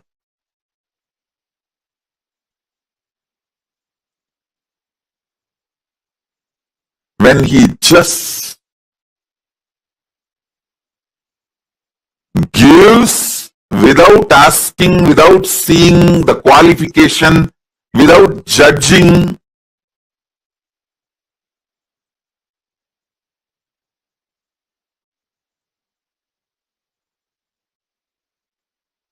that energy of Paramashiva is Shukra. Shukla means in Sanskrit semen. Paramashiva's semen, energy, it's not just a liquid, it's a life energy. Paramashiva's life energy is Shukra. He tells Shukra from inside his body, come on, you come out and represent me, my passionate giving. You represent my passionate giving. See, Paramashiva's ferociousness is represented by the Kalabhairava. Paramashiva's knowledge is represented by Dakshinamurti. Paramashiva's ecstatic cosmic dance is represented by Nataraja. So Paramashiva's various energies are represented by various forms. His Shukla, the semen energy, which creates this universe, is represented by Shukra. So through the Paramashiva's Shukla, Shukra comes out and plays the same role as Paramashiva. Listen. In the beginning, when Shukra came out, he was not Guru of demons. He just started giving everything to everyone without judging. Brihaspati, on the other hand, Brihaspati is the another Guru in the Navagraha. Navagraha, there are only two Gurus, Brihaspati and Shukra. Brihaspati is very strict, very integrated, very perfect. He was giving only for gods, very organized people, integrated people. So all the people he refused, whom he will not initiate, he will not give boons, he will not give the powers, all of them went to Shukracharya. All those who are rejected by Brihaspati went to Shukracharya. Naturally, the demons were the larger number who went to Shukracharya. So Shukracharya came to be known as Guru of the demons. Otherwise, Indra many times went to Shukracharya and got blessed. It's not that Shukracharya does not bless Indra or gods. Actually, many gods went to Shukracharya and got many benefits.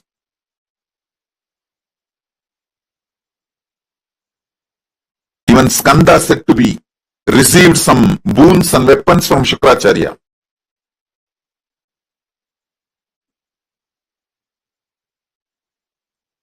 So listen, Shukracharya is a unique energy. Guru's Brihaspati, Deva Guru dimension, gives you all the right things you ask.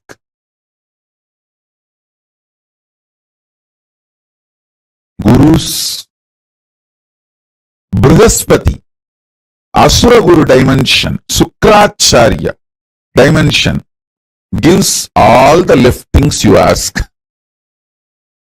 Listen, right or left, good or bad, socially accepted or not accepted.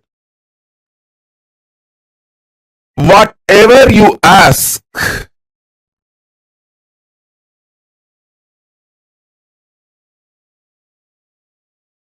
Sukra blesses. Don't take these words lightly. Sukra really manifested yesterday. It is actually lottery. See, Sukra manifests like a lottery. He is not logical. He is like a lottery, literally lottery.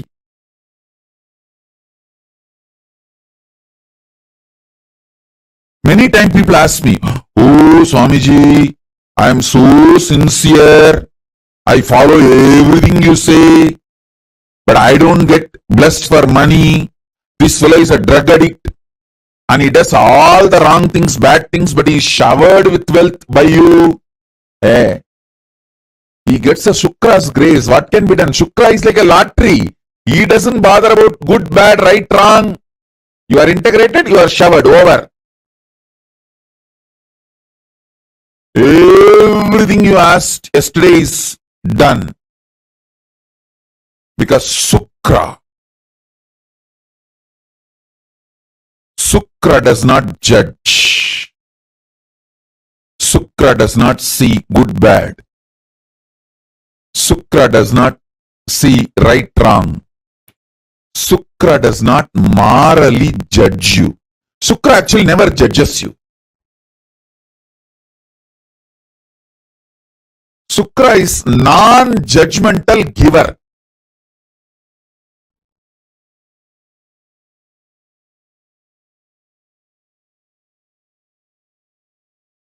If you go to Brihaspati saying that you are addicted to alcohol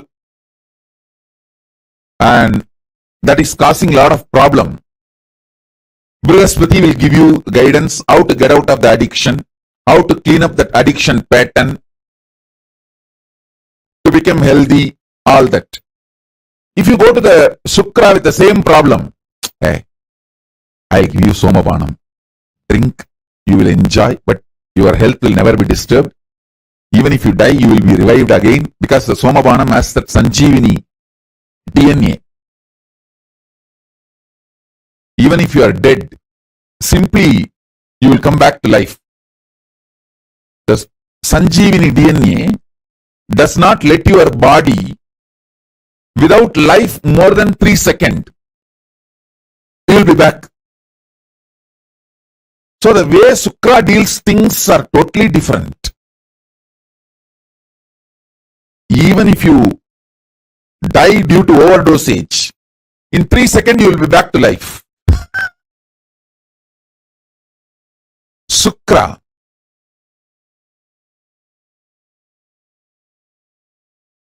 is pure giver. Understand? Paramashiva manifests as all three: Brihaspati, Sukra, and Dakshinamurti.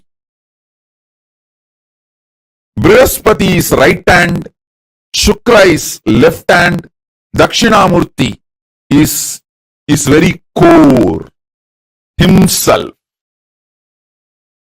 His Gurutva, his Guru Tattva is Dakshinamurti. Listen.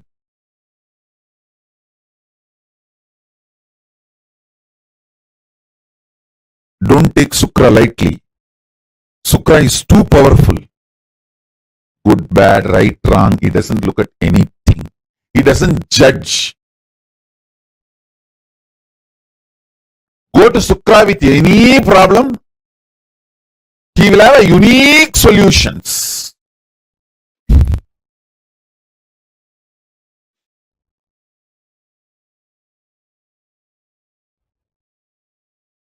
Brihaspati, he sails the socially accepted path, which is for the devatas, like organized living.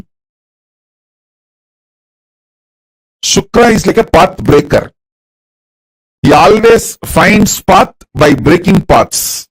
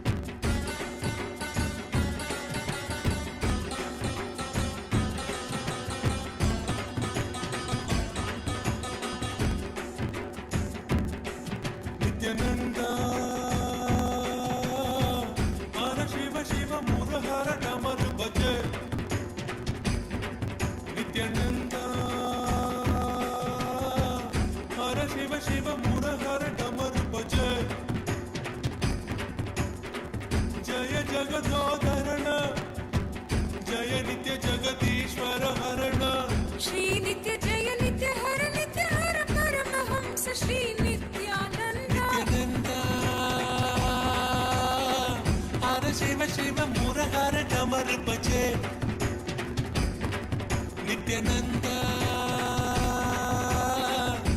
हर शिव शिव मुरहर डमर बजे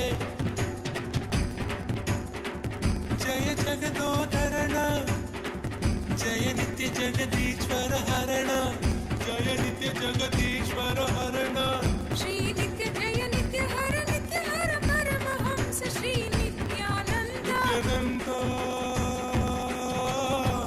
हर शिव शिव मुरहर डमर बजे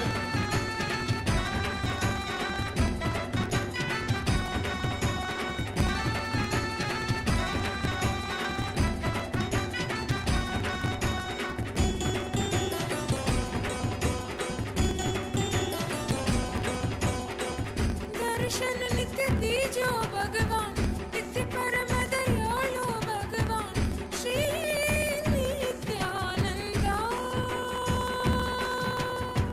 दर्शन नित्य दीजो भगवान नित्य परम दयालु भगवान श्री नित्यानंद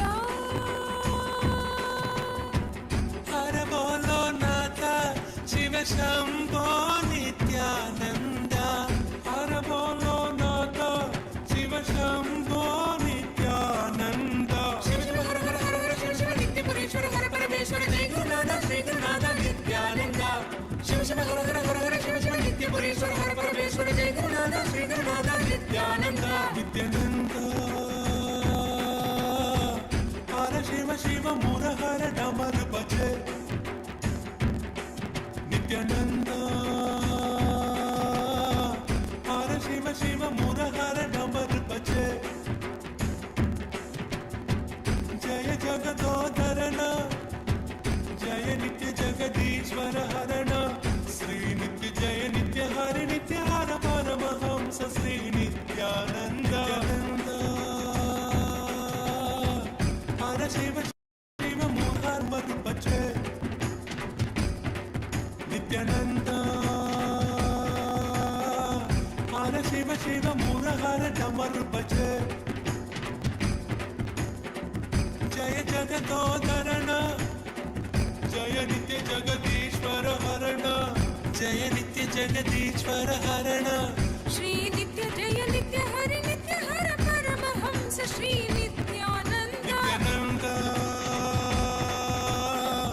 हर शिव शिव मुरहर डमर बजे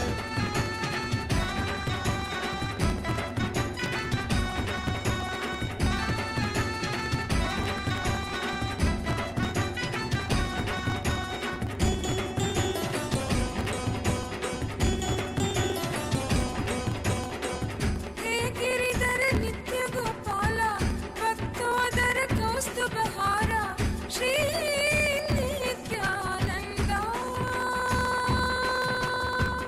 हे गिरिधर नित्य गोपाला भक्तोदर कौस्तुभहारा श्री नित्यानंद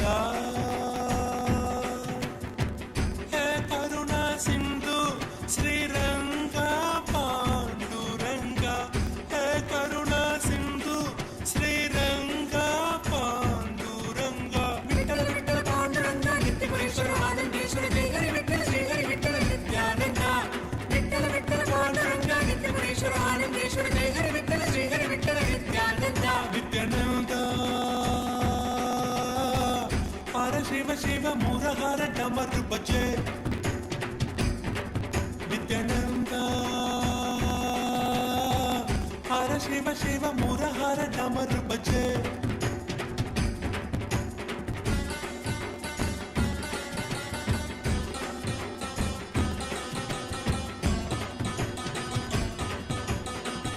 ज्योतिर्मय नित्येश्वरी मां भुवनेश्वरी नित्यपुरी मां श्री नित्येश्वरी मां ज्योतिर्मय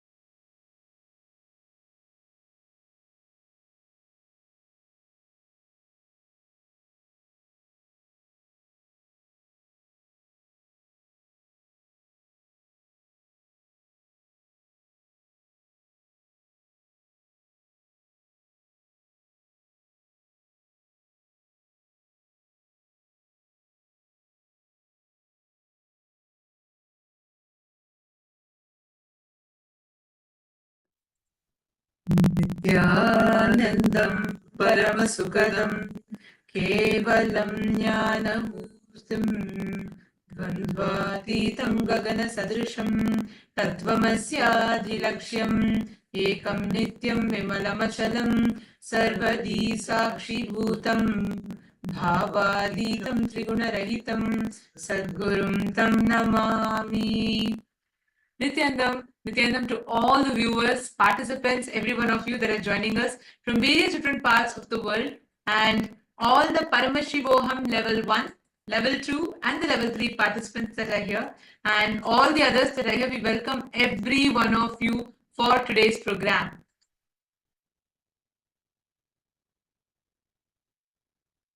Yes, if all of you are able to hear us and see us, can I request you all to please confirm yes in the chat? We welcome every one of you for today's program, and today we all have learnt about Dakshinamurti, the silence of Dakshinamurti. And before we enter into our day today, and before we enter into the program today, I'm going to request every one of you to post what did each of you click with the most today. Ma Wong Meshi, Ma Anki Hay, Ma Gabriel Harris, Nityananda Ma Gabriel, and Ma Wong Kalili, Ma Shobana Saxena, Ma Jacqueline, Ma Yeti Shao, Ma Iqbal Bano. Can I request every one of you to please come on camera and settle down? Today, we are joining you all with a very, very big news. We are all going to be having the live Shukra initiation today. Today, we are going to be having the darshan of Bhagavan Dakshinamurti live, and we are going to be receiving the initiation to manifest the silence of Dakshinamurti. Nityanandam, Rahul Khanna here, and I see a lot of the participants that are joining here. So why don't each of you go ahead, type out and post, what did you understand today from the session? Especially Swamiji revealed in detail about how established in that space of Nirvikalpa Samadhi brings you to experience the tireless inner space. Because for all of us, any aspect, whatever you experience, most of the times you experience tiredness and boredom.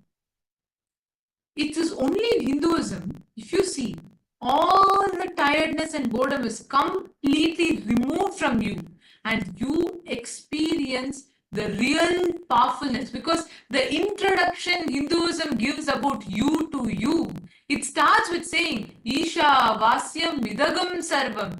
It says everything that exists is energy. And it goes on to declare, it says Shrinvantu Vishve Amritasya Putraha. Hinduism does not say, oh, you are a son of a you're a son of a sinner, you're a slave, you're supposed to repent for your sins. No. Hinduism starts with declaring you as Amritasya Putraha, sons of immortality. Whom you listen to for the introduction matters.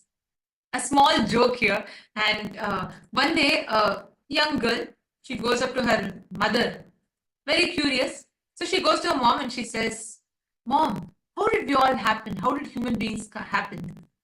The mother looks at her and says, it's very simple, dear. Long, long ago, there was no human beings, and God made an Eve, and they made children, and they made more children, and they made more children. That's how today we all human beings came into existence. So the girl was satisfied and happy, so she went. A few days later, again the kid had the doubt. This time though, she ran to her father. So she ran up to her dad and she said, Dad, I really have a question. So the father asked, okay, go ahead. What's the question that you have? So she asked, how did we happen? How did we all human beings come into existence? Then the dad says, oh, that's nothing. I'm going to tell you in a very simple way. Long, long ago, there were no human beings existed. We were all only monkeys and monkeys and monkeys. So monkeys evolved and we became human beings. Now this girl is thoroughly confused. She says, Mom says God made Adam and Eve and then they made children. Dad is saying we were all only monkeys at once upon a time, and from that we came. So now she wants to get it sorted. She decides and she goes to her mother. She goes to her mother and says, Mom, I'm really confused. You need to help me. Mom asks, what is it? She says, you told me God made Adam and Eve and that's how we all came into existence. But dad is saying we were all only apes and monkeys at one point in time and we have evolved from that. What is the truth? Then the mother laughs, shrugs her shoulder a little bit, and then she says, that's very simple, honey. Your dad is talking about his side of the family and I am talking about my side of the family. Understand? Whom you listen to for the introduction about you matters. Who introduces you to you matters. The cognitions, the ideas you carry about you matters. And everything in life is all about exploring, tasting this component of you. Only a guru can come and wake you up to who you are. That waking up, that's why Guru is called Simha Swapna. He's also an illusion that happens in all your Maya, but he's an illusion that happens to wake you up from all your illusions. Today we've learned so many things. We learned about Dakshinamurti, we learned about the Nirvikalpa Samadhi, the tiredness in the space. We learned so many things. But what does it mean to apply that? What does it mean to taste that? That is what we are going to be listening to or learning about. Because end of the day, so many different paths, so many different techniques, but the most simplest path, the shortest cut between 2 points is a straight line. We are going to learn the straight line methodology for you to experience this tireless inner space. This science is what Swamiji has taught to all of us today as Nirvikalpa Samadhi. How many of you listen to the sessions? Raise your hands. You all can keep your hands raised. I would like to have a look. How many of you listened to the session on Nirvikalpa Samadhi today? All right. Okay, drop your hands. Ma Wong, you didn't listen? Ma Wong Kalili, Ma Yuvete Shao, you didn't listen today? All right, you should. If you get time, go back on the YouTube video and watch it because this is very, very important. Many times, the ideas or the cognitions that you are stuck with, it is out of his compassion, Guru comes. He assumes the form to wake you up from your delusion. There's a very beautiful story that happens. How an avatar, the Guru, wakes you up from all your delusions. He wakes you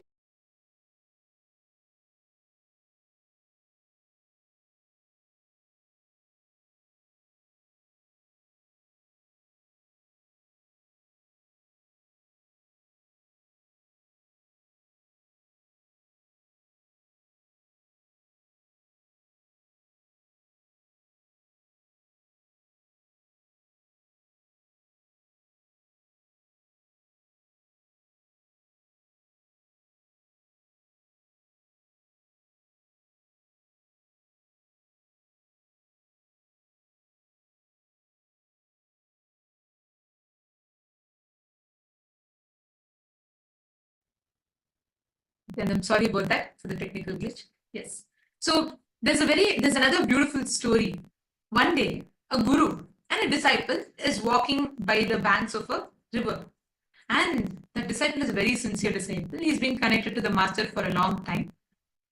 What happens is, on the way, as the guru is walking, the disciple slips and falls into the river. He falls into the water and he's terrified. This guy doesn't know swimming and he can't swim and he is terrified. So he starts like trying to beat the water and he tries to come up and he says, he starts screaming.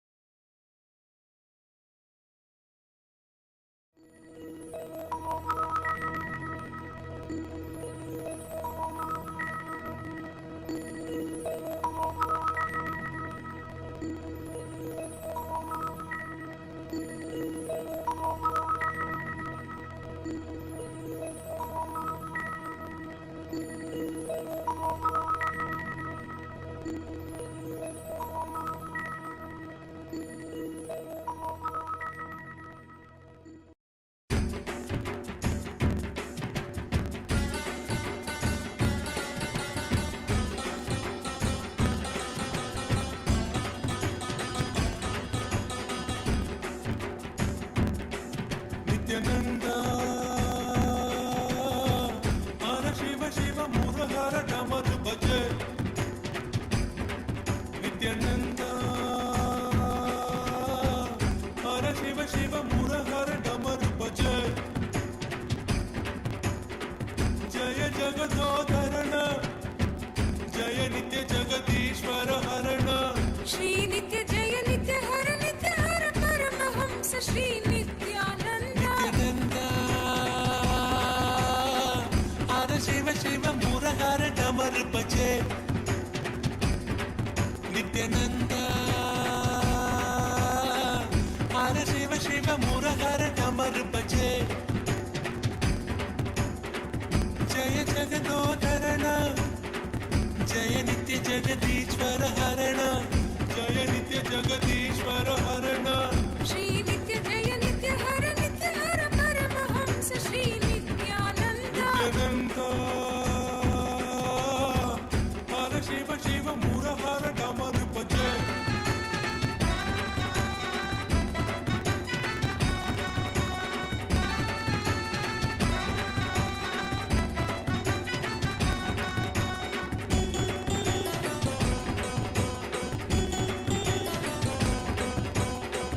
दर्शन नित्य दीजो भगवान नित्य परम दयालो भगवान श्री नित्यानंद दर्शन नित्य दीजो भगवान नित्य परम दयालो भगवान श्री नित्यानंद हर बोलो नाथा शिव शंभो नित्यानंद हर बोलो नाथा शिव शंभो नित्यानंद शिव शिव हर हर हर हर शिव शिव नित्य पुरेश्वर हर परमेश्वर जय गुरुनाथ श्री गुरुनाथ नित्यानंद शिव शिव हर हर हर हर शिव शिव नित्य पुरेश्वर हर परमेश्वर जय गुरुनाथ श्री गुरुनाथ नित्यानंद नित्यानंद हर शिव शिव मुर हर डमर बजे नित्यानंद हर शिव शिव मुर हर डमर बजे जय जगदोधरण जय नित्य जगदीश्वर हरण श्री नित्य जय नित्य हर परमहंस श्री नित्यानंद हर शिव शिव मुर हर डमर बजे Nityanandam, we apologize to all the participants for the technical glitch. We apologize to everyone. Hope all of you are able to see us and hear us now.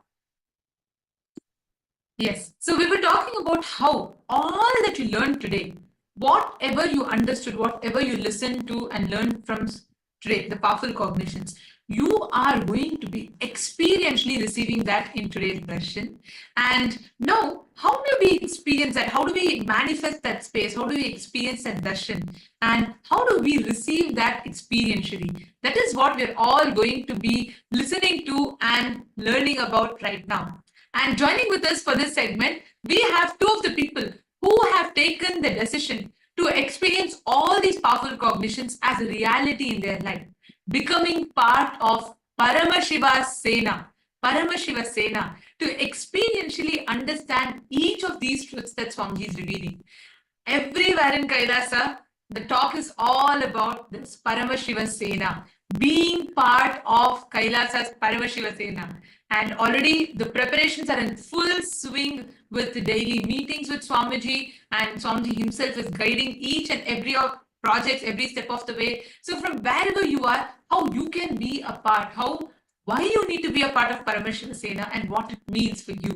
So we're going to be listening from the people who have already decided and are starting to join the Paramashiva Sena.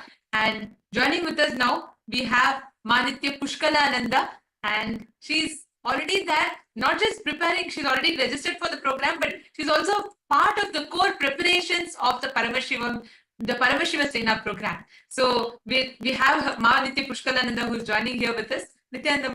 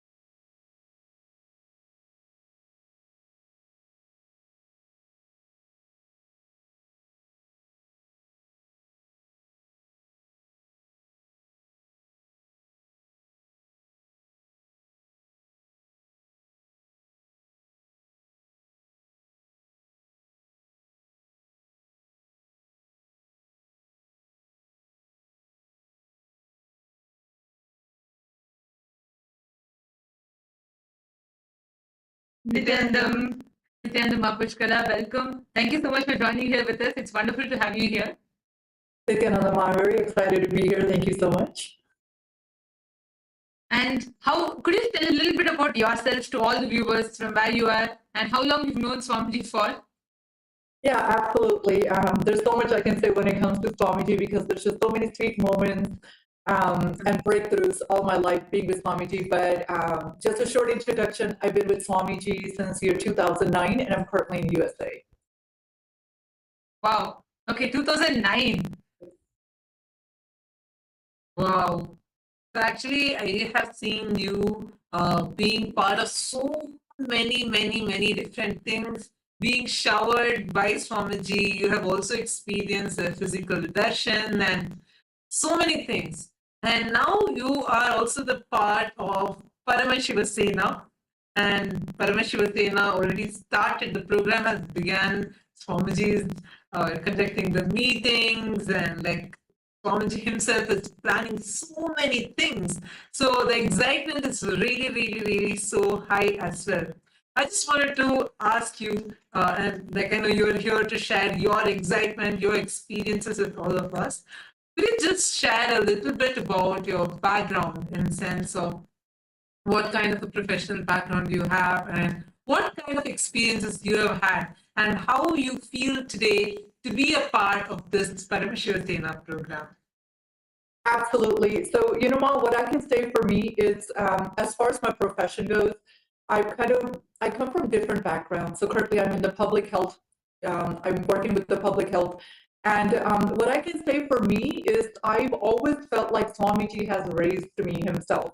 So it's since I've been with Swamiji, he's prepared me for the outside life, right? And so he's upgraded my lifestyle and the fulfillment in whether it's career-wise, whether it's in my relationships, whether it's in the wealth dimension, it is through Swamiji's teachings and his blessings and his powerful cognition so that Swamiji has built me for the outside world.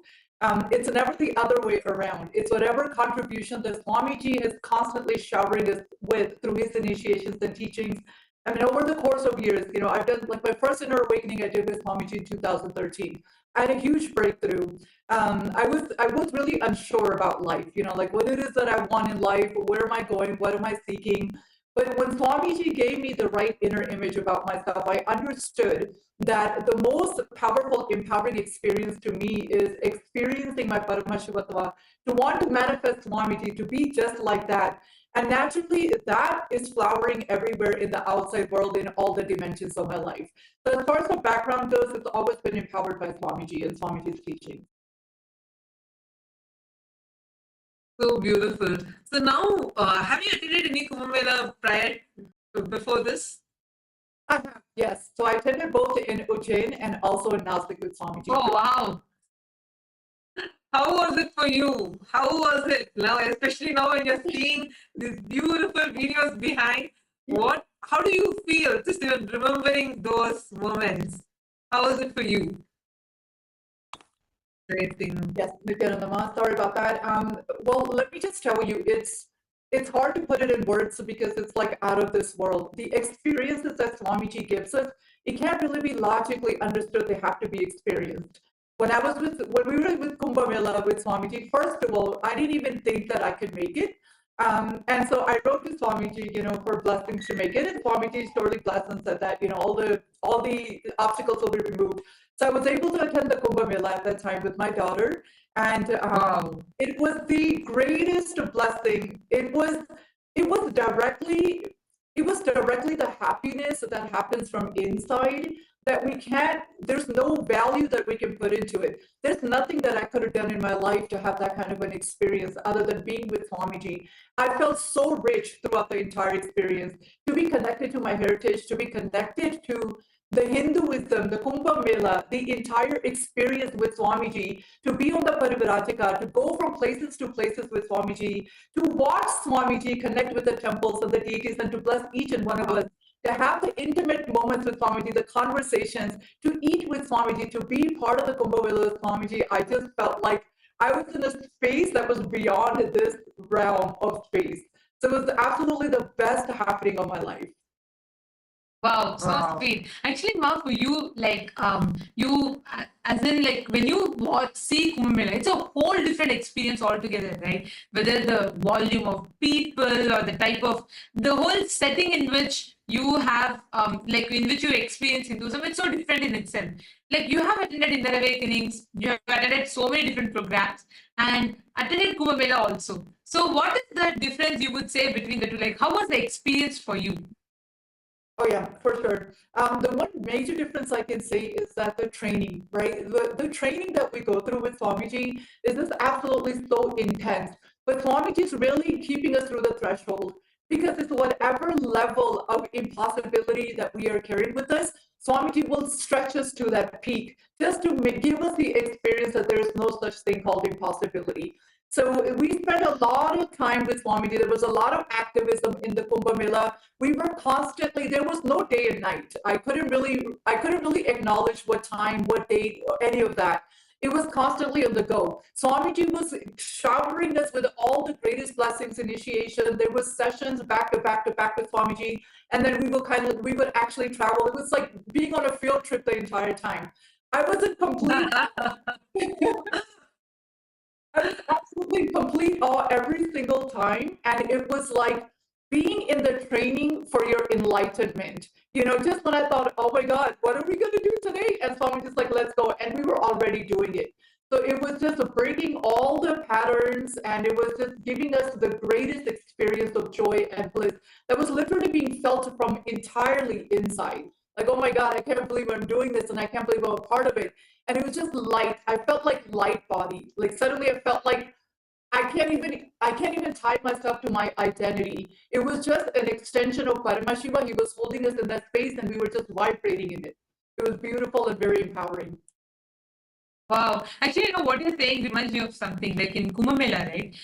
If you see, all people, there'll be people working in top positions in Microsoft or top Fortune 500 companies, and they will be coming and they'll be part of just, you know, cooking, cleaning the vessels, and there'll be like no kind of differentiations or differentiating notions whatsoever. And the best part of it all is, like Swamiji beautifully tell, how much 10 inner awakenings can do to you.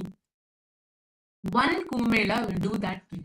Because when it is physical, when you're actually on the ground, when you go and meet people every day, I still remember, I think even you were part of the demo team, right? That used to go and meet also. I remember because we used to go travel, meet so many people, and we used to do the power manifestation, so many sadhus and sons and so on. And the volume of the work that we do at that time, all the things that you know, all the powerful cognitions, everything literally becomes your experience through the Kumbh Mela. That is something that I've seen and I've experienced, and that's something that's unforgettable for me. So it is like something that's very, very like it's amazing. And one more thing I wanted to ask you, Ma, see, you are like a Hindu, but you live in the US. Not all Hindus, like before meeting Swamiji, right? I'm sure that as Hindu, we would have not had access to authentic Hinduism globally, wherever we are, because of so many things, right? And how is it for you now when you are experiencing, like, how was your life as a Hindu before meeting Swamiji and your life as a Hindu after meeting Swamiji? Because now I know, like, how so actively you participate in the LA temple and you're part of so many things that happens there, right? So how would you describe life before Swamiji as a Hindu, life after Swamiji as a Hindu? That's a beautiful question, Ma. That's exactly kind of what I was saying in the beginning, is that finding the root of my existence, meaning that it's beyond the identity that I was brought up with, right? So absolutely, I was born in India and I was kind of raised in the West. And I didn't understand the significance. I didn't understand the importance and the power behind what it means to actually live as a Hindu and to live a lifestyle of Hinduism. And it's all about empowering us to live at the peak of our potential as high achiever. And after meeting Swamiji, the fulfillment that I received, it was exactly what I've been seeking for from a very early age. That goes beyond even understanding, you know, whether it's Hinduism or anything else. I just knew that there's a part of me that is missing. And when I was introduced to Hinduism by Swamiji, I felt that part of me found what the missing link. And it's so empowering. It's been so empowering, not just to empower myself, but through the teachings or the science of enlightenment that comes with Hinduism, sharing that with everyone around me, including my own parents, has been such a breakthrough experience for me. You know, even in the Kumbh Mela, I'm sure we're going to touch that, but even in the Kumbh Mela now, you know, I'm like, this is the greatest blessings that Swamiji is bringing out for us in LA or in the United States. And the first thing I did was I have to take my parents with me. So it's been absolutely so empowering to touch, first and foremost, have the right understanding, the context about my roots of Hinduism, but also the empowerment that Swamiji gives us through Hinduism to empower ourselves and all those around us. So it's been a greatest shift for me. That's true. And yeah, I was going to come to that also, because now when you have to experience, when you are experiencing Kumbh Mela in the US, right, that is something whole another level. Of course, this is not the first Kumbh Mela, because Swamiji organized the first ever Kumbh Mela internationally in another country way back in 2007, 2006 itself, right?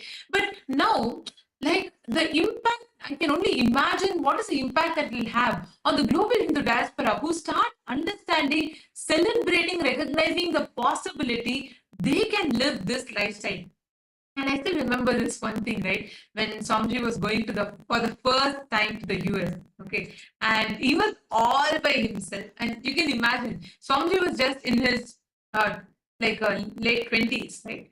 And Swamiji had a vision. Two words came to his vision: Bangalore and Los Angeles, Vidasana and Los Angeles. At that time, Swamiji didn't even know what Los Angeles was. Swamiji was like, what is Los Angeles? That's how it started. But that time itself, Swamiji declared that Bidadi will be the eastern headquarters and Los Angeles will be the western headquarters for my mission. That declaration, just as a young boy, just in his late 20s, Swamiji started. And you know something, when Swamiji came to the US the very first time, right? And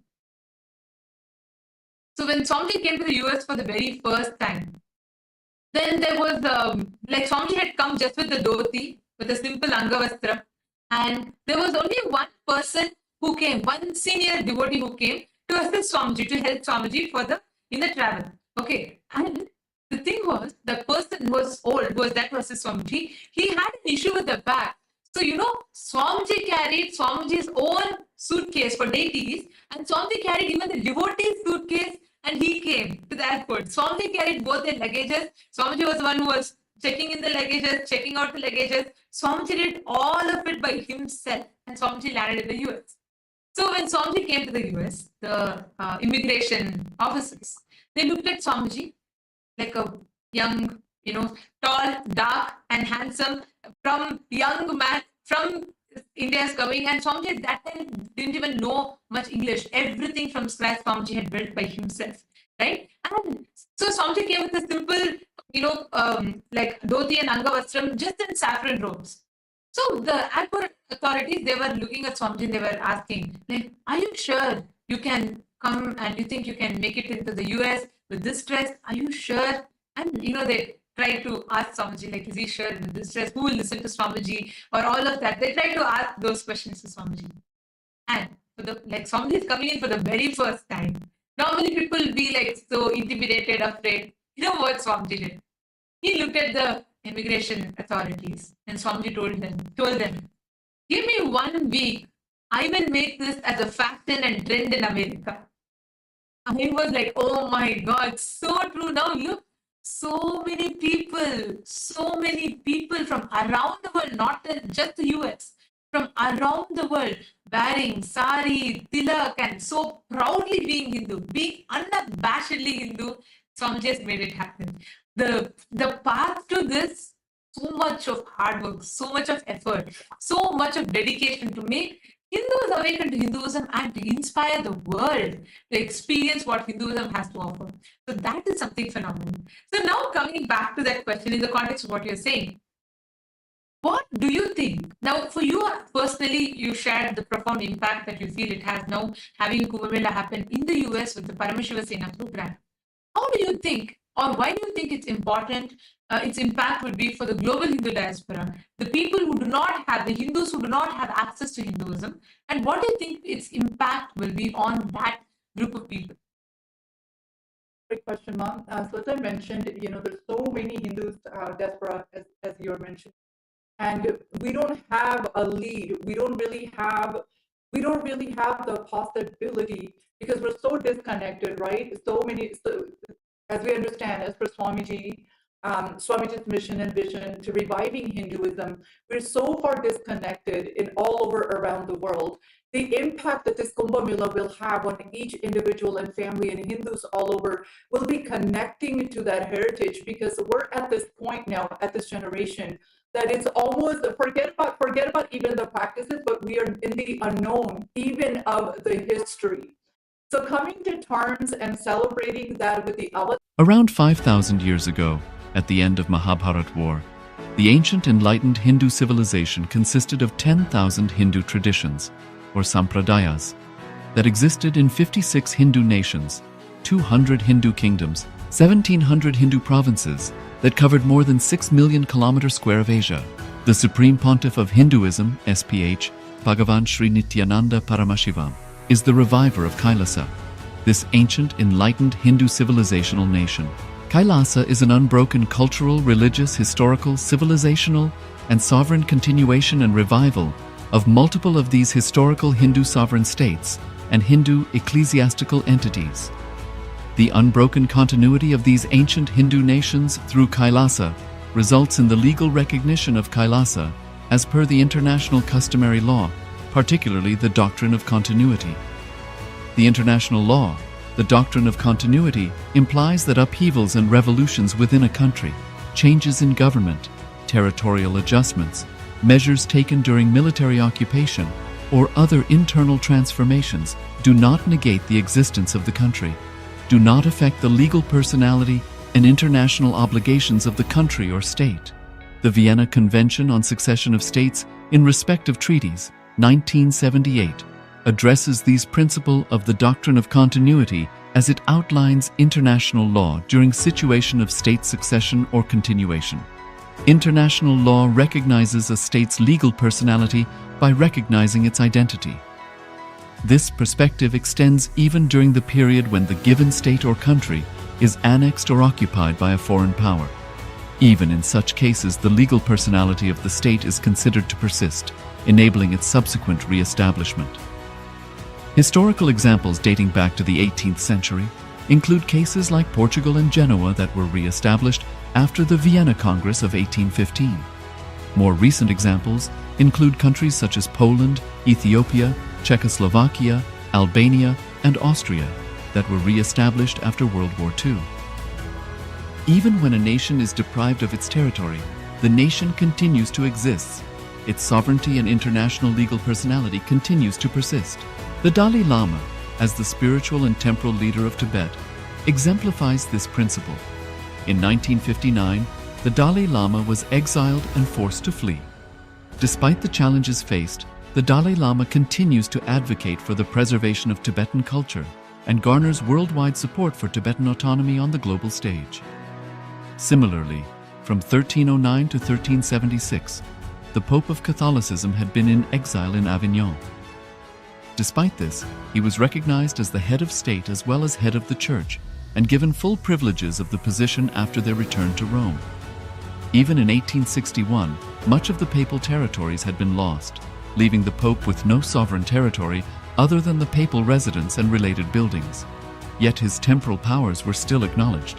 He was recognized as a head of state, and later, the Lateran Treaty of 1929 formally re-established papal sovereignty over the Vatican City. The Sovereign Order of Malta further exemplifies this principle, retaining international recognition as a sovereign entity despite the permanent loss of their territory upon Napoleon's invasion in June 1798.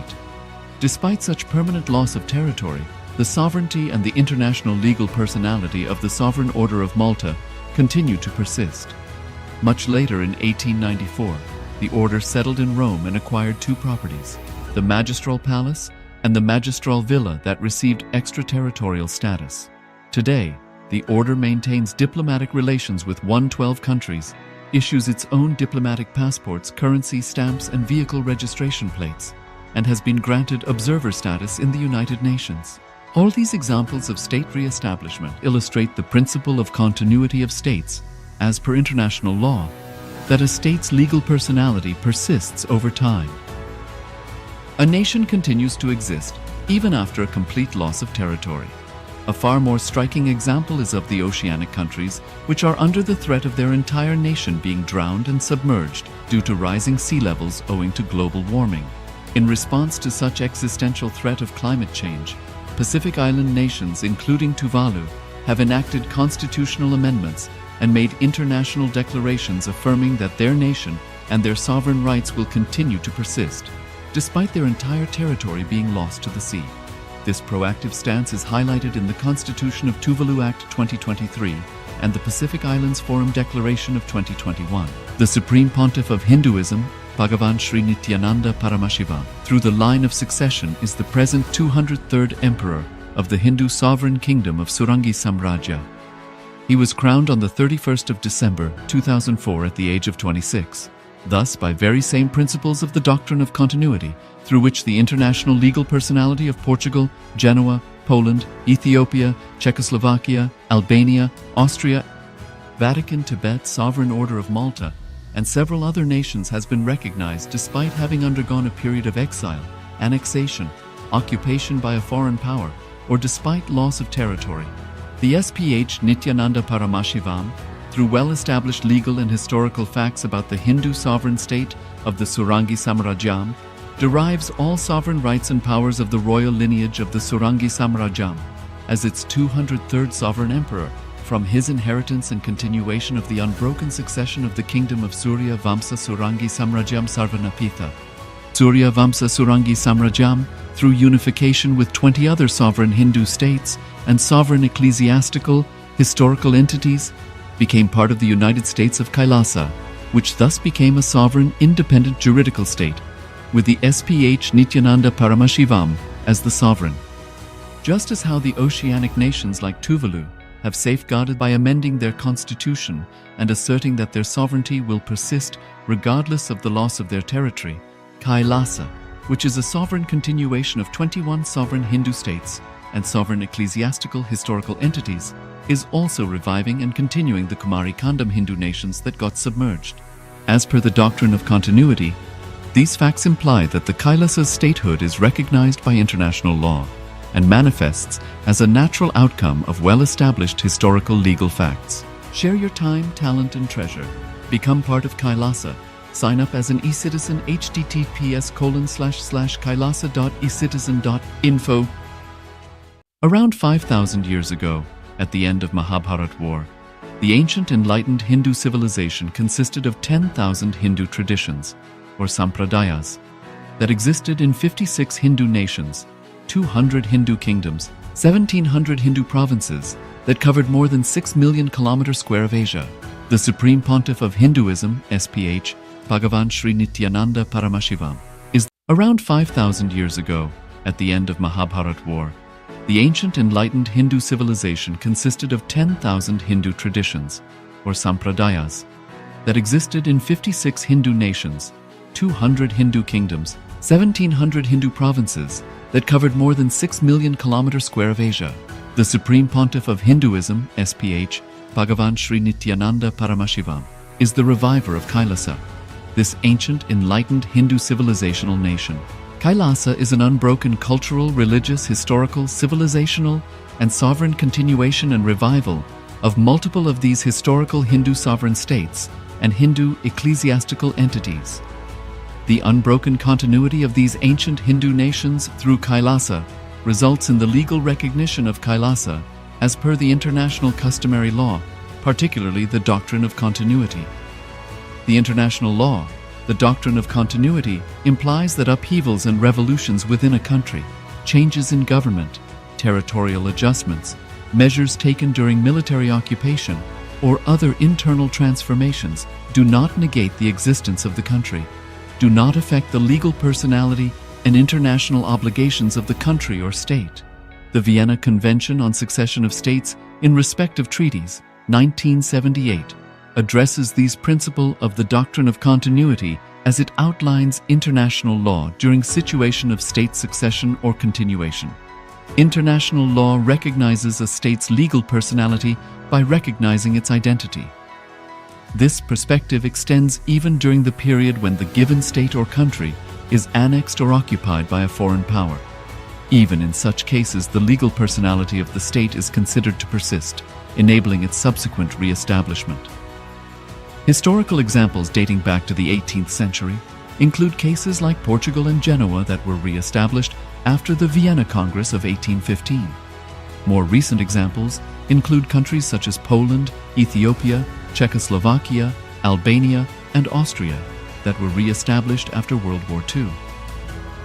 Even when a nation is deprived of its territory, the nation continues to exist. Its sovereignty and international legal personality continues to persist. The Dalai Lama, as the spiritual and temporal leader of Tibet, exemplifies this principle. In 1959, the Dalai Lama was exiled and forced to flee. Despite the challenges faced, the Dalai Lama continues to advocate for the preservation of Tibetan culture and garners worldwide support for Tibetan autonomy on the global stage. Similarly, from 1309 to 1376, the Pope of Catholicism had been in exile in Avignon. Despite this, he was recognized as the head of state as well as head of the church and given full privileges of the position after their return to Rome. Even in 1861, much of the papal territories had been lost, leaving the Pope with no sovereign territory other than the papal residence and related buildings. Yet his temporal powers were still acknowledged. He was recognized as a head of state, and later, the Lateran Treaty of 1929 formally re-established papal sovereignty over the Vatican City. The Sovereign Order of Malta further exemplifies this principle, retaining international recognition as a sovereign entity despite the permanent loss of their territory upon Napoleon's invasion in June 1798. Despite such permanent loss of territory, the sovereignty and the international legal personality of the Sovereign Order of Malta continue to persist. Much later in 1894, the order settled in Rome and acquired two properties, the Magistral Palace and the Magistral Villa that received extraterritorial status. Today, the order maintains diplomatic relations with 112 countries, issues its own diplomatic passports, currency, stamps, and vehicle registration plates, and has been granted observer status in the United Nations. All these examples of state re-establishment illustrate the principle of continuity of states, as per international law, that a state's legal personality persists over time. A nation continues to exist even after a complete loss of territory. A far more striking example is of the oceanic countries, which are under the threat of their entire nation being drowned and submerged due to rising sea levels owing to global warming. In response to such existential threat of climate change, Pacific Island nations, including Tuvalu, have enacted constitutional amendments and made international declarations affirming that their nation and their sovereign rights will continue to persist, despite their entire territory being lost to the sea. This proactive stance is highlighted in the Constitution of Tuvalu Act 2023 and the Pacific Islands Forum Declaration of 2021. The Supreme Pontiff of Hinduism, Bhagavan Sri Nityananda Paramashiva, through the line of succession, is the present 203rd Emperor of the Hindu Sovereign Kingdom of Surangi Samrajya. He was crowned on the 31st of December 2004 at the age of 26. Thus, by very same principles of the doctrine of continuity, through which the international legal personality of Portugal, Genoa, Poland, Ethiopia, Czechoslovakia, Albania, Austria, Vatican, Tibet, Sovereign Order of Malta, and several other nations has been recognized despite having undergone a period of exile, annexation, occupation by a foreign power, or despite loss of territory. The SPH Nityananda Paramashivoham, through well-established legal and historical facts about the Hindu sovereign state of the Surangi Samrajyam, derives all sovereign rights and powers of the royal lineage of the Surangi Samrajyam as its 203rd sovereign emperor, from his inheritance and continuation of the unbroken succession of the kingdom of Surya Vamsa Surangi Samrajyam Sarvanapitha. Surya Vamsa Surangi Samrajyam, through unification with 20 other sovereign Hindu states and sovereign ecclesiastical, historical entities, became part of the United States of Kailasa, which thus became a sovereign, independent juridical state, with the SPH Nityananda Paramashivoham as the sovereign. Just as how the oceanic nations like Tuvalu have safeguarded their sovereignty from the existential threat of total submersion by amending their constitution and asserting that their sovereignty will persist regardless of the loss of their territory. Kailasa, which is a sovereign continuation of 21 sovereign Hindu states and sovereign ecclesiastical historical entities, is also reviving and continuing the Kumari Kandam Hindu nations that got submerged. As per the doctrine of continuity, these facts imply that the Kailasa's statehood is recognized by international law and manifests as a natural outcome of well-established historical legal facts. Share your time, talent, and treasure. Become part of Kailasa. Sign up as an eCitizen https://kailasa.ecitizen.info. Around 5,000 years ago, at the end of Mahabharat War, the ancient enlightened Hindu civilization consisted of 10,000 Hindu traditions, or sampradayas, that existed in 56 Hindu nations, 200 Hindu kingdoms, 1,700 Hindu provinces that covered more than 6 million kilometers square of Asia. The Supreme Pontiff of Hinduism, SPH, Bhagavan Sri Nityananda Paramashivoham, is the reviver of Kailasa, this ancient enlightened Hindu civilizational nation. Kailasa is an unbroken cultural, religious, historical, civilizational, and sovereign continuation and revival of multiple of these historical Hindu sovereign states and Hindu ecclesiastical entities. The unbroken continuity of these ancient Hindu nations through Kailasa results in the legal recognition of Kailasa as per the international customary law, particularly the doctrine of continuity.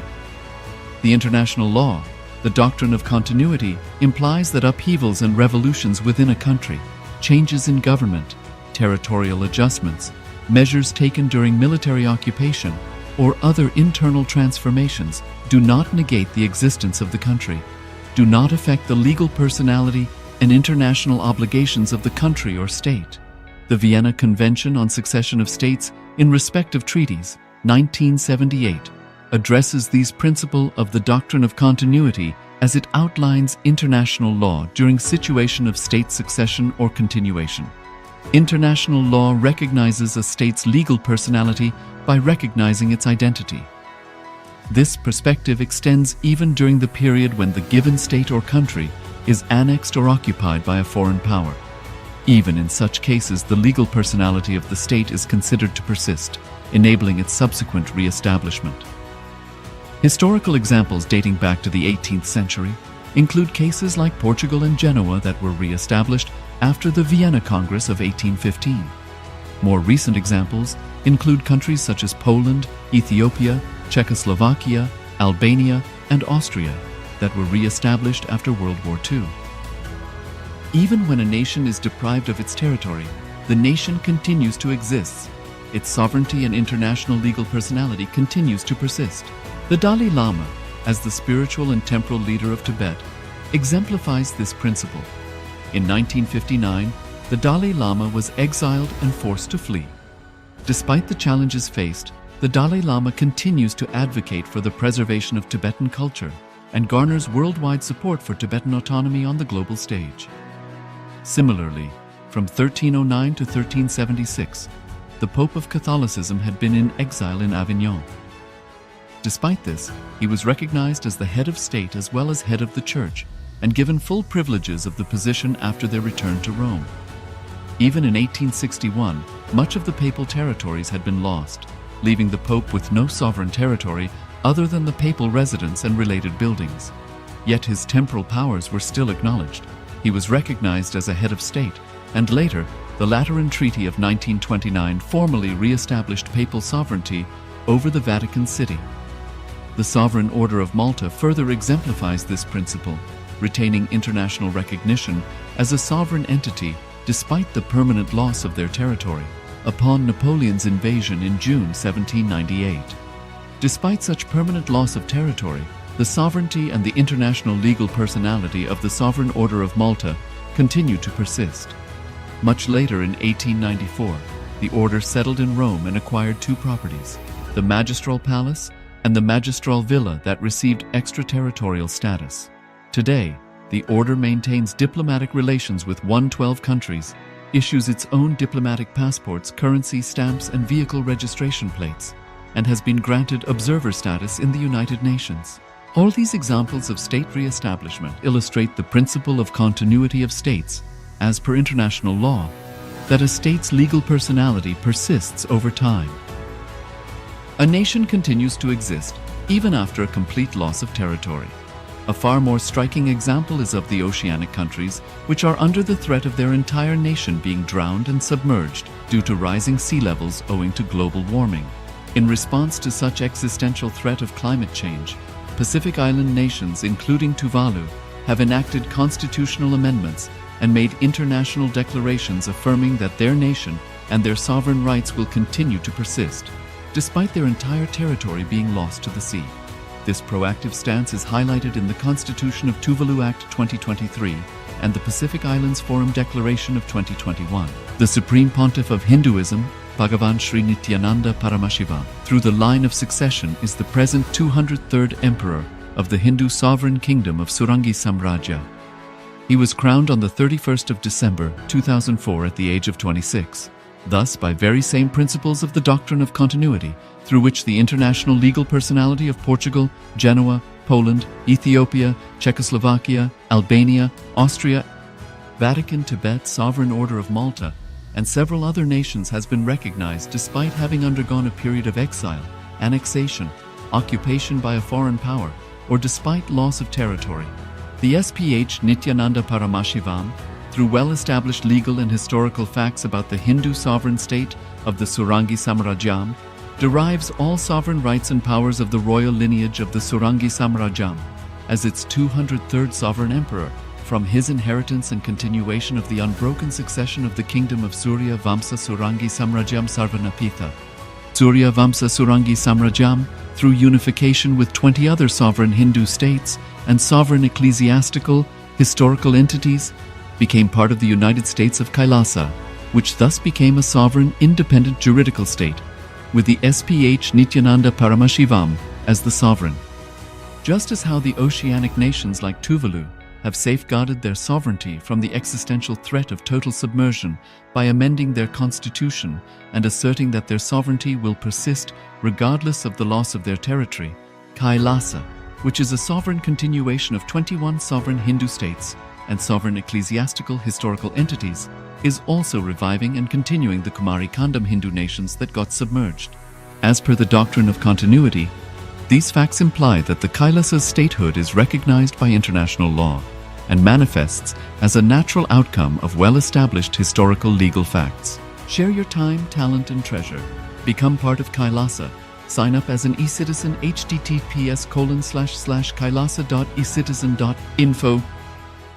Around 5,000 years ago, at the end of Mahabharat War, the ancient enlightened Hindu civilization consisted of 10,000 Hindu traditions, or sampradayas, that existed in 56 Hindu nations, 200 Hindu kingdoms, 1,700 Hindu provinces that covered more than 6 million kilometers square of Asia. The Supreme Pontiff of Hinduism, SPH, Bhagavan Sri Nityananda Paramashivoham, is the reviver of Kailasa, this ancient enlightened Hindu civilizational nation. Kailasa is an unbroken cultural, religious, historical, civilizational, and sovereign continuation and revival of multiple of these historical Hindu sovereign states and Hindu ecclesiastical entities. The unbroken continuity of these ancient Hindu nations through Kailasa results in the legal recognition of Kailasa as per the international customary law, particularly the doctrine of continuity. The international law, the doctrine of continuity, implies that upheavals and revolutions within a country, changes in government, territorial adjustments, measures taken during military occupation, or other internal transformations do not negate the existence of the country, do not affect the legal personality and international obligations of the country or state. The Vienna Convention on Succession of States in respect of treaties, 1978, addresses these principles of the doctrine of continuity as it outlines international law during situation of state succession or continuation. International law recognizes a state's legal personality by recognizing its identity. This perspective extends even during the period when the given state or country is annexed or occupied by a foreign power. Even in such cases, the legal personality of the state is considered to persist, enabling its subsequent re-establishment. Historical examples dating back to the 18th century include cases like Portugal and Genoa that were re-established after the Vienna Congress of 1815. More recent examples include countries such as Poland, Ethiopia, Czechoslovakia, Albania, and Austria that were re-established after World War II.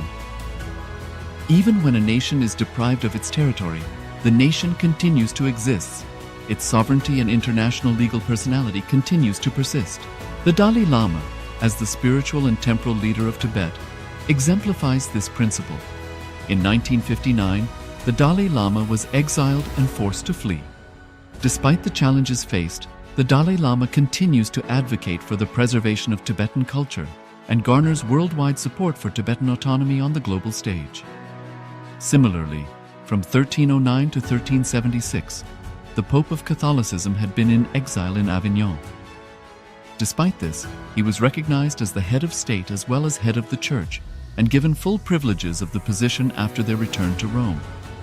Even in 1861, much of the papal territories had been lost, leaving the Pope with no sovereign territory other than the papal residence and related buildings. Yet his temporal powers were still acknowledged. He was recognized as a head of state, and later, the Lateran Treaty of 1929 formally re-established papal sovereignty over the Vatican City. The Sovereign Order of Malta further exemplifies this principle, retaining international recognition as a sovereign entity despite the permanent loss of their territory upon Napoleon's invasion in June 1798. Despite such permanent loss of territory, the sovereignty and the international legal personality of the Sovereign Order of Malta continue to persist.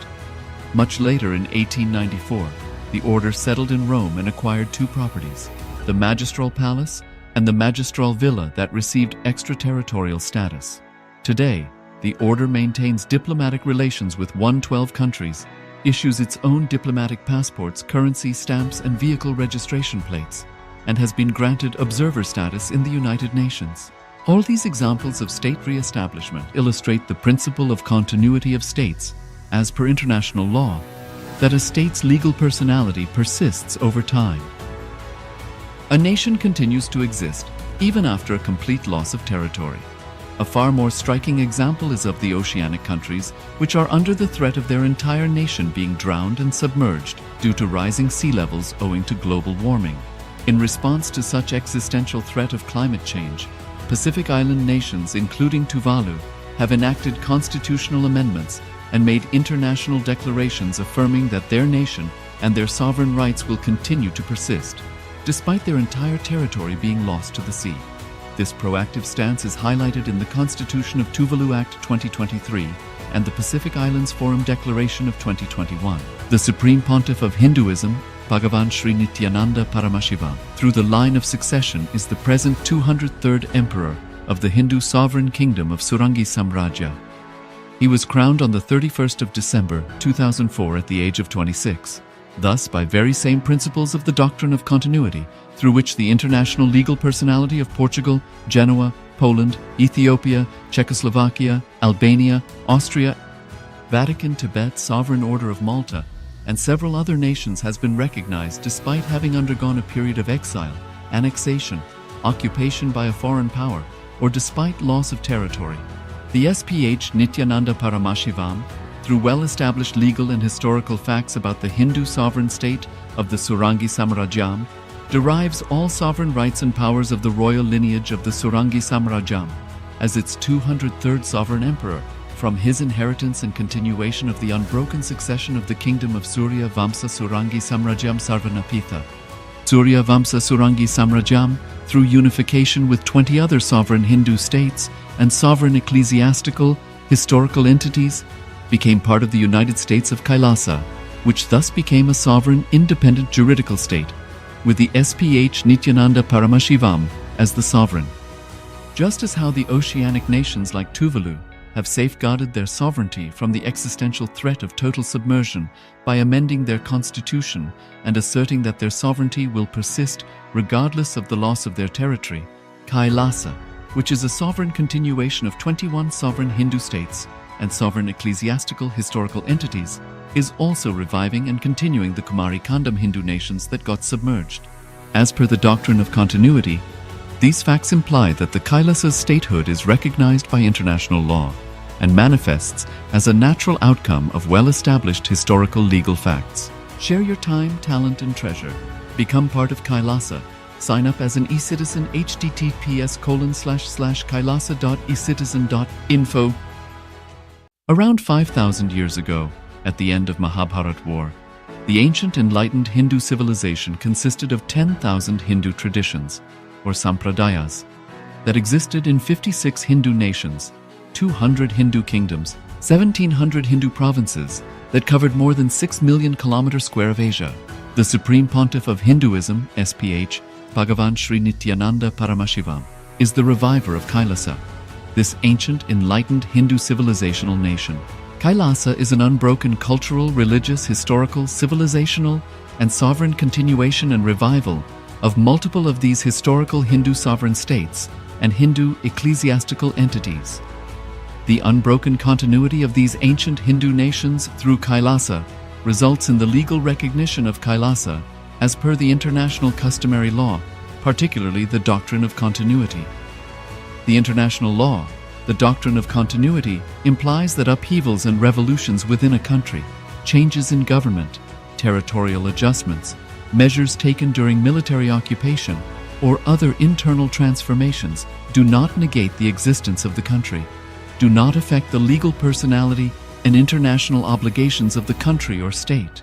The Vienna Convention on Succession of States in respect of treaties, 1978, addresses these principles of the doctrine of continuity as it outlines international law during situation of state succession or continuation.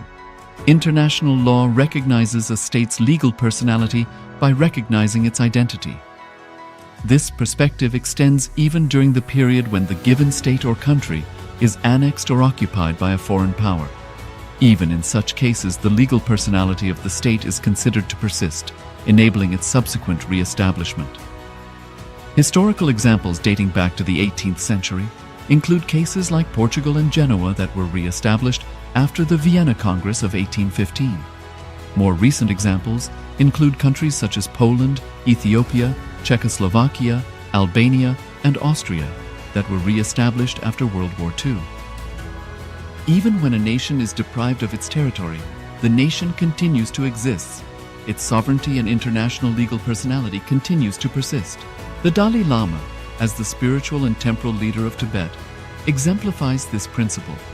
In 1959, the Dalai Lama was exiled and forced to flee. Despite the challenges faced, the Dalai Lama continues to advocate for the preservation of Tibetan culture and garners worldwide support for Tibetan autonomy on the global stage. Similarly, from 1309 to 1376, the Pope of Catholicism had been in exile in Avignon. Despite this, he was recognized as the head of state as well as head of the church and given full privileges of the position after their return to Rome.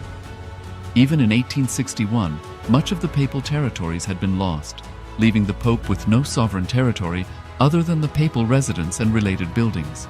Yet his temporal powers were still acknowledged. He was recognized as a head of state, and later, the Lateran Treaty of 1929 formally re-established papal sovereignty over the Vatican City.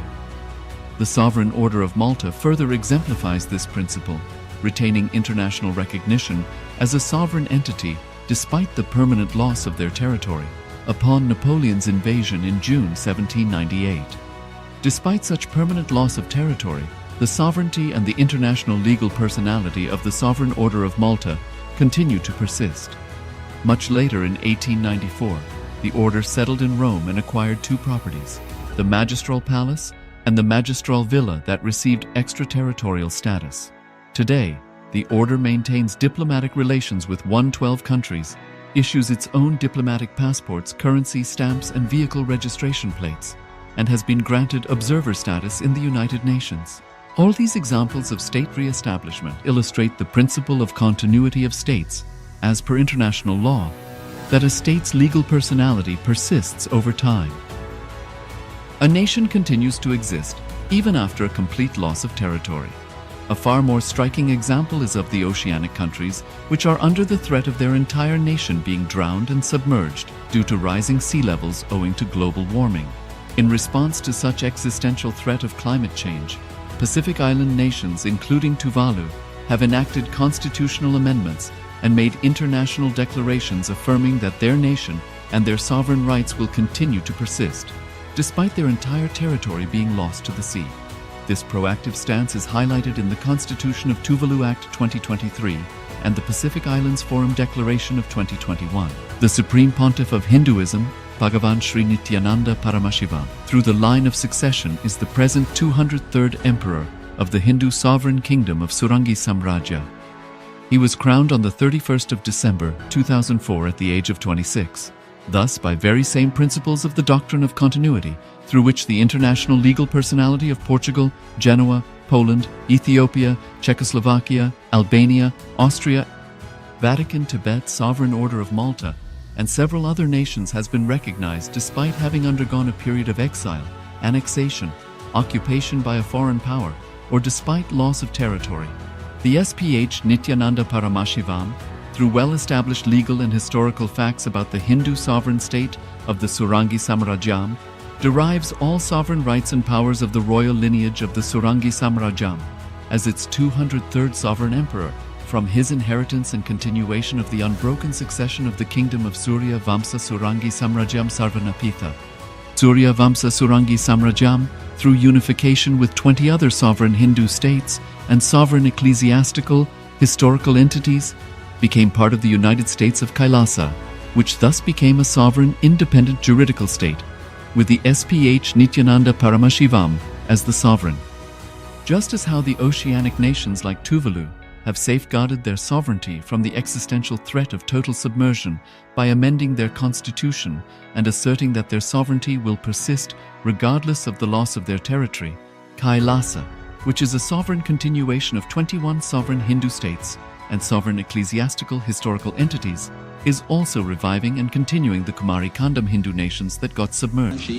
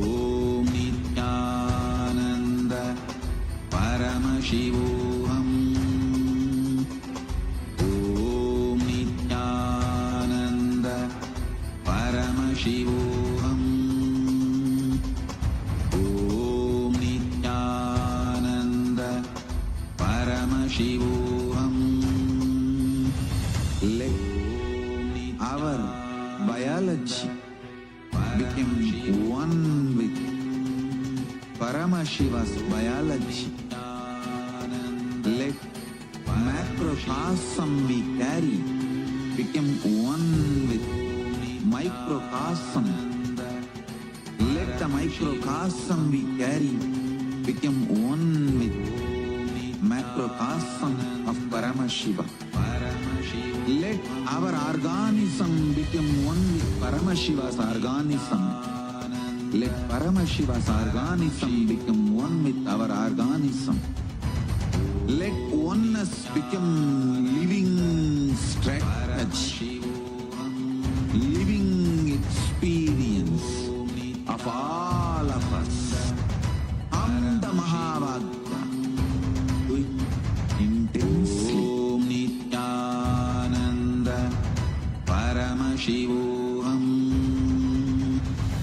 Om Nityananda Paramashivoham. Om Nityananda Paramashivoham. Om Nityananda Paramashivoham. Om Nityananda Paramashivoham. Om Nityananda Paramashivoham. Om Nityananda Paramashivoham. Om Nityananda Paramashivoham. Om Nityananda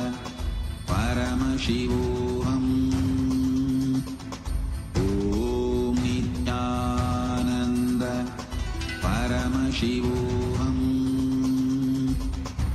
Om Nityananda Paramashivoham. Om Nityananda Paramashivoham. Om Nityananda Paramashivoham. Om Nityananda Paramashivoham. Om Nityananda Paramashivoham.